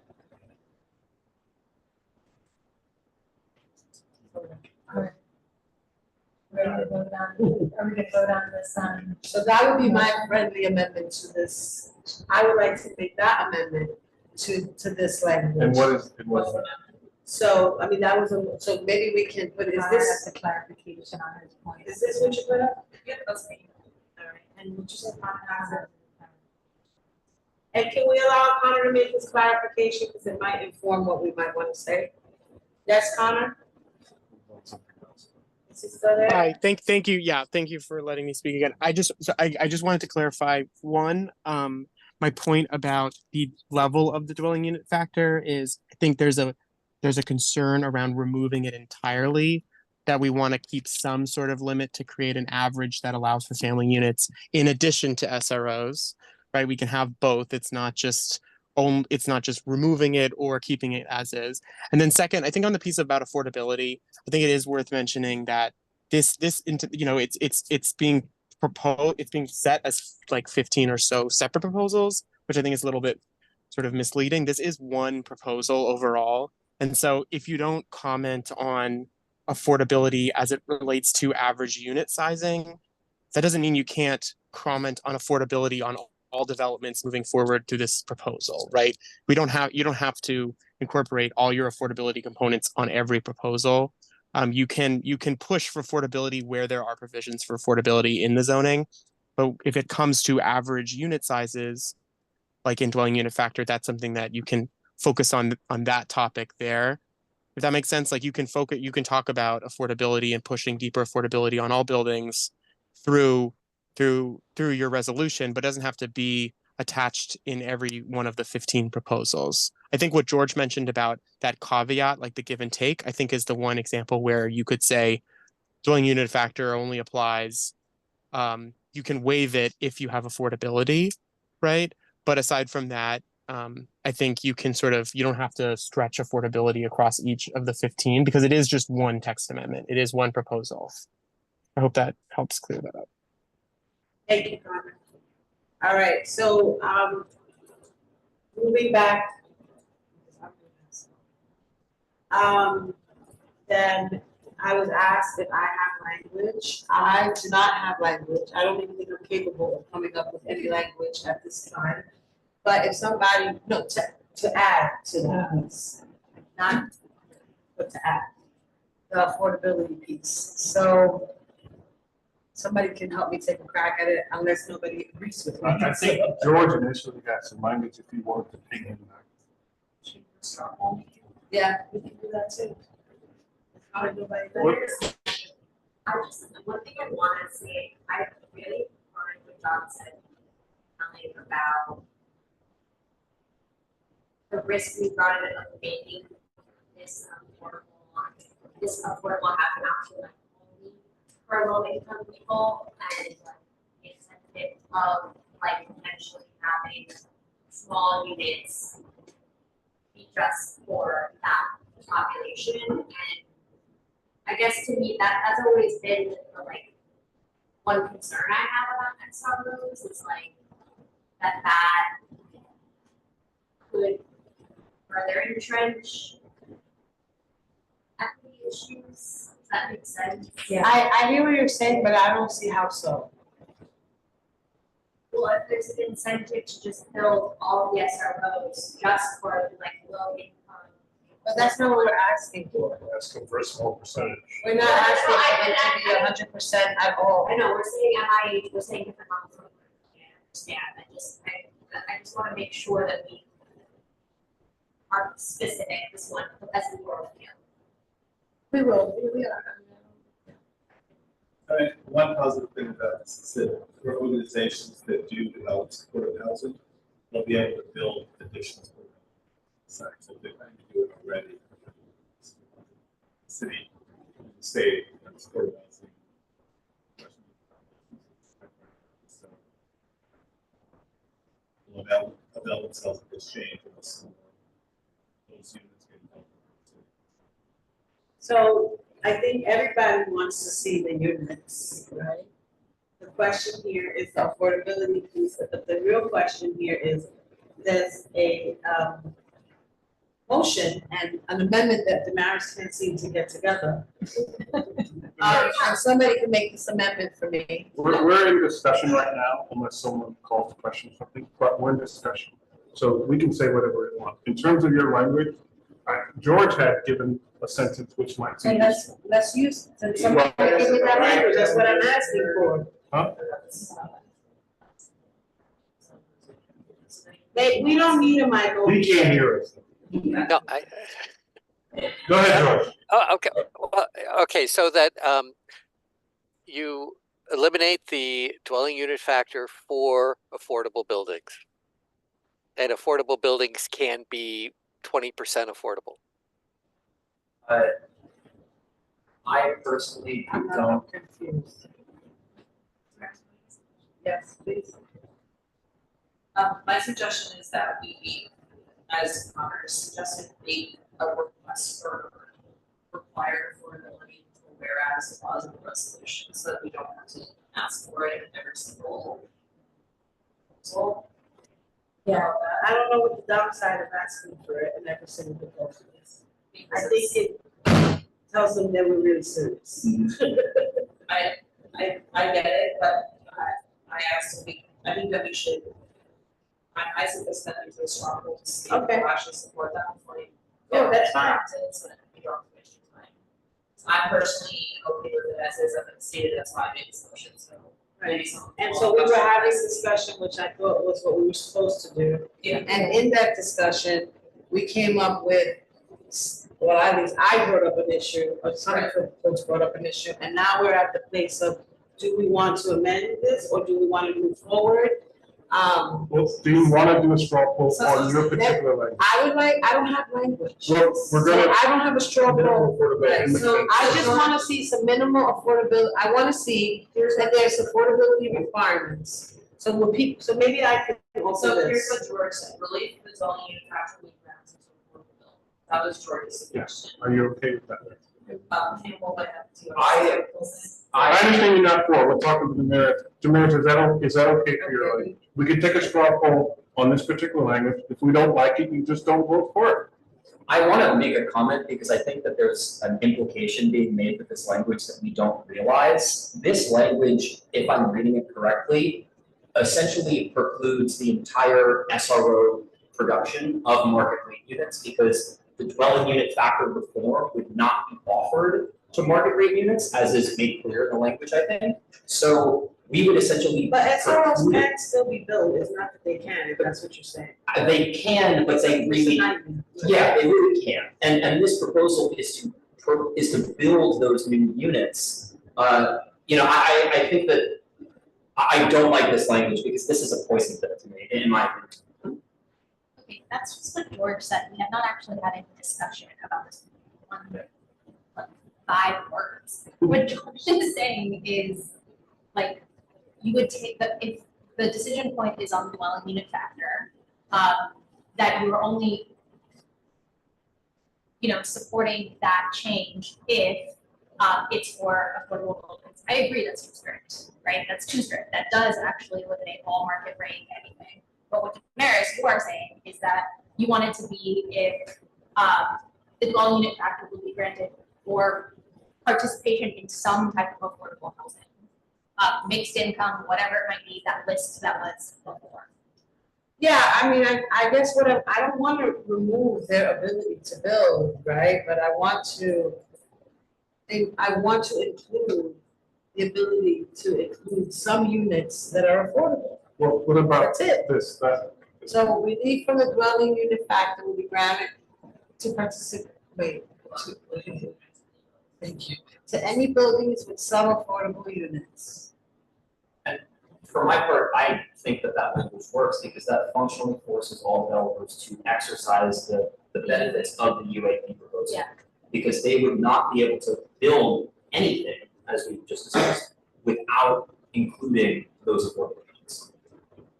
So do we want to say, some affordable units, or should we say something like, to be determined by DC, you know, I mean, obviously that's, if they're gonna do it, they're gonna determine the. Because I the level think I is, agree so, with what Campbell was saying, that you would have to be participating in the UAP in order to have the affordable units. So, right? Yeah, so. No, he's saying With at least 20% affordable units. No, I'm not saying that we give a 20%, but I'm just saying, here it's set, oh, you just It put would that force in. them, That wasn't there for seconds ago. it would force them to opt into UAP. Which is what I think we all want. So are folks okay with at least 20%? Is Well, this? 20% is UAP, so you have to make a minimum of like 10% or something. It'd be something that Yeah. changes the map, push them into it, right? But no, so like they would, if we have a requirement of at least 20% affordable units, and the developer does not take advantage of the UAP proposal, they're leaving money on the table, if you will. Like they are directly financially incentivized to take advantage of that, because otherwise they're creating affordable units without any direct benefit, either of the zoning or the tax benefits. So, you know, I understood your sort of issue with this language as because, you know, and I do believe what John's saying, that all these developers are going to take advantage of this UAP, but you know, we want to be sure about that. This language forces that decision. It does, right, so you're right, it does, and he's saying the same thing. But what he's saying is, do we want to force them to do that, or do we want to give them the option to go to UAP? Like to incentivize it, so, I mean, I'm okay with saying 20% if everybody's good with that. But that's what I think that John is making, the point that if we include language that's less than what the UAP mandate is, right? Then it's not like we are requiring them to do UAP necessarily. But we are requiring, is that what you're saying? We're nudging them strongly. But I mean, I guess the question really here is, if we can put this in there, do we care if we have to incentivize them or not? If it's, I think this language is fine. right? So let's just, if we're cool, let them figure it out, okay, let's go. Let's roll with it, let's roll with it. I'm with it. Let's roll with it. So, Michelle, have you finessed this? Yeah. Sorry, Sandra's asking. I like how you wrote this. What? Sandra has a, just asking, she wrote it. Yeah. I got you. Okay, CB3 supports relief from the dwelling factor unit for any buildings with at least 20% affordable units. We should vote on whether we support that amendment first. Okay, okay. So, Yes. Yes. So what, we're voting on? we're voting whether we support this amendment to her Yes. motion. Yes, that's a majority. Consensus, alright. Passes. So now what? So do we wanna vote on this whole thing? Yes. So we can just vote. Yes. Yes. Sorry, when I need this whole thing, I need a small share. That's a majority. Yes. All 16, no, just. Excellent. So I'm bringing lasagna or meat or zucchini lasagna next Me time. too, Something. Susan a pillow.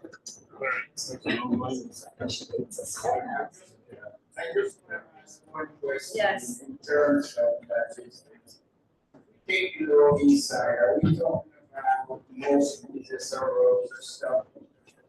Probably in the infill section, since we have. We don't know, Herman. I mean, you know. May have. I don't know, but that moment has come, we gotta move on. We already voted on this piece. No, I mean, Yeah, so what's next? George, So what's we next? can- Okay, We so got- topic 13, quality housing amenity changes. So housing opportunity effectively ends the quality housing program as we've known it. It's essentially gives the bonuses, or, well, requires recreation spaces, trash rooms, laundry rooms, and then it gives exemptions for the floor area to them. And what this does is it gives more flexibility. It still requires 3% of the building's gross floor area for recreation spaces, but another 2% can be for other amenities like package rooms and things like that. There's corridor allowances, the change of how they do the trash room, but the big change I think is how it applies to all new buildings and expansions. And the idea there is that you no longer have to have the quality housing building form to use it. It can apply in towers. It can apply in height factor buildings if we still see them. And the argument against that is that these are amenities that are going to be applied anyway. But the argument for it is quality housing requires things that make for better buildings that people like, and so why do you only require them in some buildings and not others? So that's the argument for it. Thank you, George. John, anything that you want to say about this piece? Anything that we should? Not really, just simplifying and extending a uniform framework for all multifamily buildings, not just amenities for tenants, but also things that can help internalize. We're making updates to how trash is collected to incentivize centralized, like rows that are, take trash bags off the street, things like that. So better buildings, but also better neighbors. Okay. Anybody have any questions or comments on this piece? Okay, so huh? No, you have no comments? So, okay, so do we want to just do Make a motion. make a motion to support? Second. All right, all in favor? Okay, next, excellent. Next, topic 7, convert non-residential buildings to housing. This already applies in most of your district. It expands the timeline to newer buildings. It expands the types of uses that can go in there. You could be dormitories and supportive housing. But the reason I said this is relatively significant is that it does change certain zoning districts that are only found in your area or very few areas. That's the C61G and the C62G. Essentially, those are districts where conversions require a special permit. So essentially, we made it harder to convert those commercial or industrial buildings to residential uses, and this proposes getting rid of it. This is a large area at the foot of the Manhattan Bridge where these commercial buildings can't convert, and this is going to change that so that they can convert. The arguments for it, there are lots of arguments for it. Adaptively reusing buildings is a good idea. Arguments against it is, it creates conversions that can have substandard light and air. But you've experienced a lot of these, and Lower Manhattan has experienced a lot of these over the past 40 years. And really, the question is are the C61G and the C62G districts still appropriate in the 21st century? Is there a affordability requirement for project to go above the residential FAR? Is there an affordability requirement for this conversion above the FAR? Right. So right now there's no affordability requirement. But yes, that was one of the questions that you all asked, is that could you make some sort of affordability requirement above the underlying FAR? And, you know, I think that you could ask for something like that, where you encourage affordability in these conversions. Just for clarification, that state legislation doesn't apply to every conversion, it only applies to some. The multiple dwelling law, yes, it applies to, what is it, 1961, 1977 buildings. This tries to bring it up to 1991. And that's the goal anyway. One quick comment on this. I think like solve the problem. So I think conversion is generally a good thing. I think there are going to be some conversions in some areas like ours, but in also other areas where you know, a commercial building had a much larger FAR than a residential building would have. And so I think in a case like that, you know, they're basically getting extra FAR, and maybe there should be some requirement for affordability for that conversion. And that would again make the building much more, you know, sort of match the residents who might want to actually live in that building. Well, isn't it so much more expensive to convert a Well, it's better than office empty building buildings. I mean, a lot of them are just empty buildings, right? I mean, really underused buildings. That's so. Yeah, typically the buildings that we see convert are past their prime for whatever use they were built for. They tend to be vacant, underutilized. We see the adaptive reuse regulations as kind of a lifeline to struggling building owners. So how do, So why didn't we Wait, make this subject to? hold on, Michelle, John, and then I'm calling you next. John, I have a question, which is, can you explain to us how the state law might result in affordable units? Right, so just a couple months ago at the end of the state legislative session, the state legislature passed a tax benefit for affordability and conversions for the first time ever. And so what we've seen in previous generations of conversions, like down in the financial district, is like, yes, it created a vibrant neighborhood. Instead of vacant office buildings, there was a bunch of housing there. There was no affordability there at all, though, which I know that, you know, many people who helped to create that framework down there, like, deeply regret. And so that's why this administration lobbied pretty hard for a tax benefit for affordability conversions. It came too late to like incorporate that into the zoning. This is just a couple months ago, but we are very optimistic. We've heard burblings from building owners who see the tax benefit as attractive, and so we do expect for the first time to get affordability on conversions. In the absence of a tax benefit, it's just not feasible. Conversions are a pretty dicey proposition, and only maybe 3-4% of office buildings are even candidates for it. But with the support of the tax benefit, we expect to see that 25% affordability on conversions. In light of that, that was Just why are we requiring you to keep this particular proposal? Because that would seem to make sense. Well, so UAP makes sense when you're building new buildings and you have to have, you know, some sort of FAR framework. When it comes to existing buildings, you know, they might have been built in the 1920s, in the 1980s, in the 1960s, whatever. They often, their build size has no relation to what the zoning says at all in many cases. I don't know if you guys saw that, like, New York Times article on like 40% of the buildings in Manhattan are overbuilt relative to what the zoning allows today.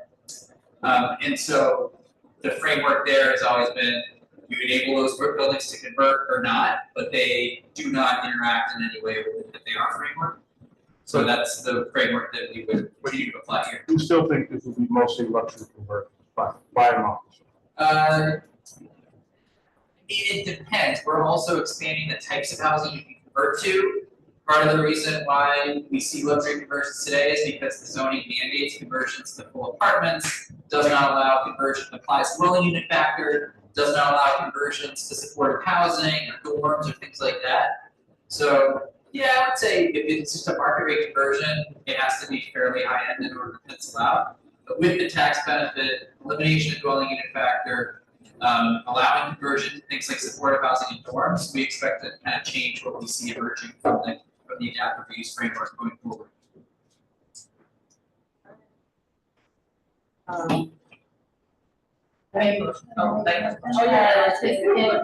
In light of the recent tax law that just passed, I would make a motion to accept the language as is. Second. Okay, so we have a motion on the floor to accept the language as is. Is there any discussion on the motion?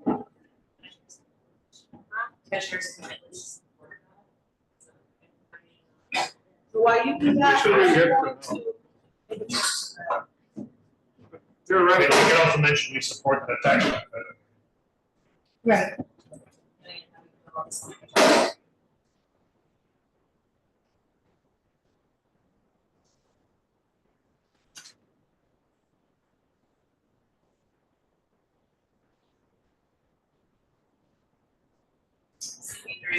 Yeah. Yeah, I think that's great. I mean, the tax law already passed, right, so I don't think there's any. I still think it's nice to support it. I mean, it doesn't hurt to support the tax law. I mean, tax law is what's going to make it possible, right? I mean, conversions probably wouldn't be affordable without it. So. It's okay to say you did something as well. And John, I do like the tax law. for your purposes, you're gonna see yes or no. Or- I mean, plus whatever conditions. That's only there's a yes with conditions or no. You're just gonna see yes. I mean, we take any conditions that you guys make and my team is like processing them into bar charts for each separate proposal so that we understand just a baseline, yes with conditions, no with conditions, and then each one contains like a qualitative write-off of all the requirements that people have. But I'm saying. This isn't a condition. But if it's just a yes, which is what this is, we support it. You're really just gonna see the yes. I mean, with whatever language. No, It's what I put in. Right, okay, I understand. But what I'm putting in is yes or no, or yes with conditions or no. We're not doing whereas. Okay.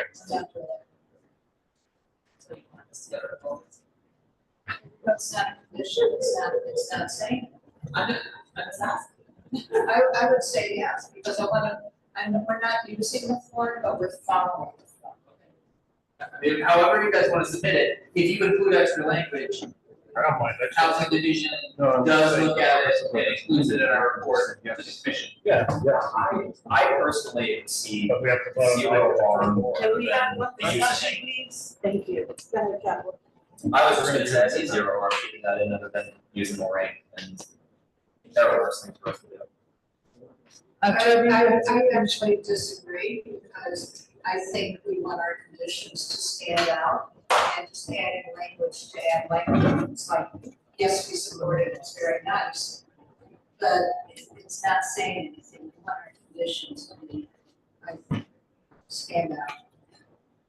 What are we, we're just waiting for the registers, I just wanna know where we are. I'm asking to delete this. I'm calling a question on this motion, sorry, opposition to that. What's the question? Do we support this conversion to non-residential housing as is? That's the motion that I can give. That was before, right, so we were having a discussion, are we done? That's what- We're having a discussion on this motion, I'm calling a question on That means, we should vote. We're discussing whether to put in the language inside. okay.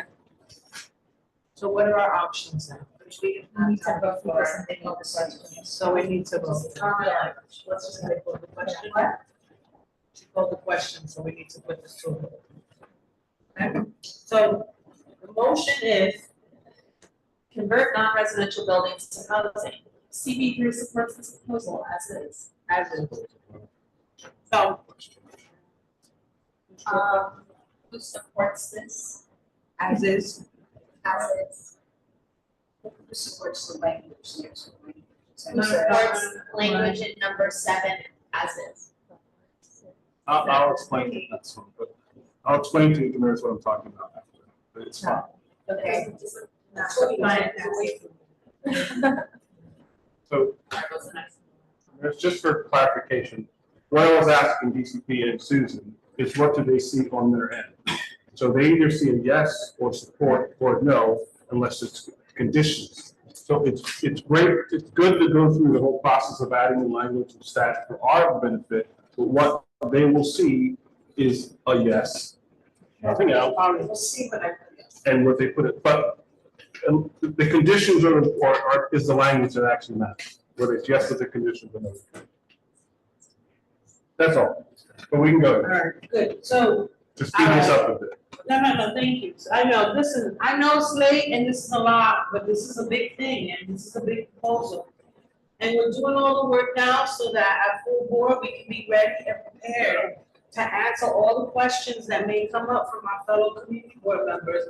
Or not have any questions and get through it and not have another congestion pricing meeting that lasts till 10:30 at night, okay? Let's Thank you. do it. So, the question. Oh, Pass. that's it, okay, so we're done, Sure. good, next one. Okay, topic 12, the sliver law.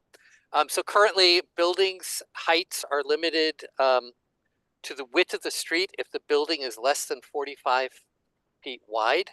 The idea here is that we would lift the sliver law for height-limited buildings, as described in the zoning. And the consideration is that sliver often trips up small developers who are unaware that their buildings are not only limited by their zoning district, but by the width of the street on which they front, unless of course they're next to a taller building. And we see sliver most apply with smaller buildings, small scale buildings located on mid blocks, but it can also apply on wide streets. And sometimes when it does, it prevents the use of affordable housing bonuses.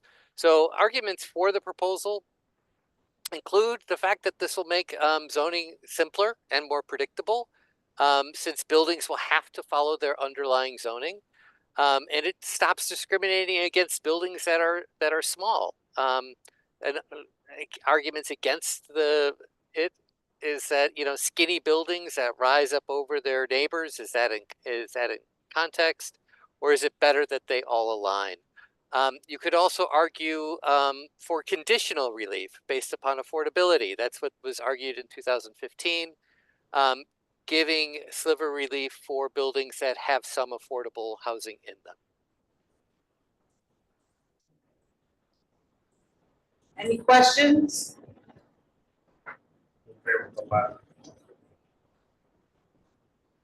Questions? No. Comments? Yes. That's okay, questions, comments? I just want to say I support this proposal. I support this proposal. As George mentioned, this is pretty arcane and niche law that trips up a lot of developers. It leaves housing on the table, both affordable and market rate. Oftentimes also trips up development of parking lots, which is a hobby horse of mine. But I just on the whole of it, I think this is one of those solid proposals in line with the rest of the city of Odessa. Just streamlines things. It makes things simpler. It levels the playing field for small and large developers. And for those reasons and more, I like this one. Thank you for your comments. Any other comments? Any questions? All right, so, do we want to take a straw poll vote? Yes. That we support this proposal with no changes? Support it as is, raise your hand if yes. Woo-hoo, okay. No? Harris, what did you do? What kind of like this? Huh? I was like, what were you doing? You kind of went like this. I'm just happy to get through each piece at this point in relatively one piece. All right, next, huh? All right. Oh. Okay. Topic 14. Yes. Okay. Topic 14.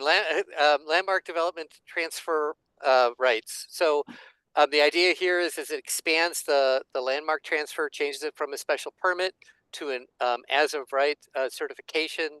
And the idea is that landmarks can transfer their floor area anywhere on the block or in an adjacent block. Only 20% of the floor area can be moved this way, or of the receiving sites. Floor area can be moved this way unless it's a 15 FAR district and you don't have any of those. So, your considerations are that we have this program right now. It has hardly ever been used because it has a special permit, number one, and number two, there's just not that many receiving sites. What this does is it really does vastly increase the number of receiving sites landmarks can transfer their floor area to, and it being a certification, it becomes as of right. So you could say that this is good for landmarks because it gives them ways to cash in their floor area. Arguments against the proposal would be, removing the requirement for a CPC special permit means that it's no longer a ULURP action, becomes as of right, and so you're not going to be able to weigh in on these, or nor will the council member. Ask John a question. So why are we limited to a block? Why couldn't? Because what's going to happen could be a dump of all these air rights in one particular section. So why don't we expand that area? What's to expand? There's in this community district on all sites, there would be a 20% cap on how much you could increase the floor area on any receiving site. So, that provides predictability while enabling support for landmarks. Like George said, special permit was created in 1968. Special permits are so much more onerous now than they were back then, especially since modern ULURP was instituted in '89. So there's only been a dozen in about 60 years, 50 years, with a steep drop off post 1989 when modern ULURP was implemented. So we just want to make this a realistic option again, reduce the procedure, consistent with the 20% cap. We don't think it can lead to anything that requires a full-on ULURP to address. Is there a possibility that it could be a whole dump on one particular block since there's no cap on the block? It's only on the site. We are expanding the transfer radius.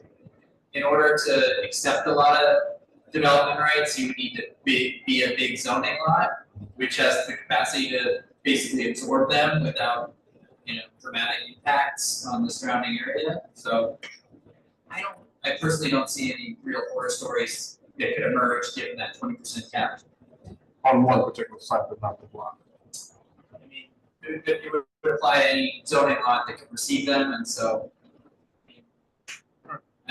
I don't see the greater purpose. That's me. Any other concerns, questions? If not, we want to, I have a motion to support. My hand is raised. Sorry, Sandra. Sorry. Sandra, please. Yeah, I have a concern. Just as pointed out by the councilman's handout that he gave, it might spawn a lot of construction around landmarks. And that's a concern because some buildings are really fragile. And without us and the community being able to give any input on that, that could be problematic for us, in keeping the structure, sound. So I don't know. How could we circumvent that? But at least give the community some kind of input when, when a landmark could be in danger due adjacent construction. Hello? Yes, thank you, Sandra. Okay. So, does anybody want to comment on Sandra's comment? Susan, and then Campbell? Well, theoretically, DOB would take care of it.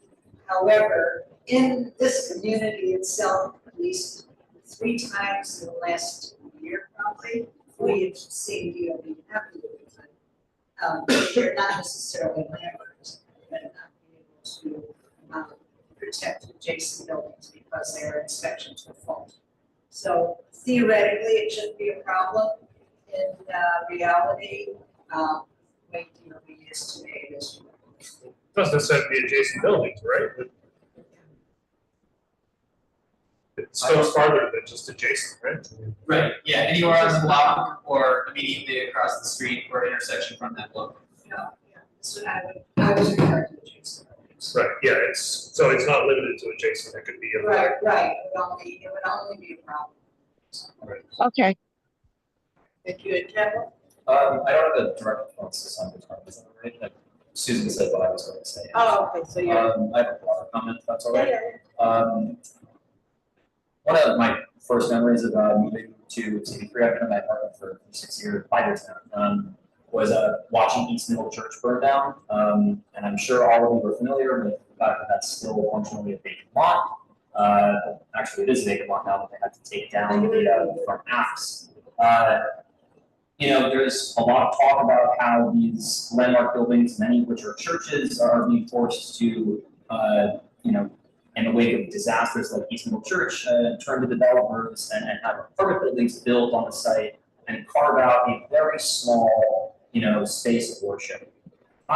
We can debate those merits another night, but I think that this proposal gives an incredible optionality to these struggling landmarks to, in the case of East Middle Church, potentially, ideally even, be able to rebuild as it was, and give them the opportunity to not force them to go seek out private developer investment as has been frequently required in other developments. I know I said UAP was my favorite. This might take the cake. I just want to make sure that I get this and I'm understanding, John. Right, so, this particular proposal would allow for landmarks to offset their excess FAR, whatever they have, within the block. Or immediately across the street from that block or an intersection. Or immediately across the street, right? As opposed to right now. You basically have to be an adjacent lot, or you would be adjacent but for a street or intersection. So if you're on a corner, you could do any lot on your block you abut, or immediately across the street or an intersection from that corner.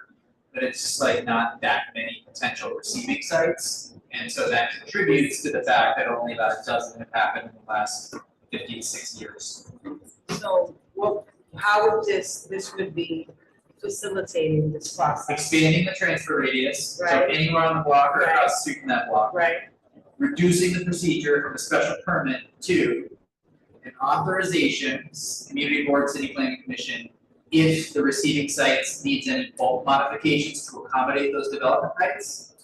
If, however, the receiving site does not need any changes to zoning in order to accommodate those development rights, then it would be a certification. They come to city planning, we confirm that, and then it gets an approval stamp. So to, I guess, a couple of the points that were made or questions that were raised. Could there be language, or obviously you told me to say whatever you want, right, so you don't take a lot of liberties. But just work with me here for a minute. If we support this, but that also speaks to any, ensuring that all safeguard and all measures are in place so that there's no issue like construction in adjacent buildings that can hurt the landmark or, or that, and to Tandra's point about, having resident input. So, maybe having resident input, but if we can't, do something like that, that there are at least, in agency-wide or DCP, whoever authorizes this has to check all these boxes to ensure that safety and the integrity of the buildings and, and the impact does not outweigh the benefit, is what I'm saying. Yeah, Susan's right. I really think it's smart. Well, Yeah, so Susan's right that DOB has a process to ensure that adjacent buildings are adequately protected, but some people say that's not strong enough. And so ask the ED at the merchant's house, I guess. I think she has an opinion on this. And so, you know, if you wanted to recommend that those procedures be strengthened, that's not in the zoning, but, you know, this is the administration that's forwarded this proposal, so that feedback would be elevated. That's up to whoever, you know. That's other people's concerns, so, I mean, it's my concern too, but I think others have raised it. So if folks want to include language like that, they should say so now. If not, let's put a motion, let's just support this as is. Or let's motion to support this as is. Second. So if we don't have any, okay, so I'm gonna make a motion, okay. So before we do that, Sandra, you got your question answered, are you okay? Yes, thank you. Okay, thank you. Okay, thank you. All right, so the motion is to support this proposal's language as is. Those in favor? Everyone? All right, good. Yeah. Next, is there anything to be said? George, they get easier. Last one. How many No, pieces there's left? more, but they get easier more. There's quite a few more, but it's one to the They next. only asked. Huh? George, is there a priority for our district that's left? Right, so there are a couple more that have some impact on you, and then there's a whole bunch at the end that have no impact on you. So Okay. if you want to just do the couple, we can do that. And the next one is the new zoning districts, the R11, the R12 zoning districts to allow for 15 and 18 FAR residential districts. Because the multiple dwelling law lifted the 12 FAR cap, you have to create the districts that would allow for residences to get over 12. This creates it, doesn't put it on a zoning map, right? It goes nowhere. It's essentially would be placed on a zoning map in the future. This is like really the only way districts like Community District 1 will ever get mandatory inclusionary housing because they're already 12 FAR districts. And, you know, I think if you're going to allow for more than 12 FAR districts, you have to have the districts that would allow it, and this creates them. Is there any downside to our community? You know, you could argue that if you're concerned about bulk and density, you may be concerned about these larger districts, but, you know, it doesn't actually place them in your community. So it's hard to argue against it vociferously. All right, any questions? Any concerns? Okay, all right, you're on the motion. Those in support, raise your hand. Thanks, everyone. Okay. Topic 11 is updating of mandatory inclusionary housing. This is essentially getting MIH districts to match up with UAP. It's really a technical fix. It's very minor, but it essentially increases MIH areas in R6A, R6-2, R7-2, R7X slightly to match up with UAP. The other districts remain unchanged. It's not a very big change in your district. There's no downside. Do we have any questions? Any concerns? Okay, all right. Okay, and then the other ones, you know, they're the low density districts which have. George, we have a question. Sorry. Sorry, Thank you. Sorry.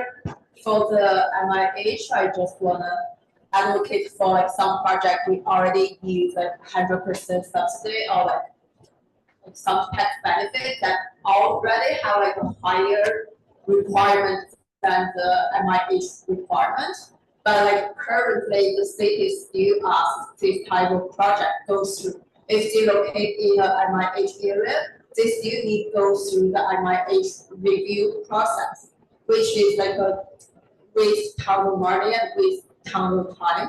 So I wanna add like if it's a project located in a MIH area, but is currently using a program or tax benefit which has a higher affordability requirements that MIH, can we give this project a waiver so we can make this project happen sooner?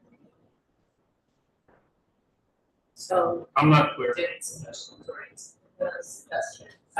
So maybe word of clarification. Molly, the proposals include an exemption for certain administrative requirements for 100% affordable projects. So if you're 100% affordable projects, you do not have to comply with redundant and overlapping zoning requirements for MIH. You just have to follow term sheet and subsidy agreements. Does that take care of your issue? Oh, yes. Yeah, Okay. so that's in there, just to make sure that we're not unfairly burdening 100% affordable projects with a bunch of crap that's specifically for mixed income developments.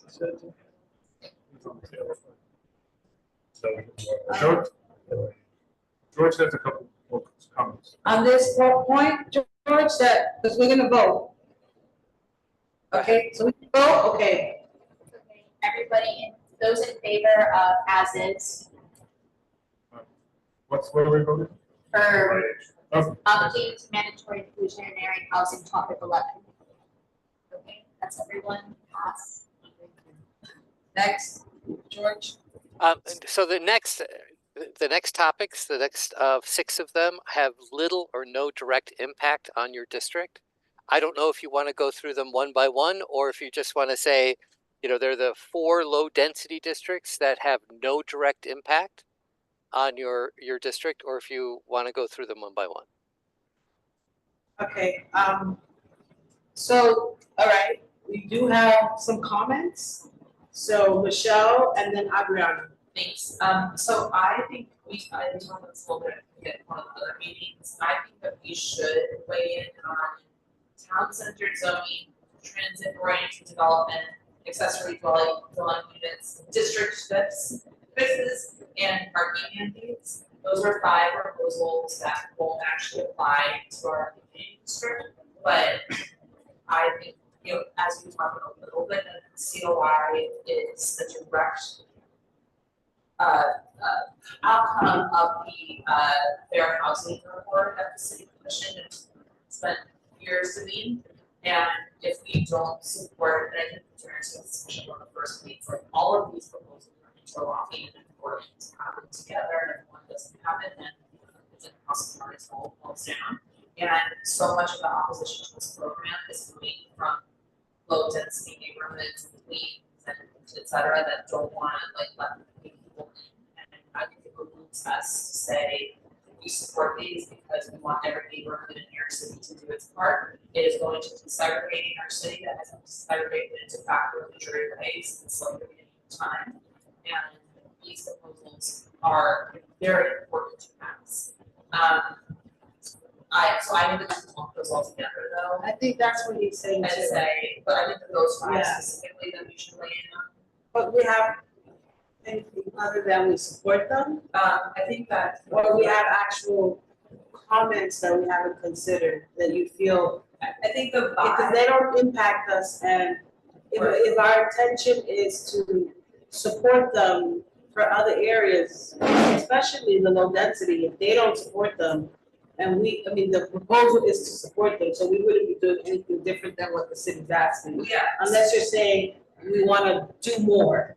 No, I think that we should say that we support them and say the reason why we support them is because Okay. they are, 1, important parts of this comprehensive proposal. 2, will make it so that neighborhoods other than C3 have to do their. So you just wanna add language, like that's what you mean by, to sort of capture why you believe we should be supporting all of these. Correct, and that's why specifically should not weigh in just because they don't apply to our district, that's my view. Okay. I think that there are others. Okay, so. But that's a way, but that's how you want us to weigh in. That would be my suggestion. That would be the Lump those way 5 in, lump them together, and the way in is not to dissect them and give different recommendations for each one, but to say that universally we support these, et cetera. Proposal 2 takes pressure from C3, fair shares. And who else has a, there, Campbell, and then Sarah, and anybody else? And then, I'd rather have, so after Campbell, I'd rather than a salary. I just want to make a motion. Oh, okay. I don't know if I would ultimately end up voting against the proposal, but these components, these low density components, are critical to my support of this motion, of this whole package. You know, there are council districts or community districts rather that have produced zero affordable housing in the last decade, and you know, we know that a lot of that, you know, housing development, that pressure has flowed back to CB3. You know, we downzone wide swaths of the outer boroughs, and they, you know, just push that pressure back on us. And you know, I see this as about everyone pulling their weight, and you know, I don't want to, you know, let the outer boroughs get off the hook and us sort of be stuck in the same paradigm where we, you know, are left pulling the weight that should be pulled by Eastern Queens and Southern Brooklyn.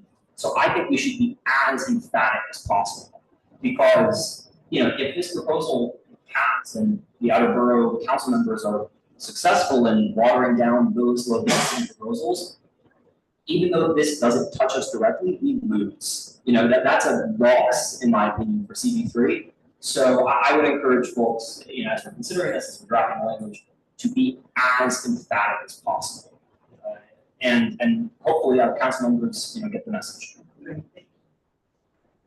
So I think we're, based on comments, like a lot of people are on the same page. So in terms of next steps, we could just agree that if no one has any opposition, the little to no direct impact topics, we vote as including as yes, and at minimum, we include one of these whereas statements where we're saying that without these parts, we're not willing to. I don't agree with one to say we're not willing to support, but that they're critical to it as we go. Right. Okay, Sarah, then what I want to make sure, and then I'll make a motion, is that we're very clear about the origin of this entire proposal, that it comes from an Obama era mandate by HUD to affirmatively, or I know it's in your draft, but you don't have like the full history. I don't think I would put this motion.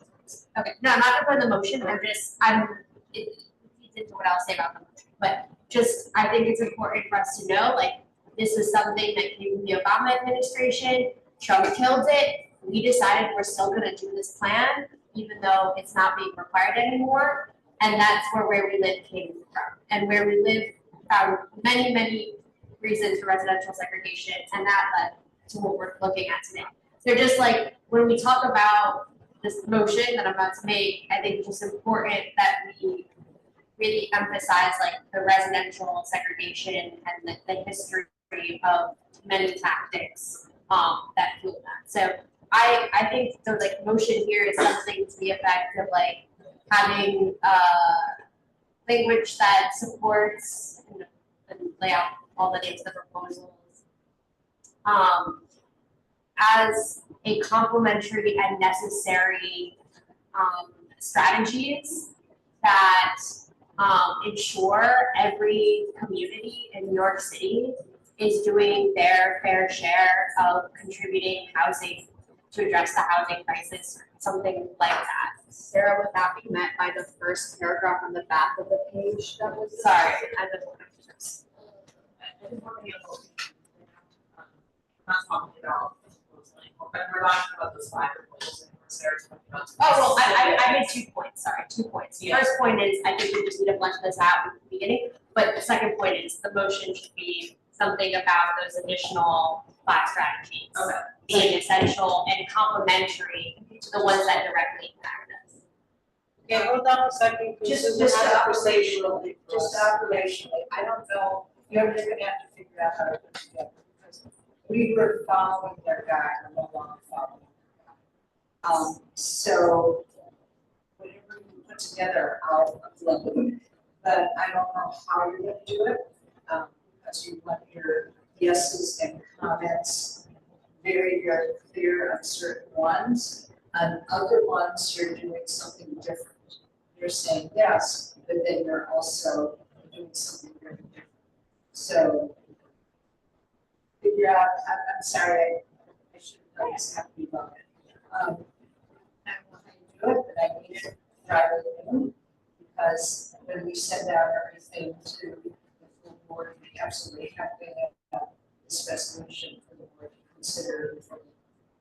I think we just say yes and repeat the same language if we have to, because they. Whatever you do, I can't get my head around. Michelle, We can, let's, so that's helpful, thank you, and if we have additional questions and we think that it's, we'll reach out so that we can make sure. I know that Don had a comment. Eric, you have a motion?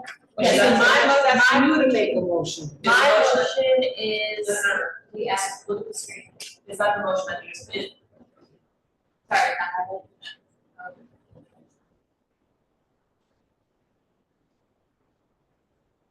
I think we should include and removing any sub-proposals would reinforce the residential segregation that passed, which was something Sarah mentioned. Yeah, I think that is a good this.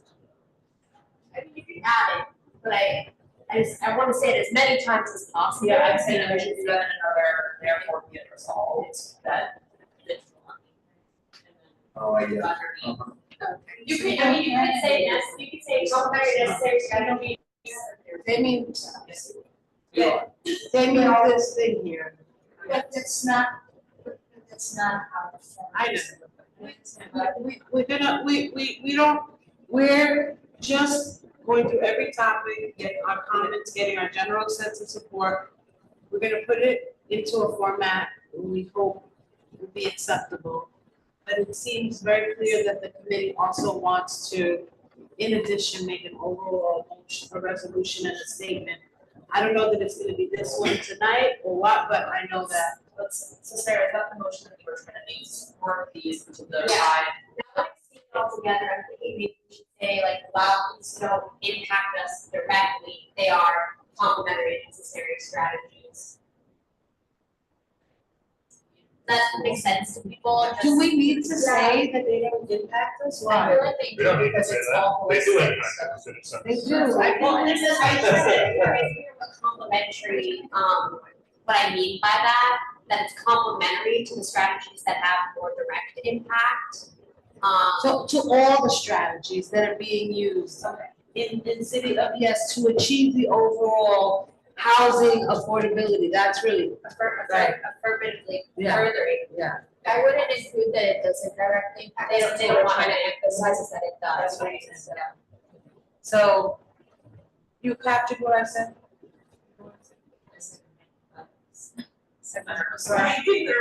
As necessary strategies, yes, that's right. Yeah, that's how it's comparison. Yes. You could add, or add like what I was saying, that we could add to address that housing crisis and you could say add historical and current residential segregation. Want to just like add a little bit more.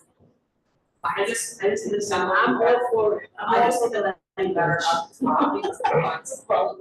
I think it's okay to be, I know we try to be parsimonious with resolutions, but I think with something like this, redundancy is important for context and for people to understand.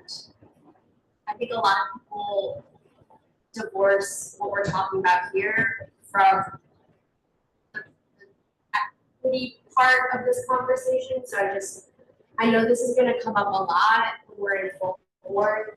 If we don't have these conversations simultaneously, we're gonna get stuck as we did, on one or two topics. And then rush at the end, as we often do. How do you feel about adding this also?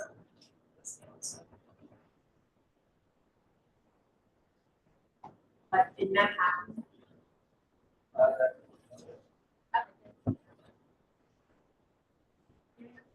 For what?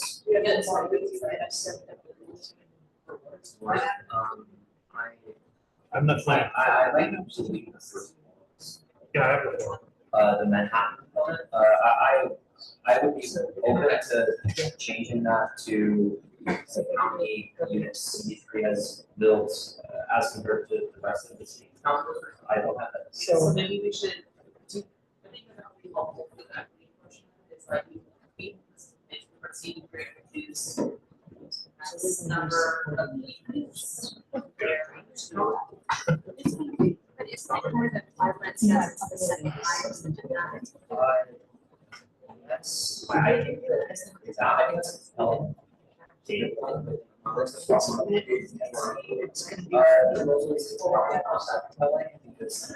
you know, we're trying to see is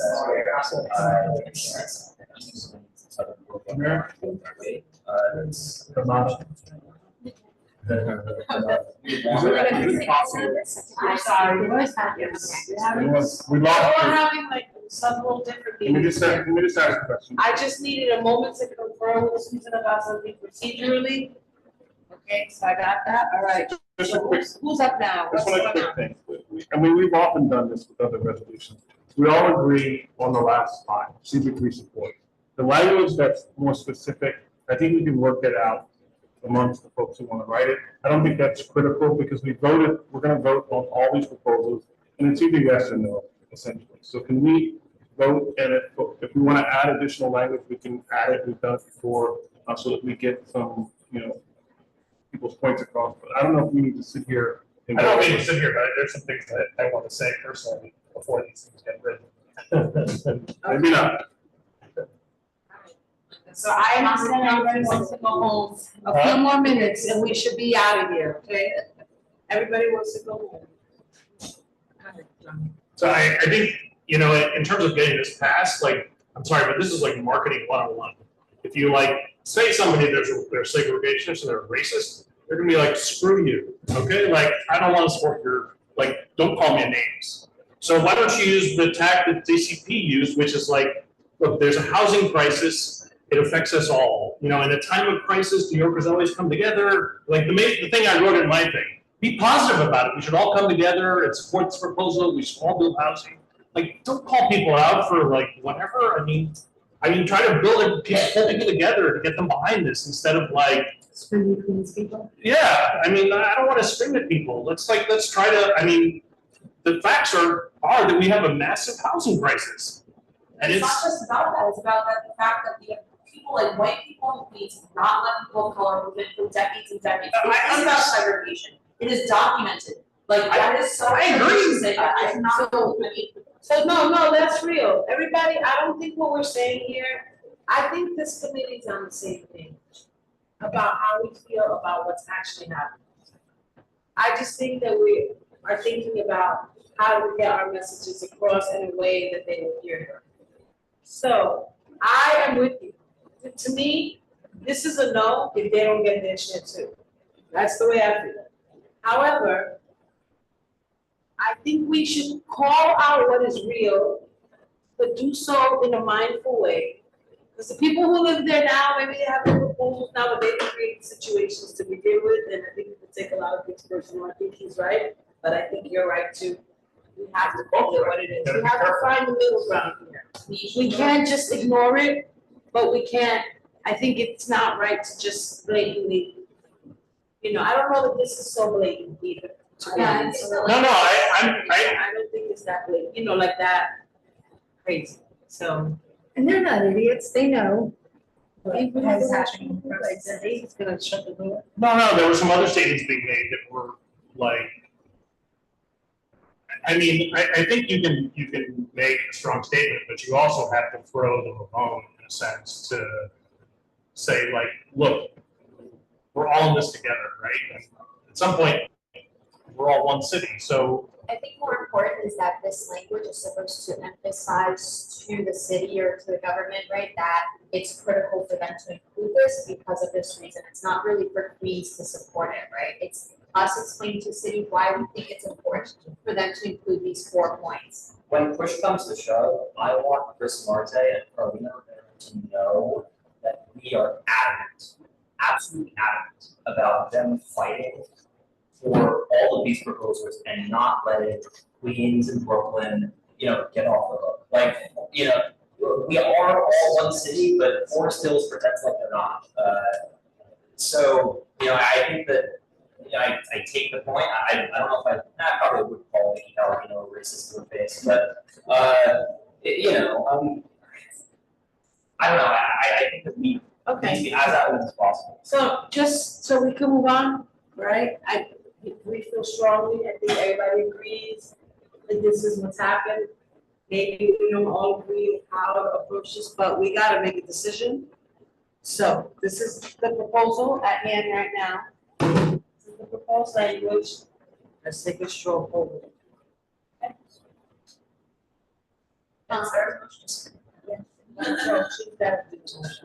So What are we those in voting? favor of the language for point number 10 on the screen, raise your hand.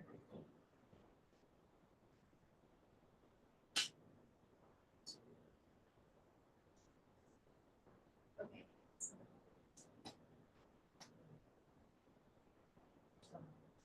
So those against that language, raise your hand. 1. So. Passes, and where are we? Are we, how much more?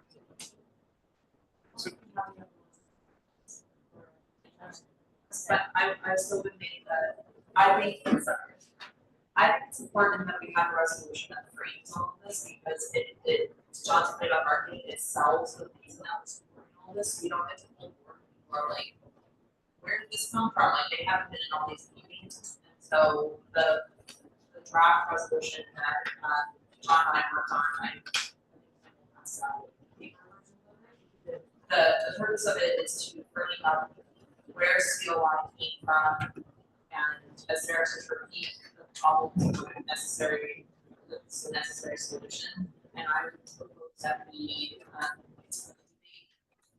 draft resolution, whereas clauses as a top of the resolution.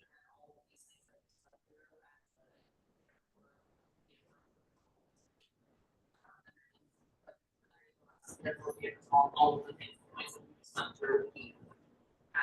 There is a second to that motion. Anyone second? Second. Thank you, okay. So any discussion? Did you heard your voting? So I have a pull down screen. And I believe what you're voting is favorable with conditions, right? Yes. Yes. So that's basically, yeah, favorable with conditions, right? Yep. Okay, so do people wanna take a moment to look at it? Did they look at it before? Does everybody feel like we need to read it? No, or are folks still prepared to vote on this now? Oh wait, I'm so sorry, John, I have.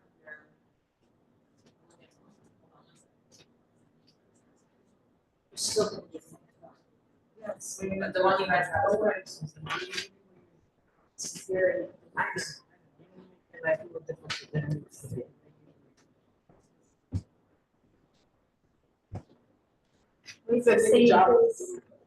Susan, there's a thing that I have to say to this chat first. All right, so,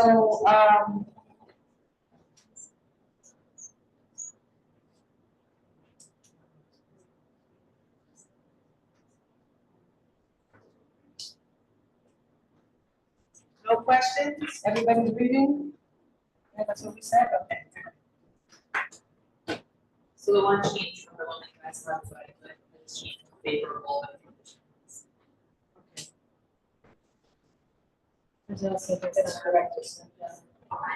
a graph for. It's favorable, that's what that is. Second paragraph, the second I'm one. not sure, I think that most people are crazy, and yes, with conditions, but we tend to agree, no matter what, yeah.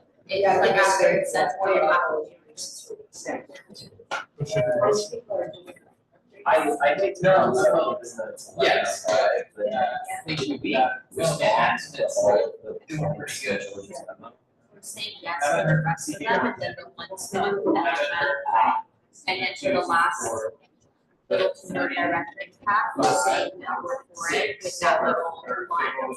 So 7 did not, it was overall, I didn't look at that. 6 was in 3, 8, but double things is not taking over. They might have only listed the first one, you can have a shell, make sure it's clear that it's all. Yeah, I guess, Our parents to vote yes. okay, did we touch on 19? All right, so have we, had enough time? So look, we're gonna move to a vote, we gotta get out of here. Yeah. We gotta go, we gotta go. All right, it's 11 o'clock, this is record time for me anyway, but I'm not part of the. This is because y'all are part of SLA, that's why I'm just on that committee. I know it's on All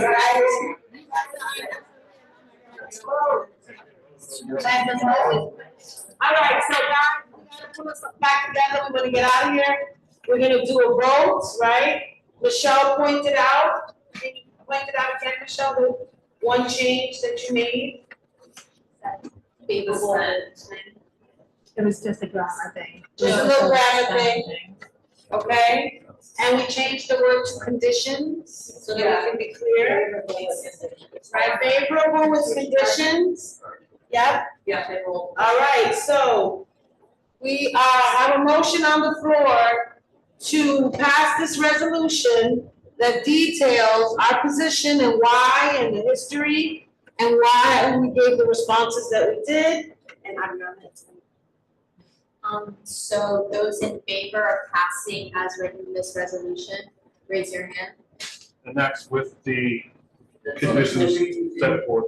Yes. Yeah. It'll be favorable with conditions. Yeah. That we have discussed, Yes. because they're not on here. Yeah, this will be attached to it. Yes, this form that we have will be attached. So raise your hand in favor. That's everyone. All right.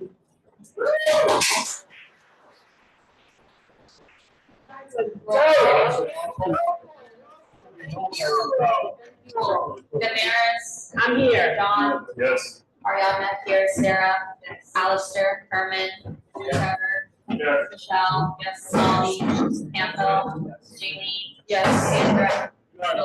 Me. Good night. Thank you, Trevor. Thank you. Is there anything I can send it? But what? I saved the chat. You don't have to do that. You have to do that.